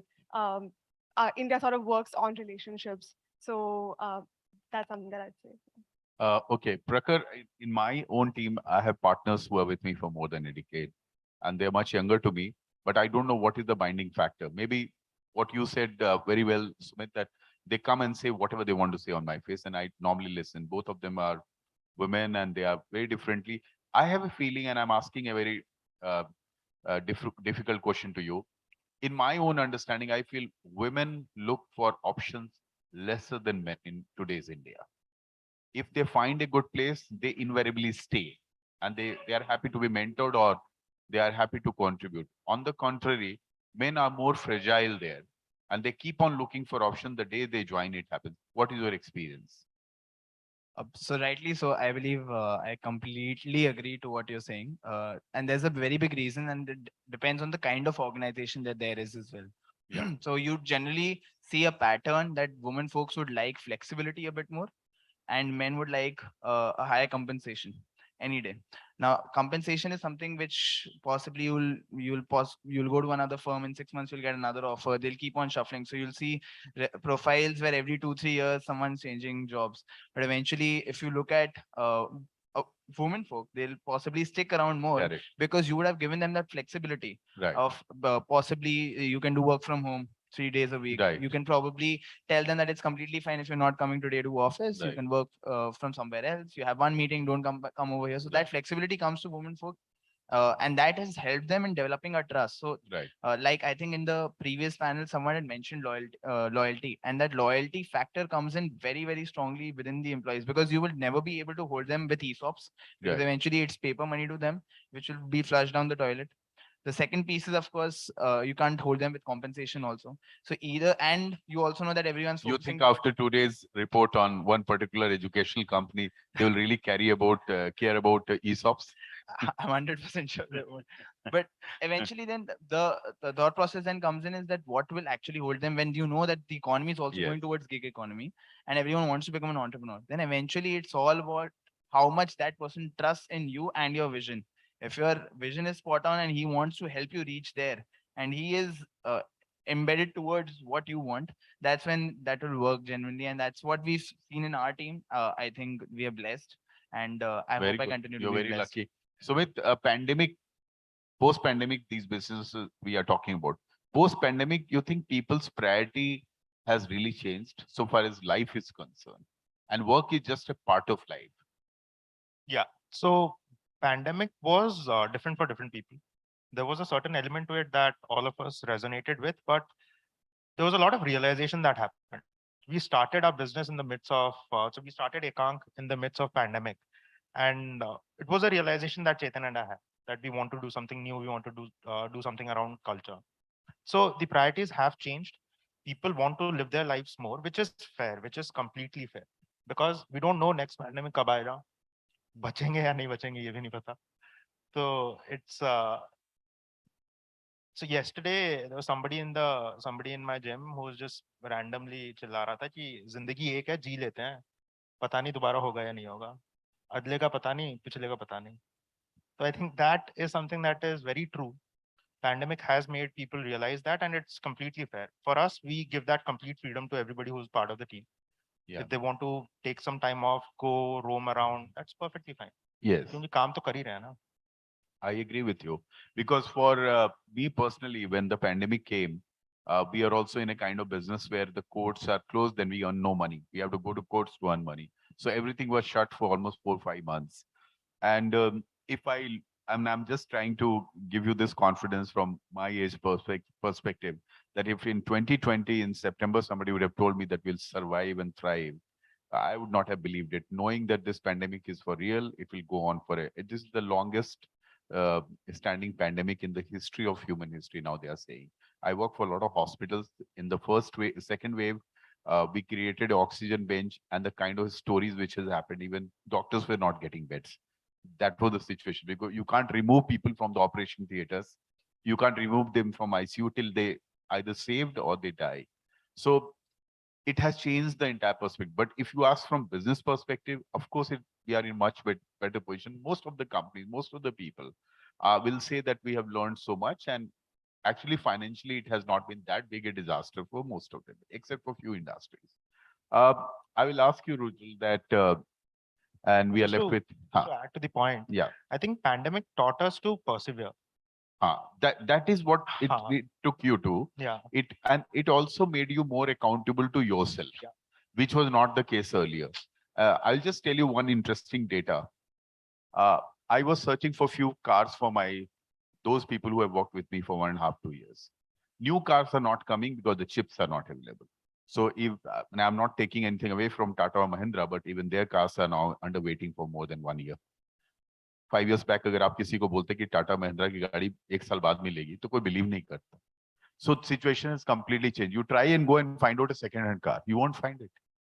So because why? Because people have become so careful about themselves. They want to rather go in a second-hand, third-hand car, or to travel in any mobility which is shared mobility. So all this is going upside down now.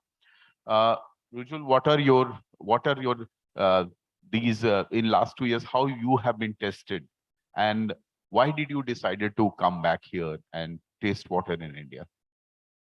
Why did you decided to come back from a very good American degree and start working on your own dream project here? Yeah, I think the last 2 years, specifically during the pandemic, were definitely difficult, right? And like Sumit said, we had good things as well, where I was able to come back, spend time with my family. Hadn't done that in like more than 10 years.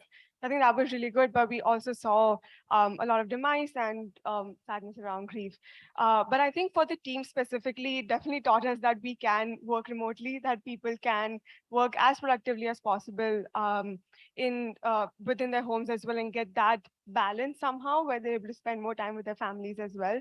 They don't necessarily have to move to Bangalore where we were initially. And I think for me, I decided to move back from the US. I was working there after college, and I did have this problem that I wanted to solve, which was more relevant in India than it was in the US. And at that point in time, for me, I did want that flexibility where I could experiment for some time, where I could easily quit. I was on a work visa there. And so you don't have that flexibility there. So on your H-1Bs. And so for me, that flexibility was really, really important, and decided to give it a chance here for some time. Very good. Prakhar, you worked ever or you straight away started your own business? No, I was definitely working for possibly 3 to 4 years prior Right. to starting this venture, and been with multinational firms. Was with DBS, was with Prudential, so had my share of corporate experience, to be honest. So how did you deal with the pandemic? And the business was pre-pandemic. So how did you really develop in the pandemic? No, so actually, Moola is a byproduct of having dealt with the pandemic. Yes. Because being honest, I think with the pandemic, we understood that we are not tech enabled, we are tech dependent now. So we know each and every industry which has gone through. I think we just did a session on how tech has evolved and how it's shaping up each and every industry, which was fairly informative because if you look at it, it's completely, if you want to scale towards the existing brands which are doing fairly well, like someone like in our industry, someone like a Kotak, who's Correct.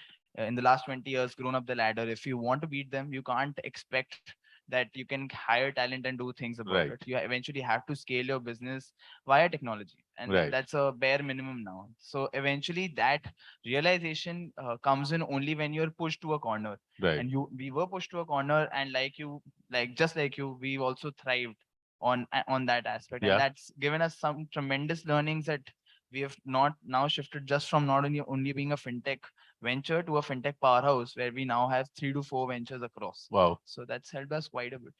So, Sumit, my pandemic story is that I started podcast and it became quite a popular. So I did 4 editions. I in fact took training for it from leading radio jockeys, and Rahul Makin and all these people trained me professionally, and it was quite a good experience. But that was not that was the first. I would say the first year of pandemic. The second year of the pandemic, I launched a show which I do with Business World, which is called the Sudhir Mishra Show. So from Paridhi Adani to Abhishek Singhvi, they all have come on my show. I could never imagine 4 years back if somebody would have said to me that I will be doing shows or I'll be doing a podcast. का मतलब भी नहीं पता था, Zoom का मतलब भी नहीं पता था. And I wrote articles which had nothing to do with law. So I wrote about Mirza Ghalib in Hindustan Times. I reviewed Veer Sanghvi's book, The Rude Life, for Hindustan Times, where he was the editor-in-chief. It all happened because there was nothing to do. There was nothing to go. So tell us that which are the countries who you think, especially Pakistan, I'll be clear, because they have same kind of stories.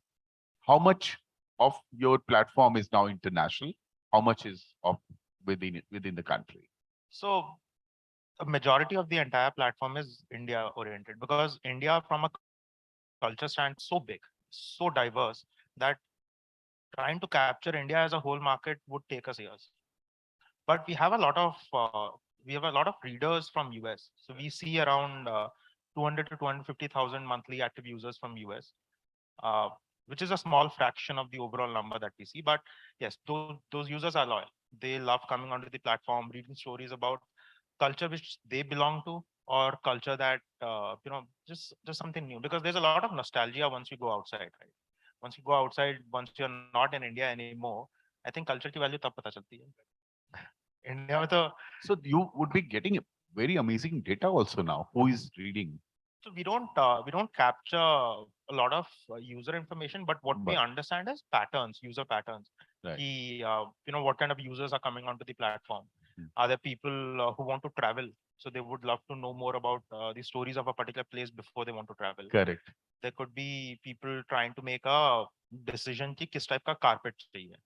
तो वो carpet लेने से पहले they would know more about, let's say, different handicrafts or different art forms. किसी को painting खरीदनी है तो बनी ठनी के बारे में पढ़ लेंगे या फिर मधुबनी के बारे में देख लेंगे, कुछ और देख लेंगे. So those are the kind of data those are some of the data points that we capture. But all in all, yes, it's a non-fiction platform. Non-fiction platform has its own benefits, has its own set of wonderful data that can be later. But still, which are the countries which really you think nearby countries or? So the entire Southeast Asian market. So they're reading. Yeah. So entire Southeast Asian market is something that we are going to expand into. Right. Because the cultures are very similar, and psyche is also very similar. सब grow कर रहे हैं. Everybody wants to stay rooted to their culture. So that's one of the things that we want to do. And Europe as well. Europe has जो भी बोलना है बोल सकते हैं, but काफी culture तो है वहाँ पे. जैसे बोलना चाहे बोल सकते हैं, but काफी culture तो है वहाँ. You're so right. You're so right. So whenever we think of Rujul traveling, I end up after making a lot of elaborate plans, I end up going to London, where I'm a door tenant. So I have a chambers. I have to practice 1 month in a year, and just leaving for some small countries within the Europe, because Europe has so much of culture. You cannot find it anywhere else. So culture has been preserved as well. Yeah, काफी preserved है वहाँ पे. preserve किया. So globalization hasn't hit. मतलब अपने तरीके से hit किया, but ऐसा नहीं है कि building तोड़ दी. Correct. So वो सब है. So it's a good place to travel. Great. Rujul, tell me which are the countries you have in mind? Bangladesh, because they have a lot of things happening on this space where you're working. Yeah, I think definitely South Asia, right? So Southeast Asian market is definitely on our list. Even Latin America, for that matter, very similar culture for women there. And so we see more emerging markets as our next step, for sure, for basis. Wonderful. And what will be your goal for next 24 months? For the next 24 months, definitely focusing on India. So we're currently, we just launched our card with rewards created for women that will also give you access to credit in some time coming soon. So getting to that full stack of financial services, right from insurance to credit loans is our goal for the next 24 months. Great. Prakhar, your final thoughts. what are your thoughts? Where you see your business in 2024? And what are the new dimensions you will attach to it? And which countries you are looking at for expansion? Sure. So, from a country perspective, being very honest, it was surprising for me also to know that Middle East is fairly behind in terms of tech, and possibly 5, 6 years behind India in terms of the kind of ventures which are supported. I think in October second week they're having a fairly large conference called Step also there, where of course we'll also be a part. But having said that, Middle East, possibly Southeast Asia, but only looking at markets like Indonesia, Vietnam, or which are fairly mature. But having said that, they're not up and above the curve. And then of course Africa as well. Those are markets which we would want to support ourselves in and get outside partners also who can be in those countries. But and in those jurisdictions you have different licensing requirements. So and there is a big underlying of us being governed by SEBI. So you know more, so I won't comment much about it. And I would personally say the goals are right now to look at possibly 3 million users in any case by the year end. And we are looking at making sure we can expand our base across advisors over and above what there are already. So there are only possibly around 250,000 advisors in India, which is negligible to the kind of audience we have. We are roughly around a $75 billion wealth market. So we are focusing on wealth, and then of course we are focusing on other products, like we're getting into spending. We are focusing on new banking. We've seen what has happened with BNPL products, so we don't want to focus on that as of now. Very well. So we are just at the end of the program. I'll just ask all three of you one final thought. Sumit, how much is your own funding and how much bootstrapped you are and how much you are taking from others? So we raised a seed round this year. So 9 unicorns and Titan Capital. So we did $1 million round. So that's the paisa hai. The other thing is we're also revenue positive. So we do around 45 to $50,000 revenue every month. So yeah, that's very well. Rujal? Yeah, we've raced across 2 rounds, and we're gearing up for our Series A this coming year as well. And yeah, we've been funded by global VCs, Indian VCs, super angels as well. Super. Prakhar? Yep. So we were in the first piece we were self-funded. We ourselves had put in money, both the co-founders, and after that we did a seed round, and that seed round was for around $1 million. We had very notable angels and a venture fund, and now of course we'll go for a pre-series A Jan onwards. So I'll just tell you one final thought that working with lot many investment funds, including Quadria and Lightspeed, my own understanding is that everybody is saying we want to invest more in India, but they are not ready because they are still wait and watch mode. Maybe another 12 months will clear a lot many doubts. So many, many thanks to all three of you for this very good discussion and conversation we had. Thank you.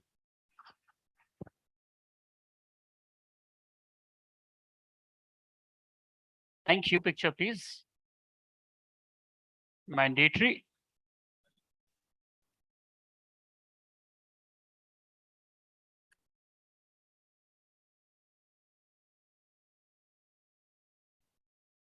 Thank you. Now, before we move towards our last and, of course, the first fireside chat of the evening, we really wish to take this moment to thank all our partners for today. May I please request our console team to play the partners AV?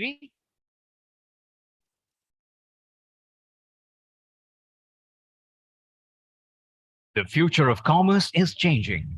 The customer experience is shifting to the virtual space. Give your business a new virtual address in a unified world. Bossmos is the next step in the evolution of commerce and customer experience online. Immersive, engaging, and easily accessible Bossmos addresses the ever-changing mindset of your customer. Our voice-enabled AI will help you clutter to address the demands of the new age customer. Live demos. Try it on feature. Store customization. Advertorial space outside the store. 24/7 promotion of your product. Give your brand a new address. Reach out to customers 24/7. Customizable, scalable, and unified. Every experience of your customer can be made real on Bossmos. Connect your brand to millions in this new age meta commerce. Rethink reality and reimagine business in Wasmos.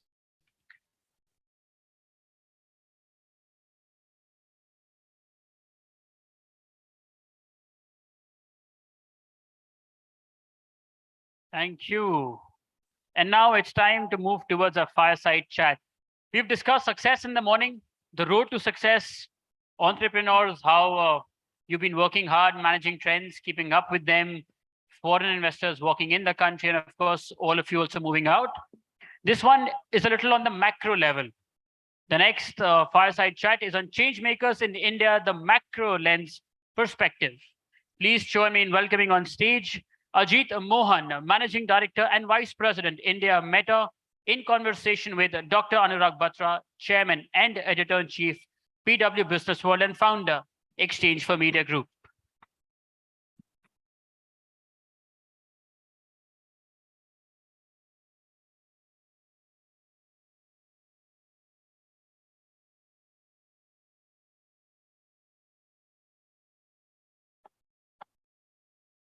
Good afternoon. Please give Ajit a big round of applause. He's come all the way from Gurgaon.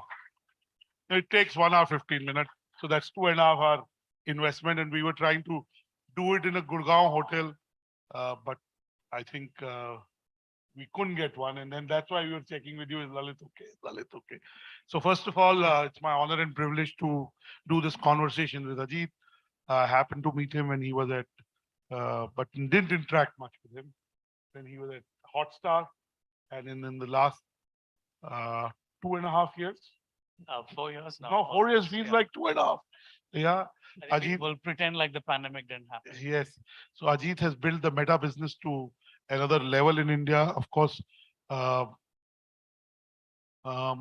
during pandemic, Meta launched a short form video product which was launched in India, but then so to say exported to other, or India was the first country where it was launched and then it was kind of scaled up. So clearly Ajit in the last 4 years has made sure Meta's reach and revenues in various formats grow. I'll come to that. Ajit was also the jury chair, though he was there only for 2 hours, but the final list was done in consultation with him and every other jury member. So he understands a bit about almost every aspect that has been discussed in the morning, but I'll stick to, this is the founders forum, so to say, next gen young founders.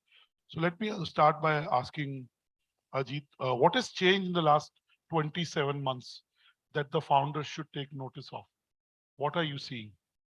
Yeah, and great to be here. Thank you for having me, Anurag.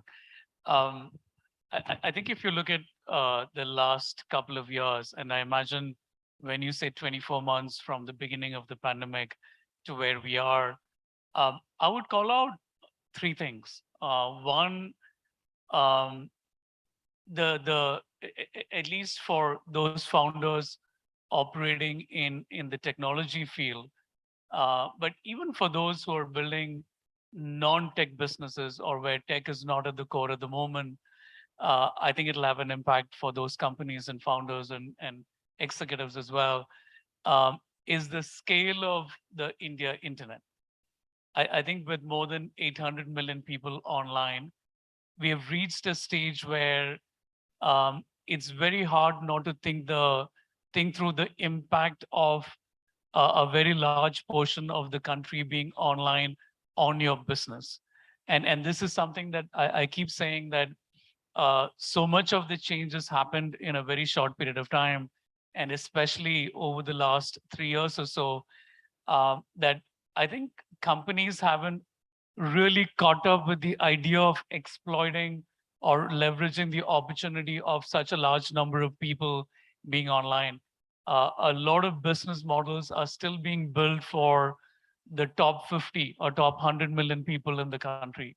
And the reality is that how you think about building products or thinking through ideas or innovating for 800 million people looks quite different than when you're solving for just the 50 and the 100. I think that's quite consequential, and I'm not sure we have scratched the surface of the opportunity that comes when you solve for all of India, not just a part of India.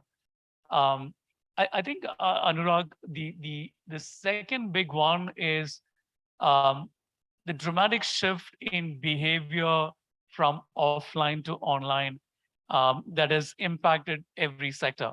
I think in many ways uh, we were all forced to live a more digital way of living in the last 24 months because there were constraints across the world, including in India, on physical mobility. So people did spend more time on platforms. They tried out services on digital that they hadn't tried before. And again, imagine the scale of this happening for all of India, right? It's not just the people in this room. Um, and I think we have come out of the pandemic with many of that shift to online being fairly entrenched.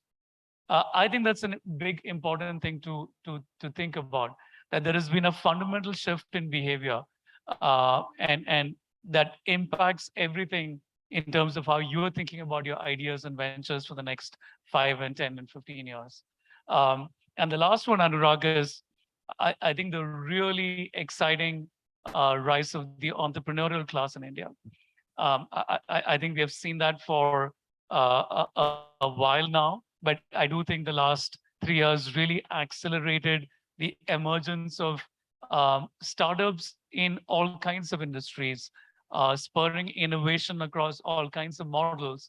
And I know there's a number that we all kind of point to, the 107 unicorns that have been formed in India.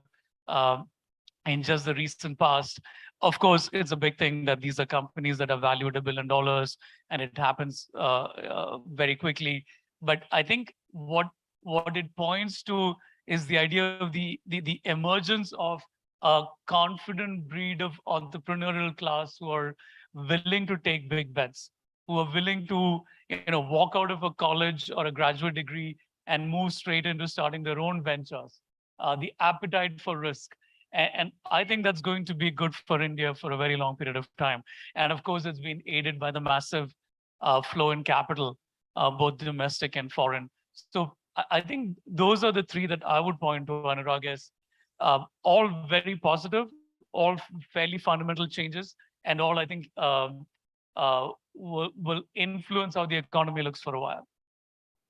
Ajit, thank you for that insight, for reiterating and kind of putting in perspective how the world and how India has changed and where we are headed and why uh, we have new founders who are betting big on digital in a way that we never imagined. And one of the big change, Ajit, is that you've seen that a lot of Indian startups that focus on the Indian market are no longer just focused on the Indian market. They're, so to say, serving the world. They're thinking on a global scale. They're thinking of multiple countries. They're not just thinking of India. Now, let me come.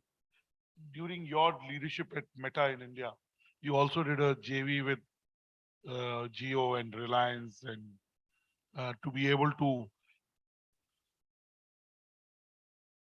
leverage WhatsApp to another level, if I may put it like that. Tell us where is that headed, and maybe some of the people in this audience, the founders, may benefit from that offering. Yeah, I think I definitely will talk about it, but I think I did want to build on the point that you were making about the acceleration of ambition, I think. And one of the things that I started noticing, especially even in newer ventures, was uh, the old model was that you will um, try and grow the product in a local geography before you would think of taking it national or global. One of the things that we've been seeing in the last couple of years is companies being ambitious about serving the world and looking at the opportunity at a national level and global level from a very early stage. And I think that's a shift, and I think it's a positive shift. And I think it's important to kind of point out that uh, it's now also become easier with the presence of global platforms like us, but others too. If you have a product that is compelling, if you have an idea that is compelling, I think it's become a lot less easy to crack a New York or a Munich or a Sao Paulo as much as it is to crack a Nagpur or a Lucknow.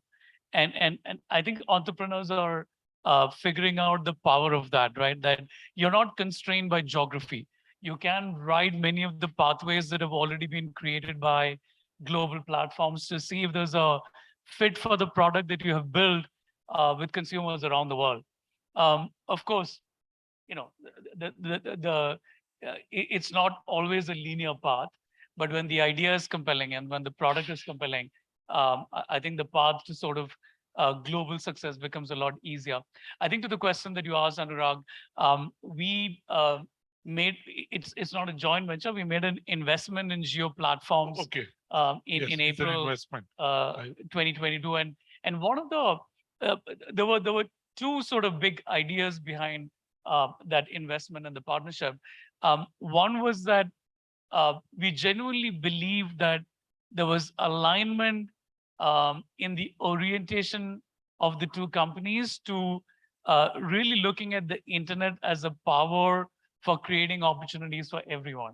And you know, both in my role at Hotstar and here, you know, in Facebook, it was very obvious when Geo launched in 2016 that they did fundamentally change the internet landscape in India. I think there was such disruptive innovation about the idea of building affordable access to high quality mobile broadband. I think it literally became the foundation for both for the other telcos to replicate that model. And then a lot of what has been built on the internet in the last 6 years fundamentally originated from the idea of a business model that bet on mass scale, right? I think Geo took that risk, invested in the infra, but were able to build a sustainable model to get high quality 4G to all of India. So we thought, you know, that's an idea that Facebook as a company, Meta now, was quite excited by. That for a lot of Facebook's existence, a lot of investment had been made to expand access to the internet. Coming from the core belief that when people have access to the internet, good things happen, including in terms of the rise of entrepreneurs and new ventures and innovative models. I think the second bet that we made was that we had an opportunity as two companies that were both entrepreneurial, willing to make big bets. We had the opportunity to partner to build products that were good for India at scale. And one of the products that we have been working on for the last 2 years that we rolled out a couple of weeks ago was the ability to order from Geo's retail network essential grocery items, right? Whether it's your daily vegetables or fruit or staples from inside WhatsApp. And you can see the power of the idea, right?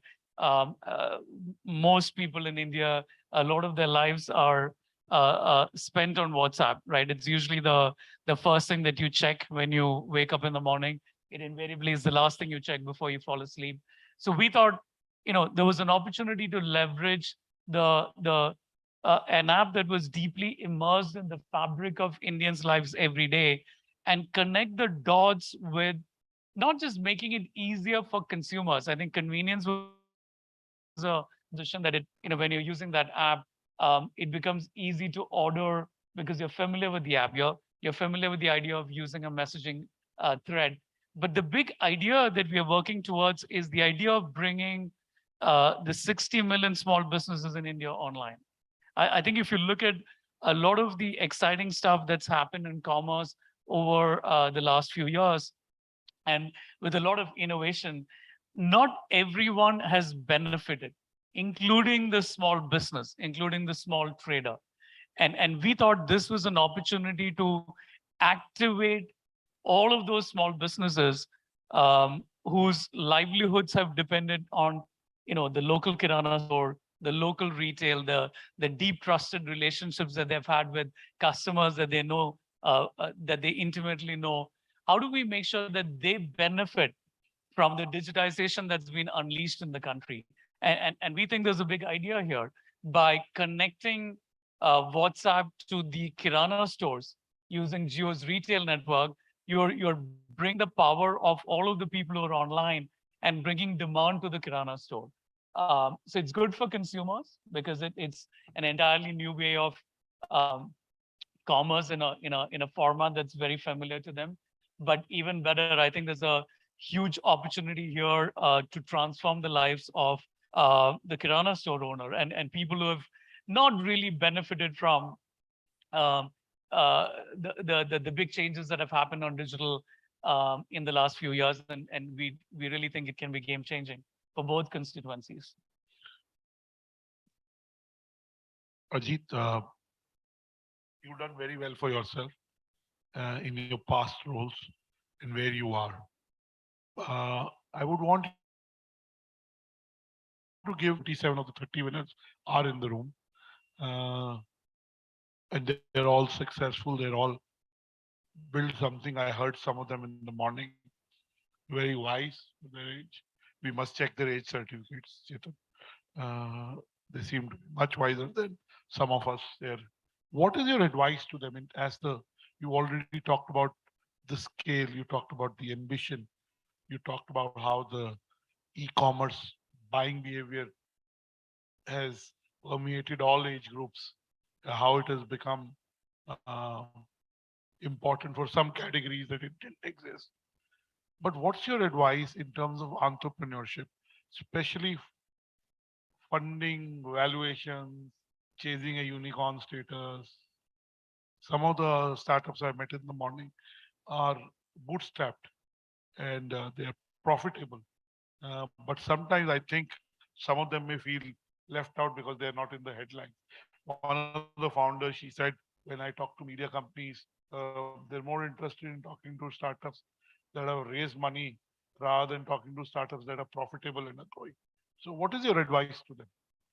Yeah, and congratulations to all of you. I think I definitely had the opportunity to review a lot of the fabulous work that each one of you has done. It was super impressive. I know I met some of you on Zoom, but congratulations again. I'm not sure. I try and stay away from giving advice. I'm not sure I've cracked any enough for me to kind of give gyan. But I would say I think to a couple of things that you raised. One,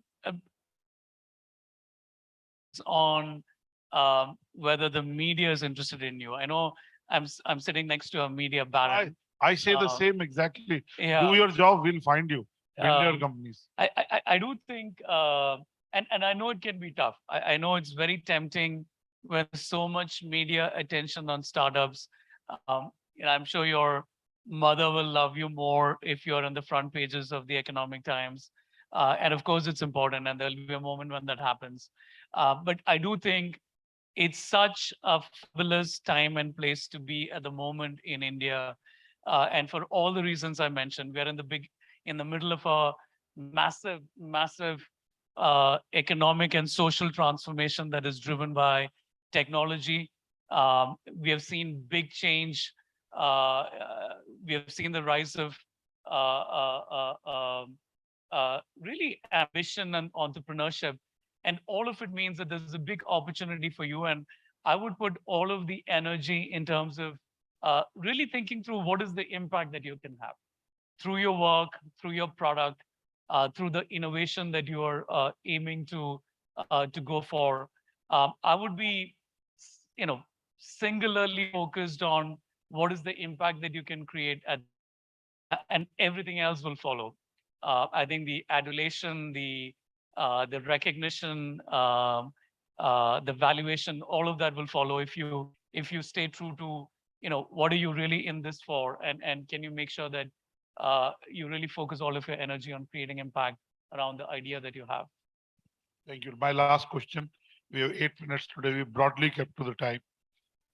In the morning, we were a little late, but we're back on time, so we'll like to stay on time. My last question before I bring in some audience questions. Facebook changed its name a couple of years back from Facebook to Meta. Last year. Last year. Okay. It all feels like it's been a long time. Yeah. But yeah. Meta. Tell us what's your view of the metaverse What's your view of the meta world? And what does it augur for India? And what does it augur for businesses and brands that are represented in this room? I think it's a great question, Anurag. And I think for those of you not familiar, Meta is now the name of the company, that includes Facebook and Instagram and WhatsApp. Um, and there were many reasons why we changed the name. Of course, there was a lot of confusion for people between Facebook, the app, and Facebook, the company. And become more than just Facebook, the app. But the real reason was that we are making a big bet through investments in fundamental research, through work that I think is really innovation at the frontiers. Um, we are trying to help create the next version of the internet. If you look at the last 15 years or so, it's been characterized by the mobile internet. Our bet is that the next version of the internet will be one that is immersive. And I think the most simplistic way to explain it is, if today's internet is something that you stare at or you look at, the next version of the internet will be something where you're in it. So this idea of an immersive embodied form of the internet is what we're calling, or our version of the metaverse. But what is needed to make that happen is we need to help the transition from 2D to 3D, right? You can be in an immersive embodied space if you can create this idea of a three-dimensional space, which does require us to do a lot of work around building headsets, a lot of fundamental research around software. And the idea is that as a company, that we will build the foundational blocks for hardware and software that will allow other companies, many of you sitting in this room, creators and entrepreneurs and builders, to use those platforms to build your versions of worlds that will all be interconnected to form the metaverse. I know it sounds exciting but complex, but just to give you a very straightforward idea of something that has already come alive, every week I have a Quest 2, which is one of our headset devices. I wear the Quest 2, and every Monday evening, I connect with my global team through something called the Horizon Workrooms, which is essentially a shared virtual space. Think about a 3D version of Zoom, where all of us log into this space that looks like we are in this physical space. And of course, you can render that space. It can be a beach on the coastlines of Greece. It can be London. It can be the Lalit Hotel in Delhi. And we are all speaking to each other, looking at our avatars. And the technology has evolved so much that you can now, uh, your hand gestures get replicated in your 3D avatar without any delay, quite authentically. There's a sense of spatial sound. So sound comes from where people are sitting in the room. And it just gives you an inkling of where this is all headed, right? And what I'm explaining is what is happening today. And what we have done is a set an ambition for what this could look like over the next 10 years. Um, Now, I think to Anurag's question, what does that mean for people here? I think it means two things, Anurag. One, of course, is over the next 10 years, it will probably have a profound impact on how people communicate with each other, how commerce is conducted, how discovery happens. And at least our bet is that it'll be as profound a change on the world as the internet was, or as the last version of the internet was. So at some point, this will become material for each one of you. But here and now, you're also starting to see the emergence of a few trends that we believe will define the metaverse as well. For example, the rise of the creator economy, right? I mean, we have seen reels on Instagram really blow up in India over the last couple of years. And a lot of it is about creators in small towns who have a point of view, who have something to say, who have an advice to give, who have a dance to dance on a song that is popular. and suddenly they realize that they have a global followership. And we have seen that over the last couple of years. People who really are not celebrities, who are unknown, who today have 20, 30 million global followers. And you can see where this is headed, where many of them will, many of them will, of course, help support brands, but many of them will use that followership to create entirely new product and service categories. So there is a big technology shift that we are betting on, but there is also the assumption that a lot of what we are seeing today in terms of the emergence of the creator class being able to build global followership, that it will impact commerce in a fundamental way.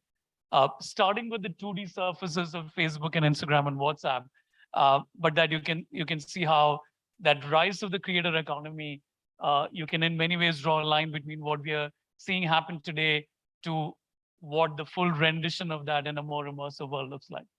Thank you, Ajit. We have about 2 minutes to go. I can take one or two questions. You have the benefit of having Mr. Ajit Mohan here. If you have a question, you can raise your hand, ask a question. Yes, sir. Get him a mic, please. You're not a loud Punjabi from Delhi. You need a mic. Or are you a loud Punjabi from Delhi? Okay. So give him a mic, please. Hi, Ajit. If you can stand up, it'll be Hello. nice. Now, give us your name. I know you're in the list, but for everyone. Okay, I'm Danis. I'm building a mobile gaming metaverse. So I just wanted to understand what criterias are Meta or other companies going to put in to define whether a company is a meta company or whether a metaverse company or it's just a VR company. And is there going to be an NFT or a blockchain system around Meta where in the meta world, in your Facebook meta world, where our companies will also be incorporate gaming and other SaaS companies? Thank you. I think it's such a great question, and maybe to clarify two or three things, right? We don't see ourselves as creating the metaverse. I think we see it as a world that will be created by others, other builders, other companies. There is not going to be the metaverse, right? Our role is to be an enabling platform. I mean, we are investing in trying to generate technologies that are quite difficult to produce, and it involves a lot of really difficult things to crack. But we believe that if we can crack those, both the hardware and software foundational blocks, it'll be used by others to create different worlds that will become part of the metaverse, right? It's not this single monolithic the metaverse that's controlled by us. Second, one of the bets that we are making, and I think it's a great question that you asked, is we want this to be interoperable. I think when we look back on the mobile internet, it's clear that in many ways we have created some wall gardens, right? And our core principle is that we don't want that to be replicated here. We don't want an Apple metaverse or a Google metaverse or a Meta metaverse. We want there to be all these worlds that can, where people can seamlessly move across these worlds. Just to give a very crude example, today when you buy a black shirt in Bangalore, the shirt still is on you when you land in Delhi. I think we want that to be the case in the metaverse as well, right? If you buy a virtual shirt in a 3D space, it shouldn't be that that shirt disappears when you move into another space. I think it's powerful when people know that your experience and ownership can be seamless. So that's the second idea. I think the third idea is that it's not for any company, neither for Meta or anyone else, to give labels and decide who's a metaverse company and who's not. I don't think there's a lot of value in spending a lot of energy around semantics, right? I think this is going to be about who has great ideas that are embraced by hundreds of millions of people. And I think that will still be what the game is. Can you innovate and can you build products and services that are loved by people around the world? Thank you so much. We'll take the last question from the youngest gentleman. Thank you for allowing me to ask a question. The question relates What's your name, sir? I'm Dr. Rajiv Jain. The question relates to the basic fundamental creation that you're mentioning ideas are generated from minds, and mind cannot be separated from brain. Now, when we talk of meta I and have none. avatar, I don't have a mind, I don't have a brain, but I'm great, wonderful. And meta and metaverse, when we talk of, uh, has there been thought of addressing the needs of children with autism spectrum disorder? One, and the people who have dementia and Alzheimer to tackle through long periods of their living life. Will Meta help? How Meta will help? And what is the thought of Meta in this area of health technology? I think it's a great question, and I would kind of frame it as, you know, you're saying how do we build technologies that are relevant for uh, uh, everyone in the world, and how do we make technologies accessible? It's definitely a live conversation in the company. Um, One thought is the idea of how do we make sure that we are learning from everything good that happened, and things that we have learned in terms of things that didn't go well in the last version of the internet, and embedded in the design of the next version of the internet. But equally, I do think, when you think about these immersive technologies, you can instantly see the power of uh, uh, uh, deployed into multiple sectors, including health, right?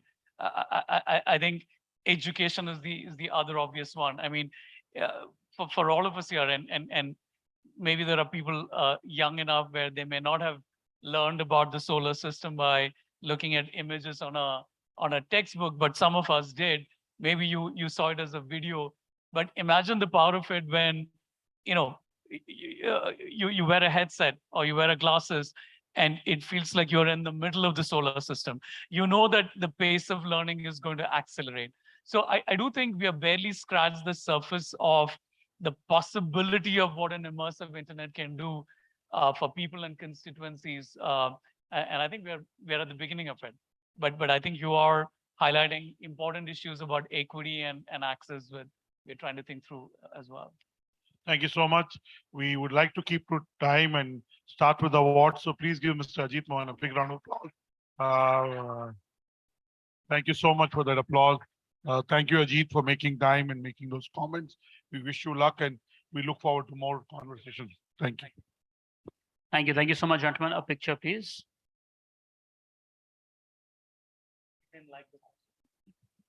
She did say she wants more of it, she's saying. Thank you. Thank you so much. Okay, with that, from the powerful and thrilling discussions of the day to the evening's celebration. Well, not yet the evening, but I think today it's a moment to celebrate for us also, because you're right on time, bang on. So thank you for that. My name is Aditya Malik, and once again, it's a pleasure to welcome each one of you to the second edition of a PW Disrupt 30 Under 30 Awards, celebrating India's top 30 Under 30 achievers. Today's award ceremony is being streamed live across all BW Business World platforms, including our social media channels and on www.bwdisrupt.com. We would request all of you to please join in the celebration by using the hashtag BW30Under30. Once again, I would like to thank the partners for today. Our associate partner, Wasmos, our awards partner, Bobble AI, our travel partner, Joy Travels, our digital media partner, IWM Buzz, our fan partner, Fandroom, beverage partner, the Thick Shake Factory, our coffee partner, Beanly Coffee, and our media partner, Exchange for Media. May I please request our team to play the partners AV?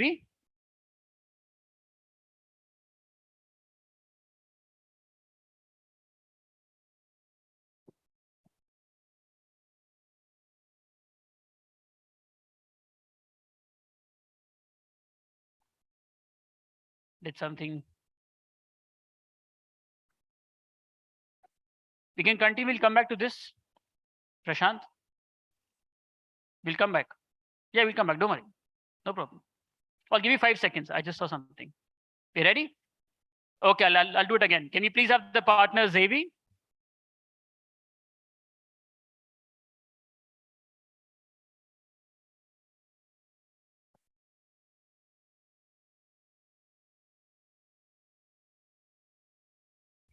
The customer experience is shifting to the virtual space.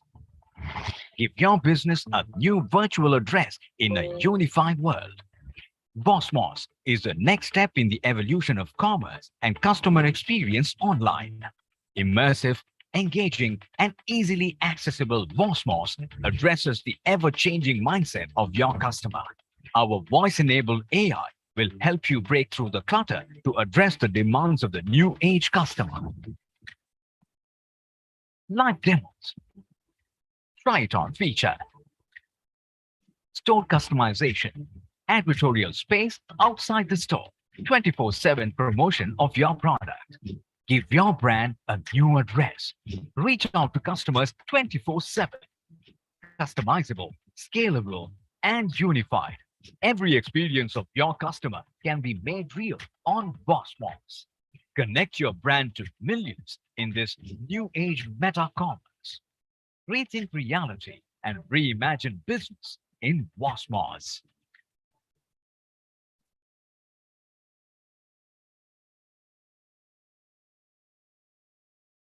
I think we can give our partners a bigger round of applause. Thank you. Moving forward, I would like to invite on stage Dr. Anurag Batra, Chairman and Editor-in-Chief, BW Business World and founder, Exchange for Media Groups, to officially open the awards ceremony. Give us a big round of applause. He's been doing since 9:30 a.m. Give him a bigger round of applause. Thank you. First of all, it's my honor to welcome you to our youngest IP. This is our youngest IP. This is the second edition. Last year, Mr. Manu Jain of Xiaomi was the jury chair. And it's my honor and privilege to welcome Mr. Ajit Mohan, who's the country managing director of Meta in India, who was a jury chair to the second edition of these awards. The first edition we did virtually, which was fun in its own way. And like all our initiatives, I'm sure this initiative will become the industry benchmark. I don't want to, we've had enough speeches and all. I just want to say I met my friend Sumit, who's building a conversation. I met him for the first time. So, I mean, you can make friends with people even if you met them here. And because he's in the media tech space, Ajit, I ended up telling him about my investment in that and talking to him and figuring out who's the investor. Fact is, our awards are done in an honest way. And before Business World, for 15 odd years, I was part of, I'm still part, but I'm not operational there. I don't have an operational response. It's called Exchange for Media. With all humility, it is the #1 go-to site for marketers, media planners, buyers, agencies. So we still have to amp our digital. But since you gave me feedback, I've been on it with the team. I know how media companies work. I can say every media company that matters, I know everyone there. With all humility, I don't think anyone will know more people in India in this ecosystem than me. And I built this company from scratch. So it's not like somebody handed over to us. I started when I was less than 30, which was some time back. I started when I was 28 and a half, to be very precise. Naval was 26. So clearly, our awards is done through a jury process.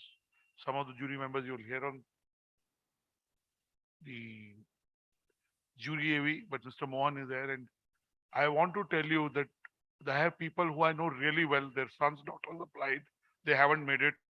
I haven't picked up their calls in the last 10 days. And I'm a very responsive person. Okay. I don't know what to tell to them because people don't believe that you do honest process. Because almost everything can be bought. Almost everything, not everything in life can be bought. But we'd like to do our awards honest. So if you won, I don't know any of you. I know two people out of the way. One I met in a flight, and since then this is the second time he applied. Right, Mayank? I couldn't come to your wedding, congratulations. And another person who applied and I saw his name. There are two people I know, but they're nothing. I didn't vote for them. I didn't do it. They won. Yes, I know them like I met you once. Prakhar, yes, I know a little more deeply than I know you because we try to do some work with him. But he's outstanding. I'm happy. I would have voted for him if I was voting, right? So clearly the rest 28 winners I don't know, right? That's how we don't do our awards. So it's an honest process. That's the only thing I want to say. I just want to show you 3 slides, Prashant. Prashant, you have my slides ready?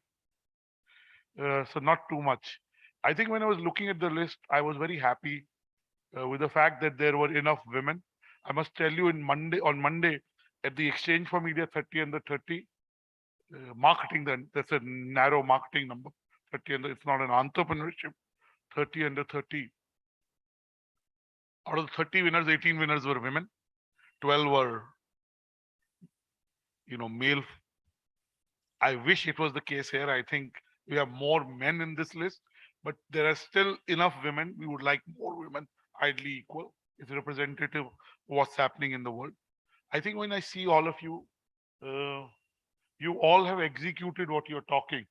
I've looked at numbers of some of your companies, what sectors. I know you crossed 100 million downloads. So you have done substantial work. I know Mayank's work. He's doing great work in his father started the company. And some of the people who didn't make it to the list were very good, but they couldn't answer this question. So your dad started the company. What have you done in the last 5 years? They couldn't answer that. They were very good, but on that day, they couldn't answer it. There's a particular person I know. He couldn't. And I have, I met the parents at a function social and they asked me. I said, I'll come back to you. I was like, I know he's not in it, but I don't have the courage to say that. So I was like, polite. So you're not people who just talk, but you put in the work. It is there for when the special issue in business world comes out, you'll see some of these companies milestones, their numbers, where they're headed. You know we're in September, but you'll know that you're in August company. You're people who are building enterprises of the future, whatever be the impact. Some are doing it on a scale, some still have. And the job of a media company is to discover new people, not feature the same people over and over and over again. We sometimes do. Second, and some my pictures I saw, I was there next, is hustle. You're hustlers, I can say that, and hustle, I think of it as a positive word. Like I think of hope, like I think of hard work, like I think of humility. These are very positive words. And they're positive. You have hustle. Last, not long, is grind. You have done some of the people who are in the list, almost all of you have performed repetitive tasks over and over to attain your goal.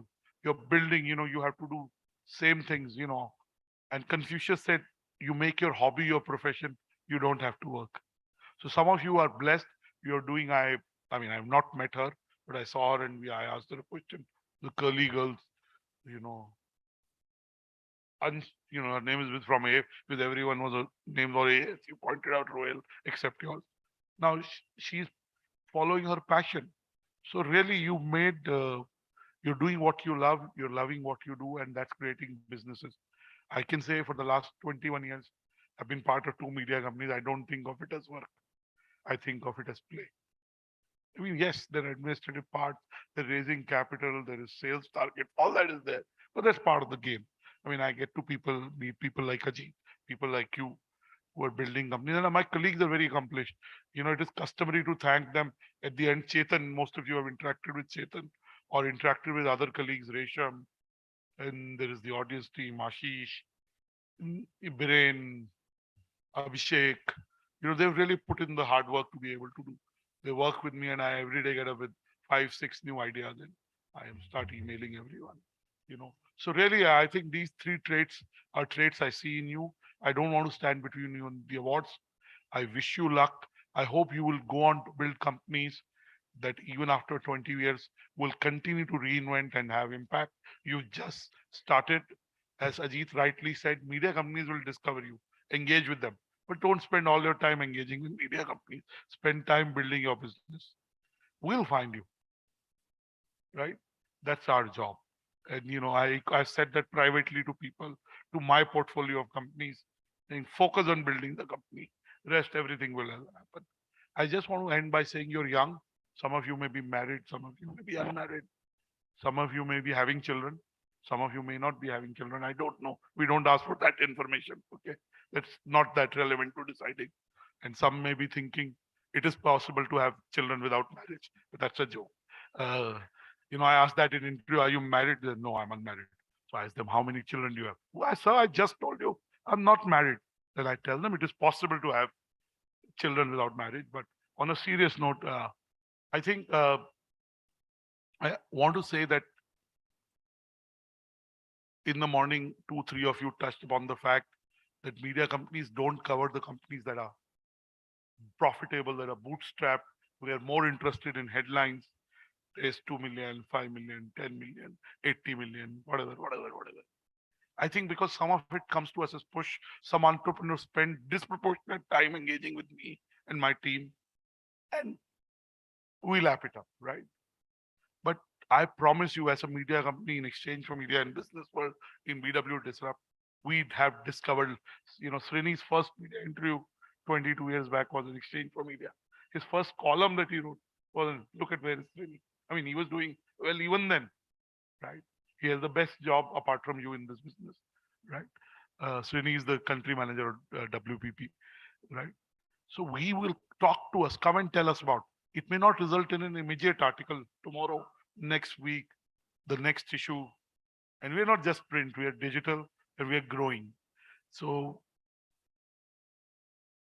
focus on building your companies, focus on sustainability, focus on governance, focus on being profitable. Rest, we will find you. I want to reiterate what Ajit said. Congratulations to all of you. You come through a very honest process. And I'm glad looking at the kind of people, some I met today, some I'm sure I'll get to meet today or in future as we interact with you. I'm sure there are opportunities for collaboration amongst you. One of the advantages of doing a physical event is that you can collaborate with each other. You can talk to each other. It's an era of collaboration in a deep way. If not, learn from each other. Very happy to meet Avni, who is the youngest on the list. मैं जब छोटा था मेरी mummy बोलती थी कि झूठ बोलो तो लाइट चली जाती है. मैंने लगा आपके केस में झूठ नहीं बोला. You are the youngest on the list. I now know. So wish you luck. All the best. Do applaud for winners when you come on stage. Say a few words. If the evening is yours. God bless you. Thank you.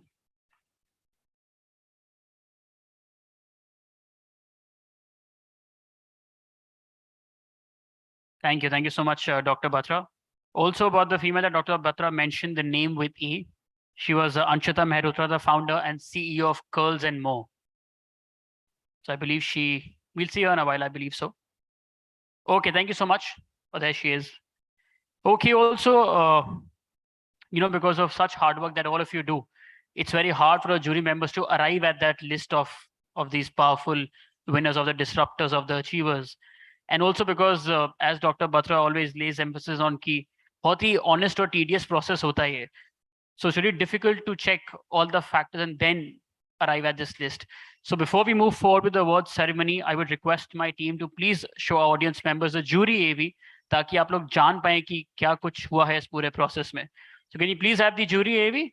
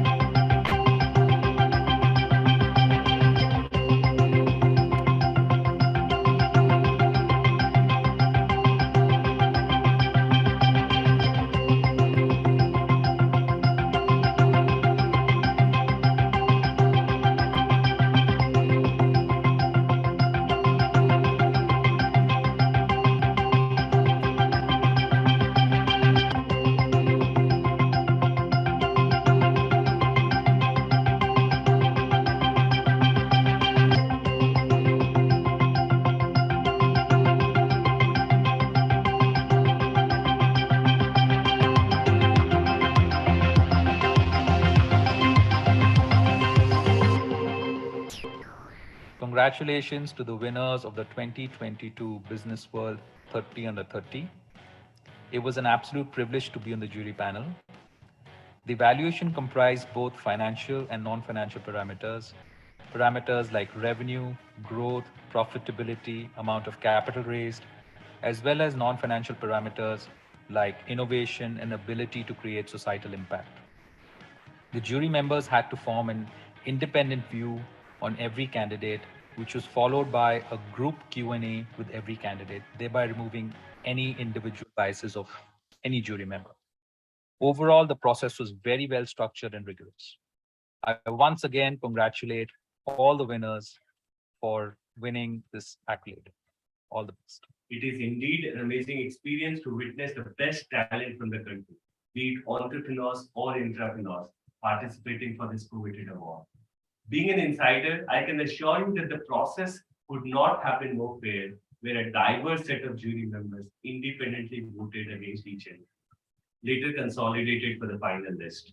Congratulations to everyone who has won under Business World 30 Disruptor Awards. It was a fairly very difficult job for all of us as jury because everyone was as better as the another one.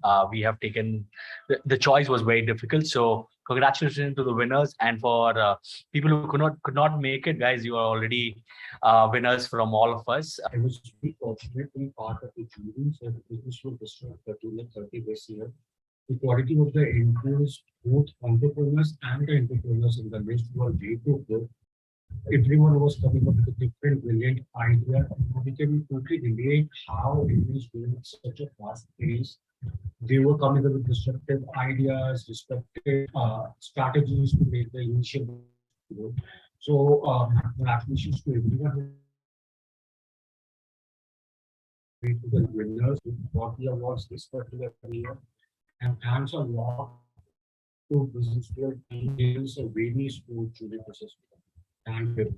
Thank you, Business World, for having me as part of the jury 30 Under 30 list. It was a complete pleasure to hear the stories, the vision and missions of founders and various industry leaders from all walks of life. I'd like to personally congratulate the winners. Their ambition, their drive, dynamism, and passion really stood out. And I'm walking away truly inspired. I look forward to seeing all of them on their journeys ahead.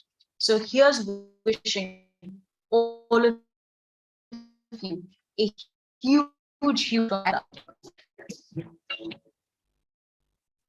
Thank you. Thank you so much. I think, can we have a big round of applause for all the jury members also? Once again, today's award ceremony is being streamed live across all BW Business World platforms, including our social media channels and on www.bwdisrupt.com. Well, if you're celebrating, which of course you will be, please join in the celebrations of the evening by using the hashtag BW30under. I am at least seeing this for the first time, so I think this is special for all the winners today.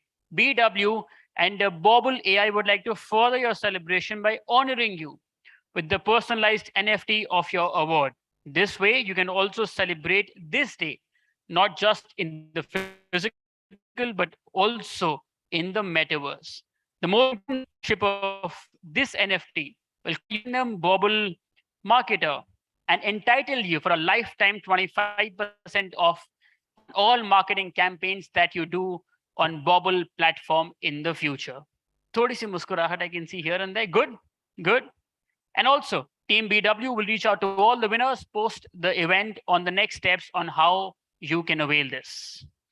Well, I would also request all the winners, once you receive your award, please exit from stage left so that you can get your picture for the magazine, and also stay back for a group picture again for the magazine. Okay, so now with the awards ceremony, to felicitate winners, please join me in welcoming on stage our presenters, Dr. Anurag Batra, Chairman and Editor-in-Chief of BW Business World and Founder, Exchange for Media Group, our Jury Chair, Ajit Mohan, MD and Vice President, India, Meta, and Sandesh Shetty, Director, Innovation, Wasmos. Please.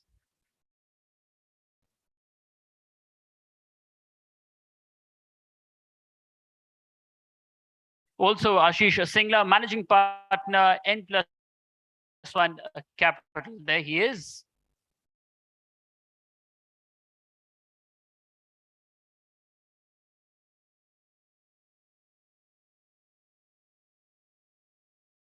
Okay, so the first person who was going to be joining the BW 30 under 30 powerful list this year is, can you please have the AV?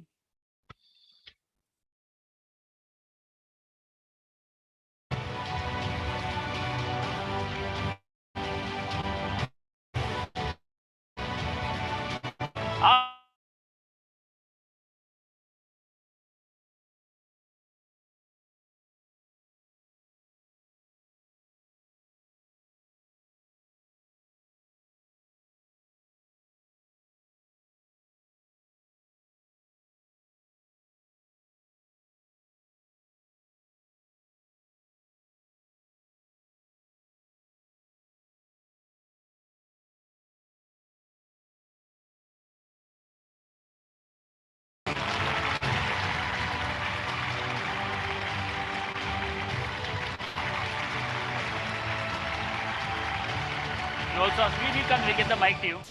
Can you please get me a mic?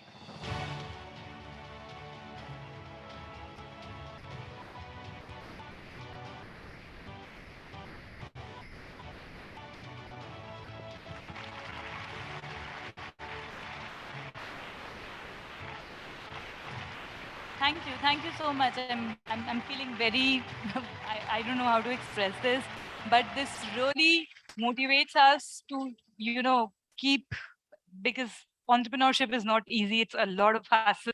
So such recognition helps us keep motivated, do the good work that we are doing for empowering so we are a platform for non-metro cities and we are empowering medical shopkeepers. So this is empowering us, motivating us to keep doing our journey. Thank you. Thank you so much. Congratulations, Asta. Congratulations. And the next member to join this powerful list this year is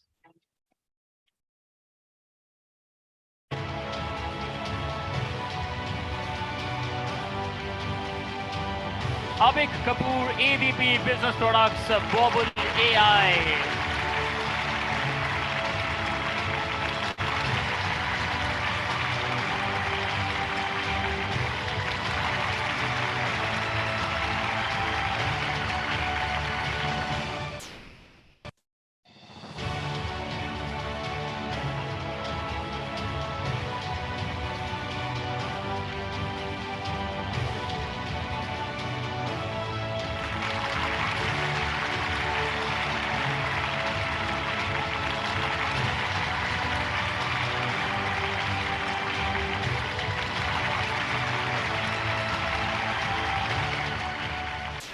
Want to say that I'm like this. Bobble.ai is a long-term partner. So their sponsorship has nothing to do with this award. I just want to say that the jury members are here. Ashish is there. They happen to be, I think, a long-term sponsor of multiple events. Somajit manages that relationship. So, he's one on his own. And the two of the jury chair and one of the jury members, Mr. Singla is there. So I just want you to know that. Please give him a bigger round of applause. Really grateful to have this award. Thank you so much, everyone, jury members. And I feel like there's a long way ahead and hope to receive more things like this. Thank you so much. Thank you. Thank you and congratulations, Abik.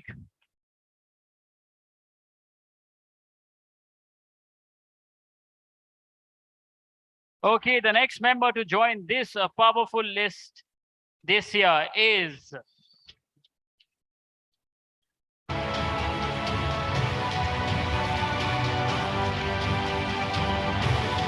Aman Singh, co-founder and head of analytics in Tangle.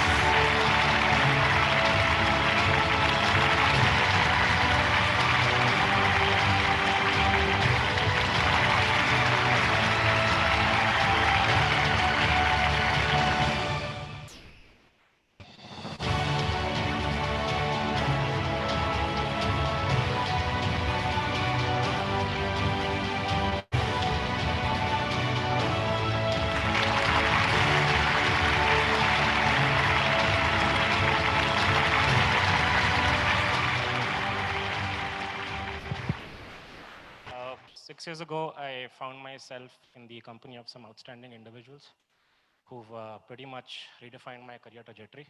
Are being merited for the success of Entangle's lab, for merely being below 30. To each and every member of Entangle's lab who work very hard every day to make sure they can facilitate a platform wherein an eccentric researcher can pursue his interests to the best of his capabilities. Thank you so much to my team. Congratulations to you and your team. Aman. Okay, the next member to join the BW30 under 30 disrupt list this year is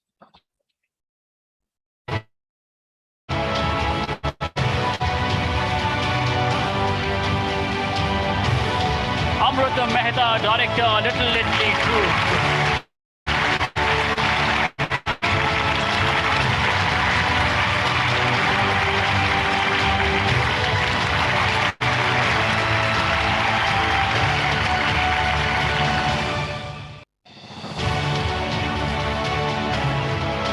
Give Amrut a big round of applause to him and his entire team.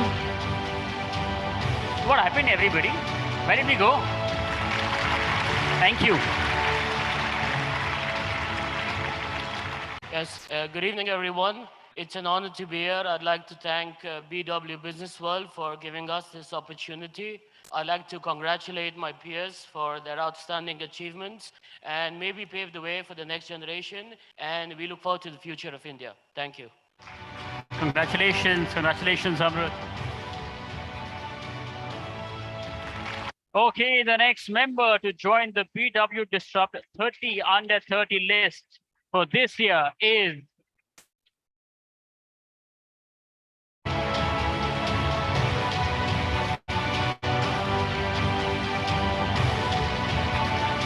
Ansha Mehrotra, founder and CEO, Curls and More.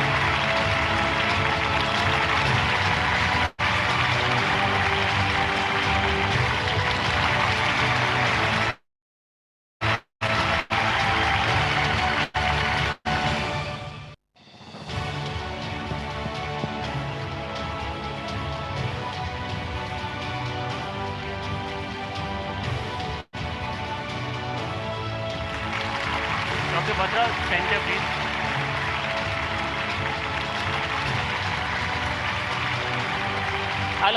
I'll hold the mic here. Of course, the most creative question, how does this feel?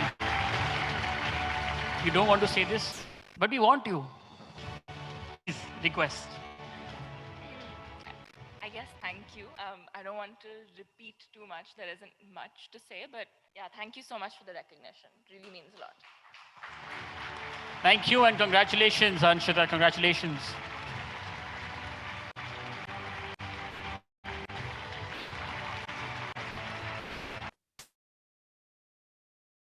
Okay, the next member to join the BW Disrupt 30 under 30 list this year is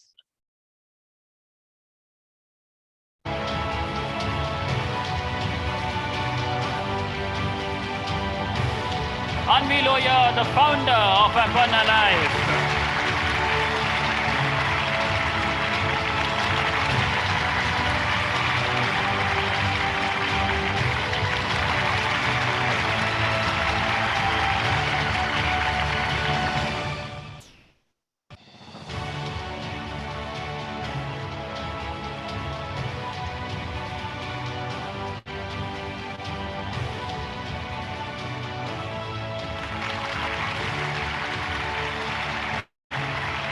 Anvi. She's the youngest. She's 21 years old.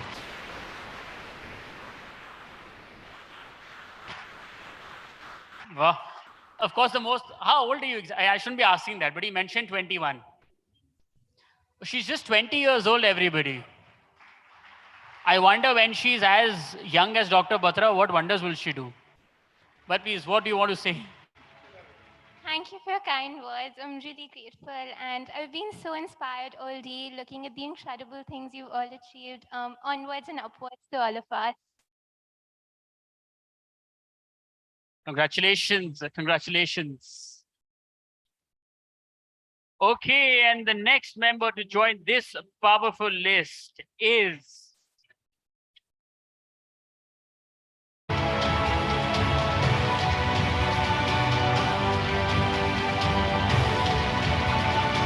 Arnav Kishore, the CEO and founder of Firebolt.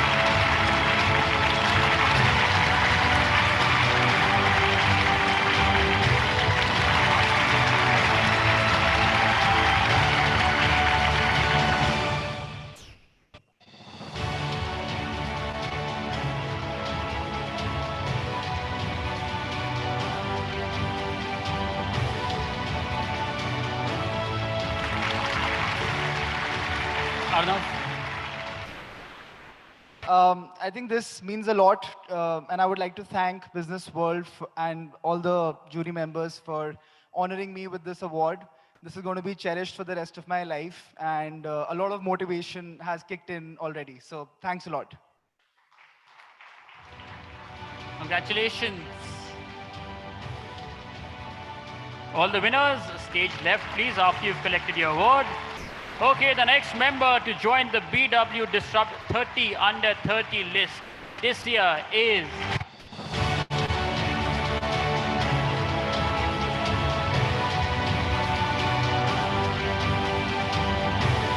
Atulya Kaushik, the CEO and co-founder of Brakinsa Technologies Private Limited.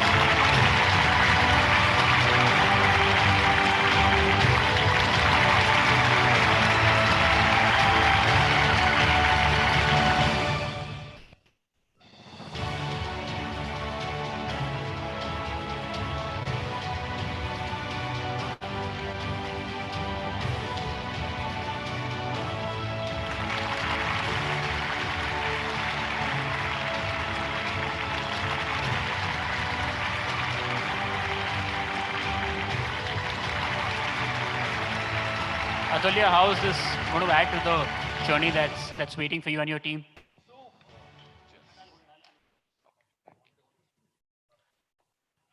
So first of all, thank you, Business World, for the honor. And running a company is a very daunting task. Some days you feel invincible, and then there are days when you're like, hell broke loose. So there are things which are very difficult, but the most important thing for founder is the adrenaline that he gets from doing impossible every other day, right? I want to thank my team. I want to also thank my co-founders, Ashay and Manish, who deserve the team and my co-founder deserve this equally. And obviously my family and my wife for being there constantly in my life and, shaping me and, being a sculptor for whatever I am today. Thank you. Yeah, and also for giving a wonderful baby. Yeah.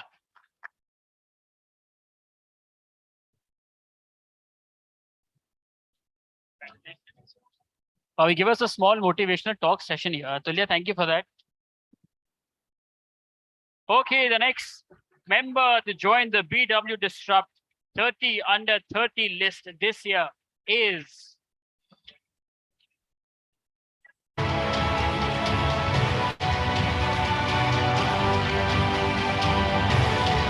Bhavik Chennai, Group CEO, BBC.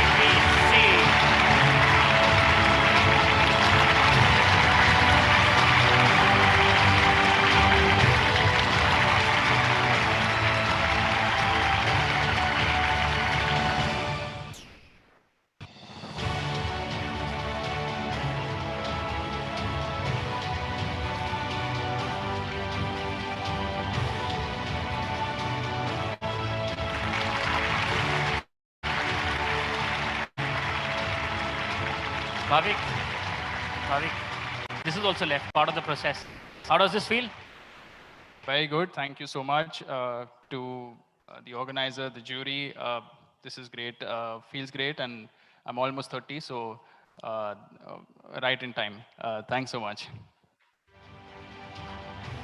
We had put you in the 2022 bracket, but though you mentioned it now, congratulations, Bhavik.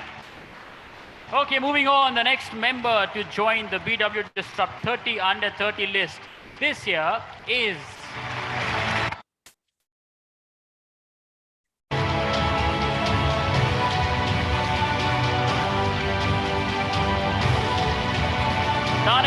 Sinha, CEO and founder, Team Stacy.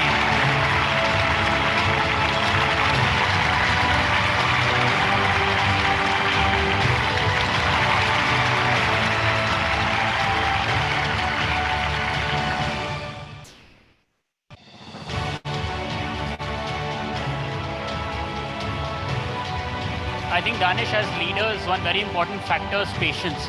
And your hair truly depict that.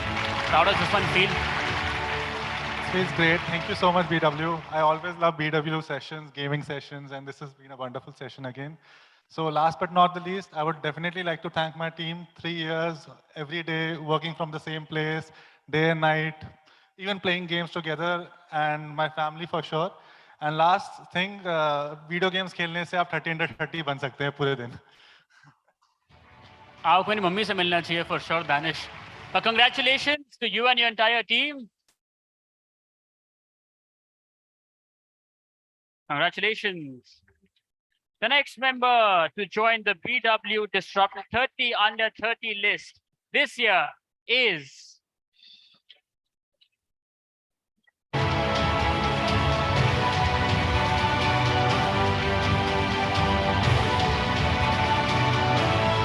Gautam Bhagwan, CEO and influencer.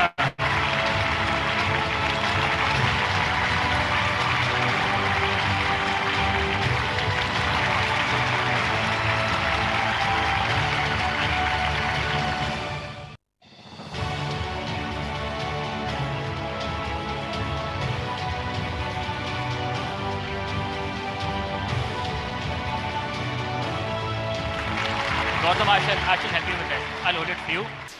Oh, it's yours. No, I won't take it. Don't worry. But what do you feel? I really feel great. Thank you, the entire jury and the entire team of Business World for giving me this opportunity and this recognition. I think this is 4.5 years back, and it was when I was 21. People said that अबे ये time ये सब नहीं है, sir. This is the time to do MBA. But now after not 21, 22. So 22 to 26, I think it brings a lot of courage and responsibility even further. And it is not just me, the entire team of Mad Influence who has made this happen. And of course, the creators and the influencers that we work with for believing in us. Thank you. Congratulations.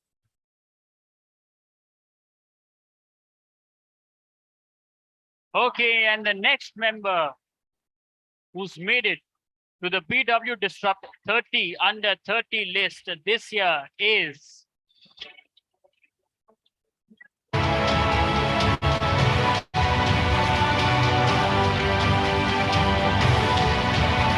Kushank, co-founder and CEO, Supply Node.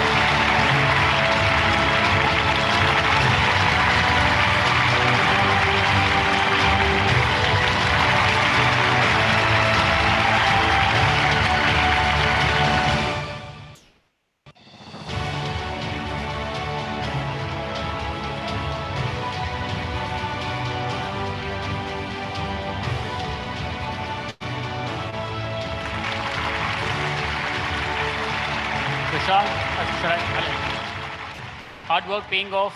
What's the journey ahead? Yeah, so I think first of all, thank you so much, jury members and BW for the recognition. I think from day one, I've been around BW, was part of the Business World Accelerate program. So it's a tough one to get into the final list. It takes some time. So it's an honest process for sure. And thanks a lot to my co-founders and the team for supporting us all this along. This is a great motivation and look forward to an exciting journey ahead. Thank you. Thank you, everyone. Congratulations to you and your entire team. Okay, the next member who's joined the BW Disrupt 30 under 30 list this year is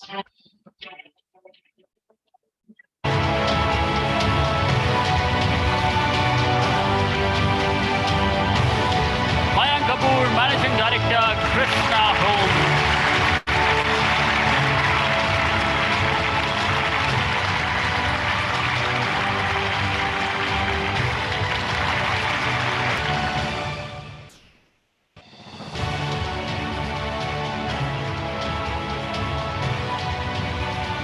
Mayank, 30 under 30 list, of course. How does it feel? First of all, I would like to thank BW Disrupt 30 under 30 and the jury members. Secondly, I would like to thank my family, my wife. But the most important factor is the people who are involved directly or indirectly with the company, Krishna Homes. We have a lot of people who are not associated directly, but then we have manufacturers, we have people, vendors. They all work on timely basis. And in our field, the timely delivery of the product is immense importance. So it's basically a motivation for not just me, but for every tier 2 or tier 3 city person that if you really would work hard with sincerity, you can actually reach to a people which was being considered just for Delhi and Mumbaiites people. Thank you. Thank you. I tell you, I fly a lot, and not these days, but 2 years back, and I was on a flight to Bombay or Bhopal. I was on a flight to Bhopal, yeah. But so he's from Bhopal, and he met me. He was reading a book, and I am very interested in books. So I asked him what book. Then we started conversing, and he figured, and he's like a management consultant. Trust me, when you talk to him, you'll know. He talks about concepts, ideas. Second, I was telling him, so conversation on plane, and he said that was, and he did apply in the last one. He didn't make it in the Reality Plus one, right? And I do keep a track. I was telling him he got married last year. He invited me. I couldn't go, but I was telling him you won because your wife brought luck to you. Okay. Yes, always. Give Mayank a big round of applause there. Congratulations, Mayank, to you, your wife, and the entire team. The next member who's made it to the BW Disrupt 30 under 30 list this year is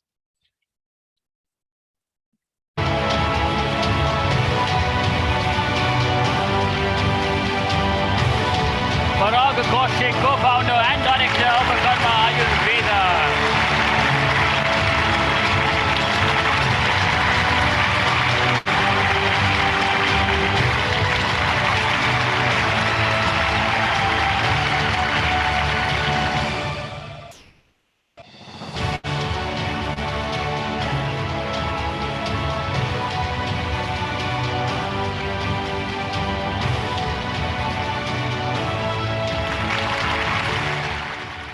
Firstly, I want to give a big round of applause to the entire BW team. I mean, they've been amazing in this whole thing. Thanks to the jury.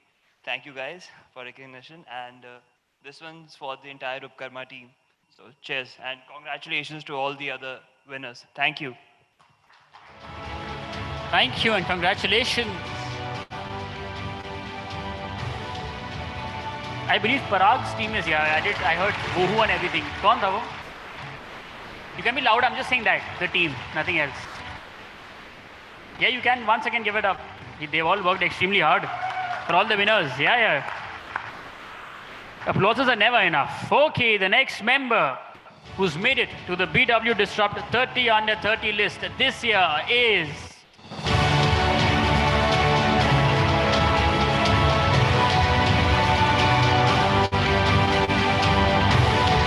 Pooja Brahmankar, Senior Digital Marketing Manager of Scadio.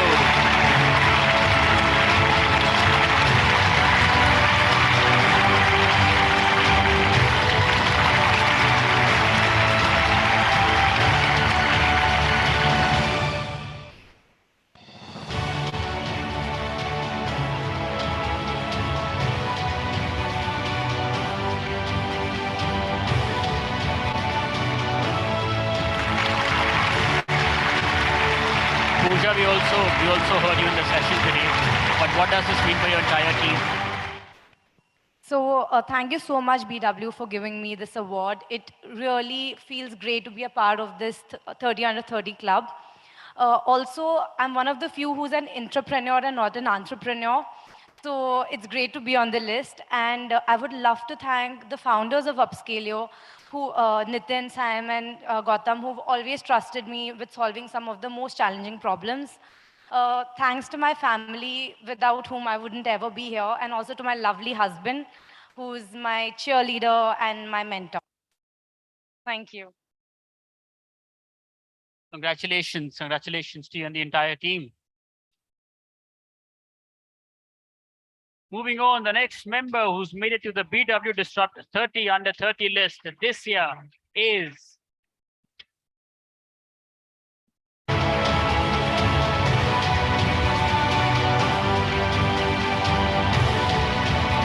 Prakhar Pandey, Executive Director, CEO, Founder, Nula, and PRP Professional Edge.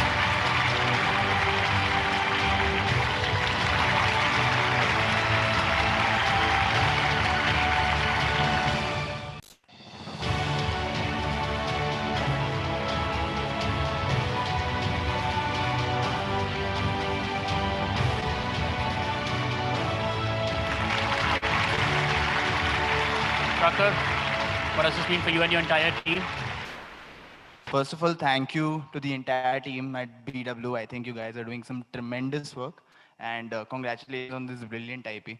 Onwards and upwards. Thank you to the jury, being very kind enough and bearing all of us with our constant aberrations. I think I'll thank all my team members, all the founders, co-founders for working with me. And this is a great positive validation for a long journey ahead. And congratulations to everybody. Thank you. Congratulations to you and your entire team. Okay, once again, a reminder for all the winners, please stay back for the group picture, which will happen at the end of the award ceremony. Thank you. Moving on, the next member who's joining the BW Disrupt 30 under 30 list this year is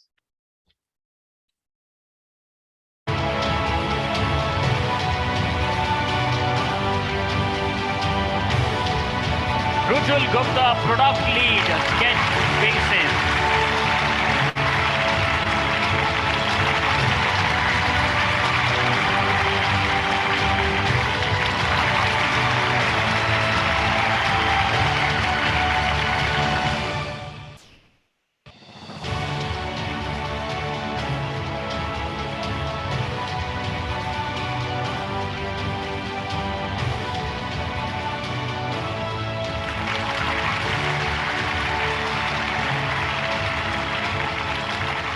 Rujul.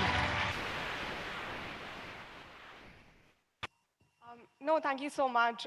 Incredibly honored and humbled to be a part of this list with such incredible entrepreneurs. And this one specifically for everyone who's been a part of this journey. My family, my parents who are watching from home, my friends, and specifically the co-founders and the team at Basis. Thanks so much. Congratulations. Okay, the next member who's joining the BW Disrupt 30 under 30 list this year is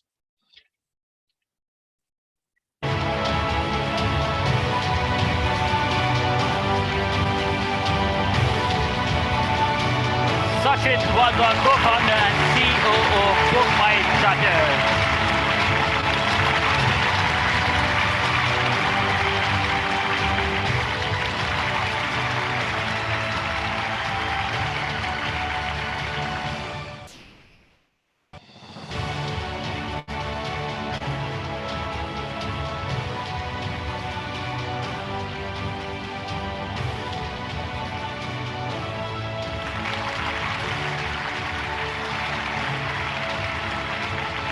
Everybody for Sachit?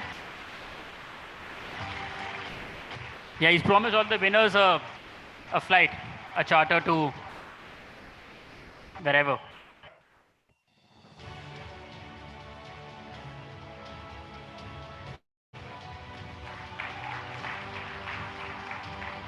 Sachit, where did your charter land? I'm sure it's landed here and many more to come. How does this feel?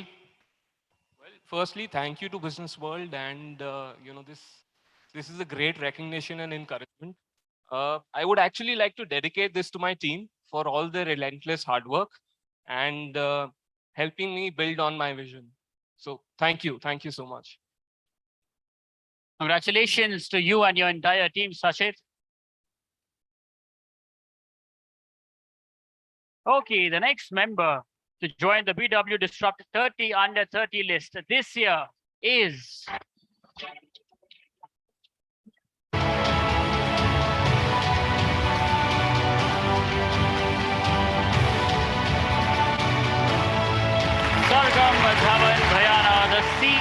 of Trustmark.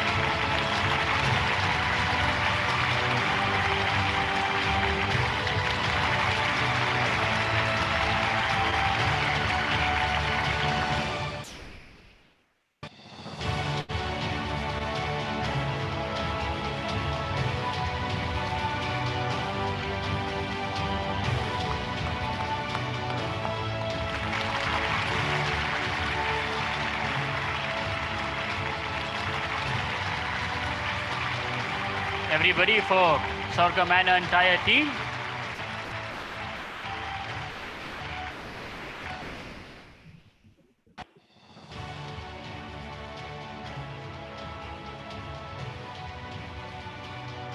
Sorghum, I'll hold that for you. What does this one mean? Well, obviously it means a lot. I'm humbled, honored, um, excited. Thank you so much, BW. Thank you so much to the jury, to most of all to my team at Trustmart and my husband, who's my biggest motivator and the one who really kicks me out of bed every morning. So thank you. Congratulations. Is your husband here? Where's the husband? So please, हमको मदद करो सुबह उठने में. But congratulations to you and your entire team. Congratulations. Okay, the next member who will be joining the BW Disrupt 30 under 30 list this year is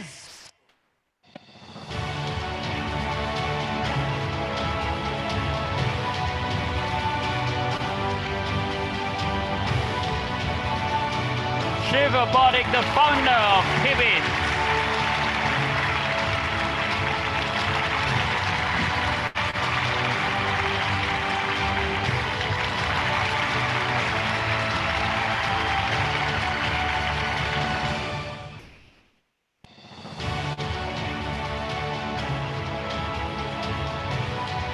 Let's give him a big round of applause. Everybody, please.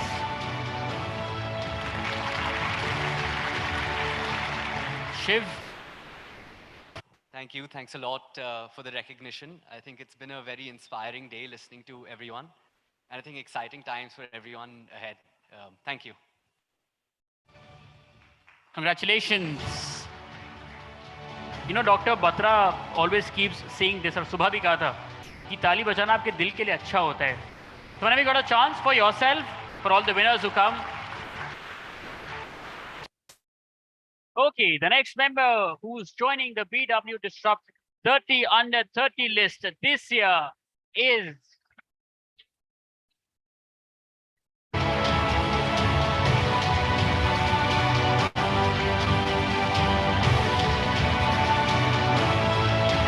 Krishna Gupta, the MD and founder of Loyal Luxuries.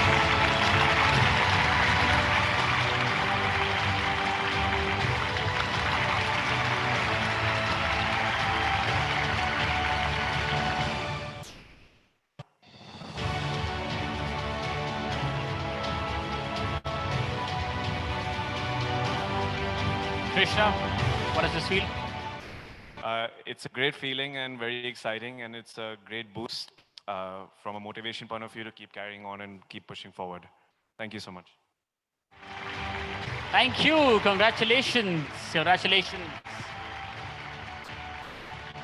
Okay, moving on. The next member to join the BW Disrupt 30 under 30 list this year is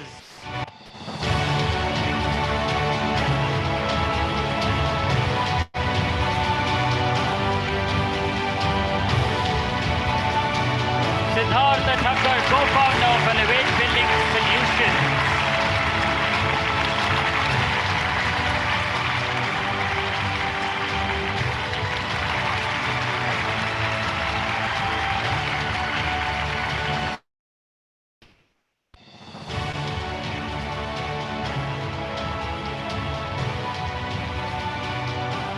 Everybody for Siddharth and his team for all the hard work that they put in. Siddharth, I'll help you with that. How does this one feel? It feels good. First of all, thank you, BW, and all the jury members. Actually, I'm double happy today because not only I've won this award, but we were actually granted a patent from the government of India today. So yeah, it feels good.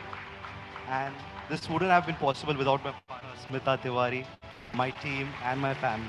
So thank you. Now we go to live. That's all. Congratulations, everybody. The party today is on Siddharth and his team.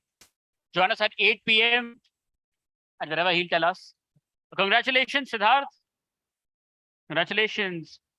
And the next member who will be joining the BW Disrupt 30 under 30 list this year is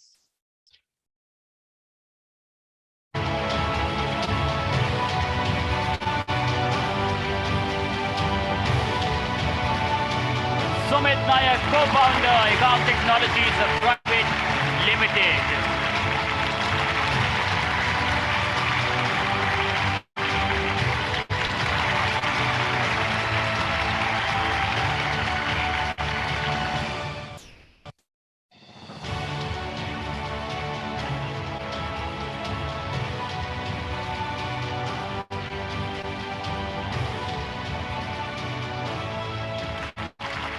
Sumit. It's a great honor. Thanks a lot to the entire team at Ekank. Thanks a lot to my family, everybody who's supported, and thanks a lot to the BW team for this and for organizing this and giving this award. And yeah, that's it. We're building a storytelling platform that actually helps that that actually helps in promoting culture across. So for example, let's say I'm from Odisha and I genuinely don't have a platform which is only for culture and heritage wherein I can tell the we are trying to build that platform and make bring culture from a fragmented space to something that is extremely consolidated. Congratulations, Sumit. Congratulations. Okay, the next member to join the BW Disrupt 30 under 30 list this year is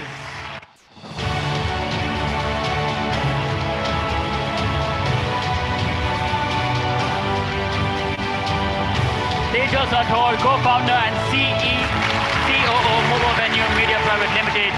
We have Ashwarya, the account manager, and Anusha, the client servicing team member, joining us to collect the award on behalf of Tejas.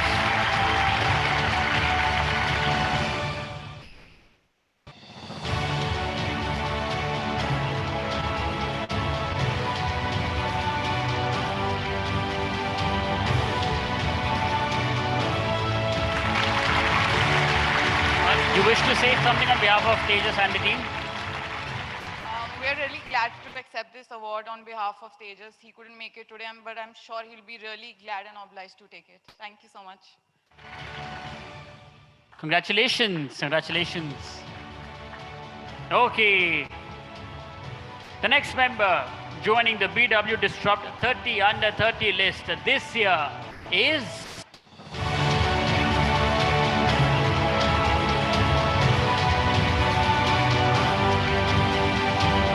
Kunal Kothari, co-founder and chief growth officer, director, Movo Venue Media Private Limited.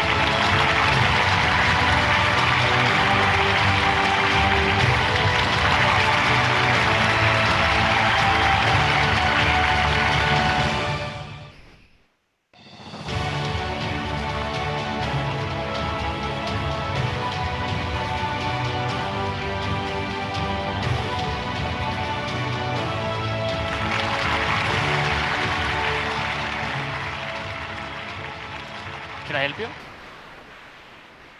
Yes. Oh, that's heavy. Kunal?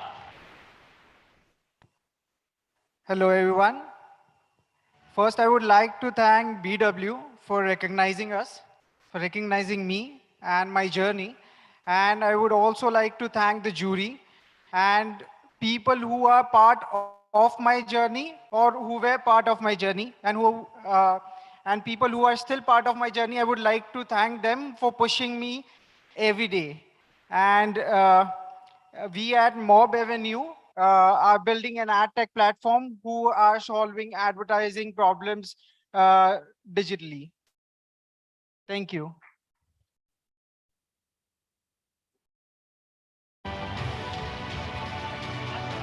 Congratulations, Kunal, to you and your team. Okay, the next member who's joining the BW Disrupt 30 under 30 list this year is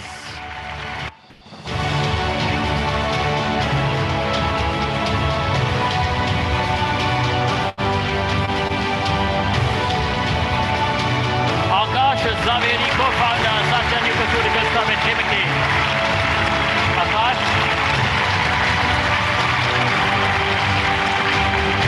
So Akash has joined us. I think Akash has joined us virtually.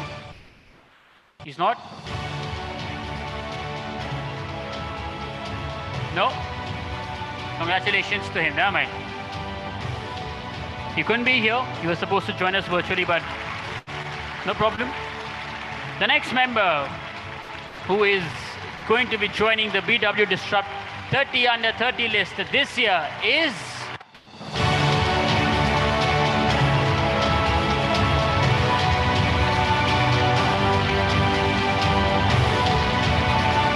Ananya Agarwal, the co-founder and CEO Runaya Group.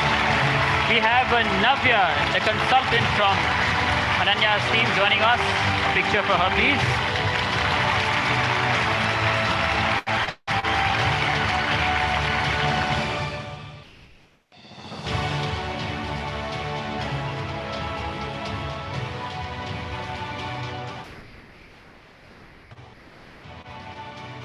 We also have Ananya is joined us virtually.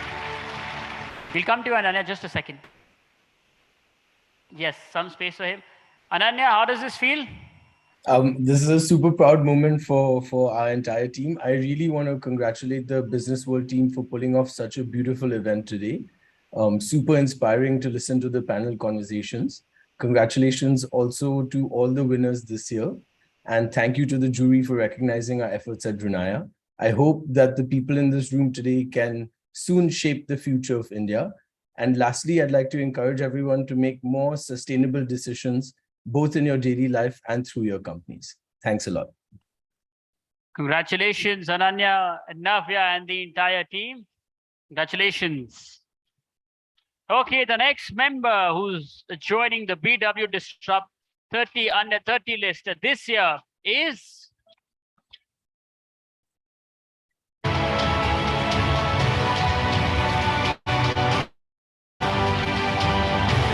Eesh Dixit, co-founder and the CEO Together Play. We have a receiving video from him, Prashant. We do.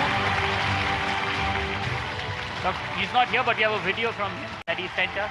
Can you please have? I feel really honored to accept the recognition of the top 30 disruptors under the age of 30. I want to thank the jury, the Business World team, my customers, my team, my family, who have all contributed to my growth in the journey that I have had in the last 7 to 8 years. I feel left out because I couldn't make it to the event, unfortunately. I would love to make it to the future events when the next set of 30 under 30 are being recognized. And I feel so grateful, and I just don't want to disappoint you guys. And I want to make sure that this recognition is actually worthwhile, and I'll put my best foot forward to make sure PowerPlay achieves great heights. Thank you. Thanks a lot. Thank you and congratulations. Okay, the last two members. All the winners, I hope you are still here. We have to have a group picture after this. The next member who's made it to the BW Disrupt 30 under 30 list this year is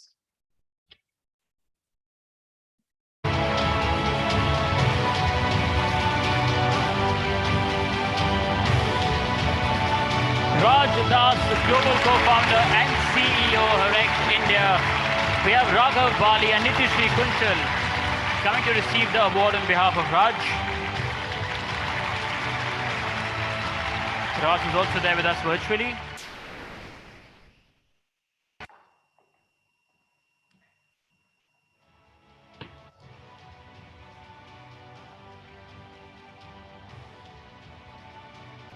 Let's give them a huge round of applause, everybody. The hard work, the efforts are paying off. Raj, how does this feel? We can see you smiling. Definitely, it feels good. Thank you so much, Business World, all the juries, and my team at Hirect. And I would say, like, it wouldn't have been possible without my team at Hirect. So I dedicate this award to my team at Hirect. Thank you so much. Congratulations, Raj, Raghav, Vitishri, and thank you. Okay, the last or the 30th member to be joining the BW Disrupt 30 under 30 list this year is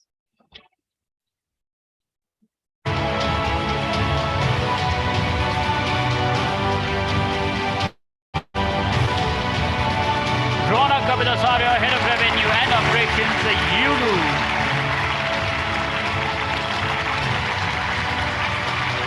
Ronak is here. Ronak, congratulations. How does this feel? It's amazed. Actually, I'm really thankful to the Business World team, to the jury, as well as to everyone who has supported me so far. It's been a great journey, and thank you to the whole team again for giving me this recognition. Also, congratulations to all the winners out here. Congratulations, Ronak. Congratulations, and thank you. All the very best. With that, we come to an end of this powerful list for this year. I would request all the winners to please join us on stage with your mementos for a group picture with our only the trophies with our presenters, please. All the winners.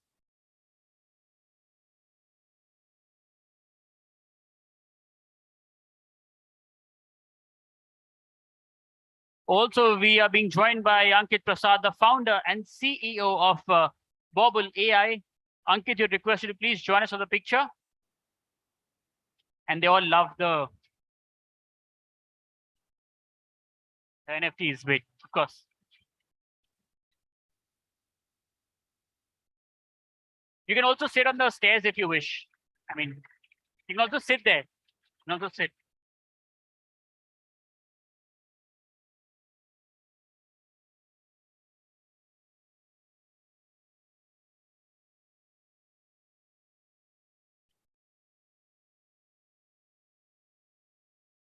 Anyone? If the winner isn't here, you can join. Your team member can join, no problem. So we'll have one with the presenters and jury members and one with only the winners.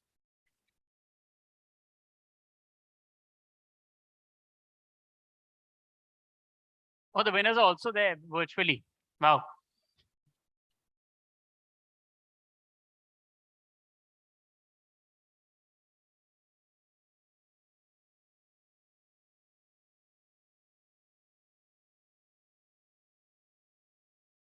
Smiles.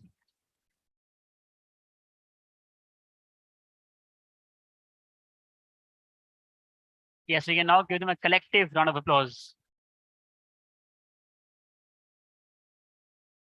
Oh, please stay back, winners. Please stay back. One without the jury members. Only the winners.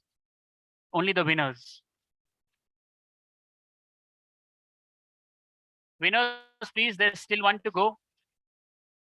Gentlemen.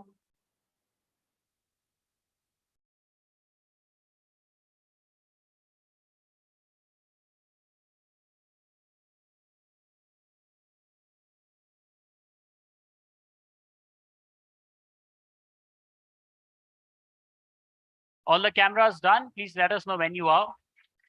They're only waiting for you. Thank you. Congratulations, guys. Thank you so much. Cheers. And where's the party? 8 o'clock. Who got the patent? Thank you so much. Thank you. My name is Aditya Malik. Thank you for being such a lovely audience, everybody. Pleasure to host all of you. The BW team on the stage, please, for a group picture so that we know that you worked. Of course you did. I know that. The BW team members on the stage, please. I'll start calling out names. Tanvi, Prashant, Ashish, Soumya Jeet, Chetan. Well, give me a list for that also. Quickly, is Dr. Batra here? No, not yet. Resham, Anybody else from the BW team? Rohel? I know that you. I'm sorry. I'm sorry to cut the conversation short. Sunny, if you're here.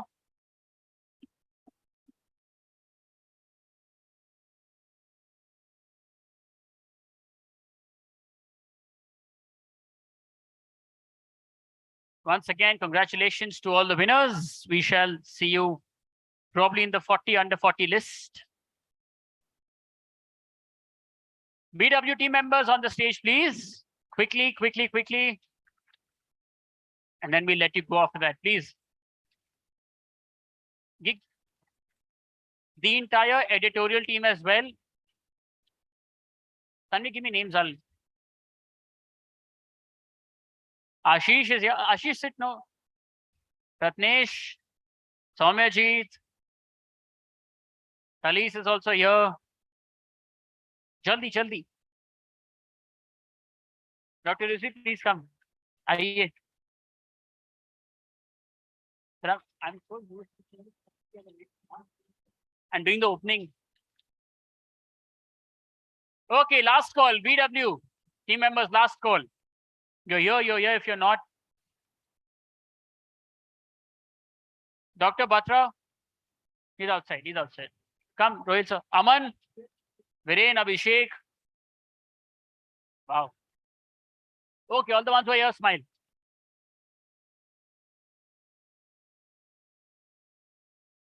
Abhishek. Yeah, they won't be able to hear me.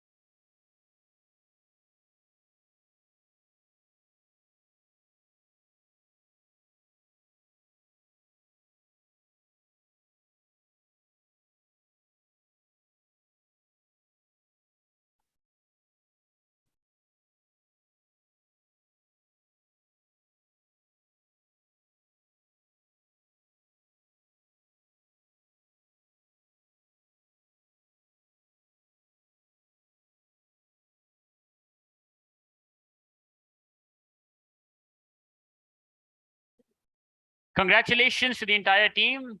The hard work's paid off to all the winners. We shall see you very soon. Good night.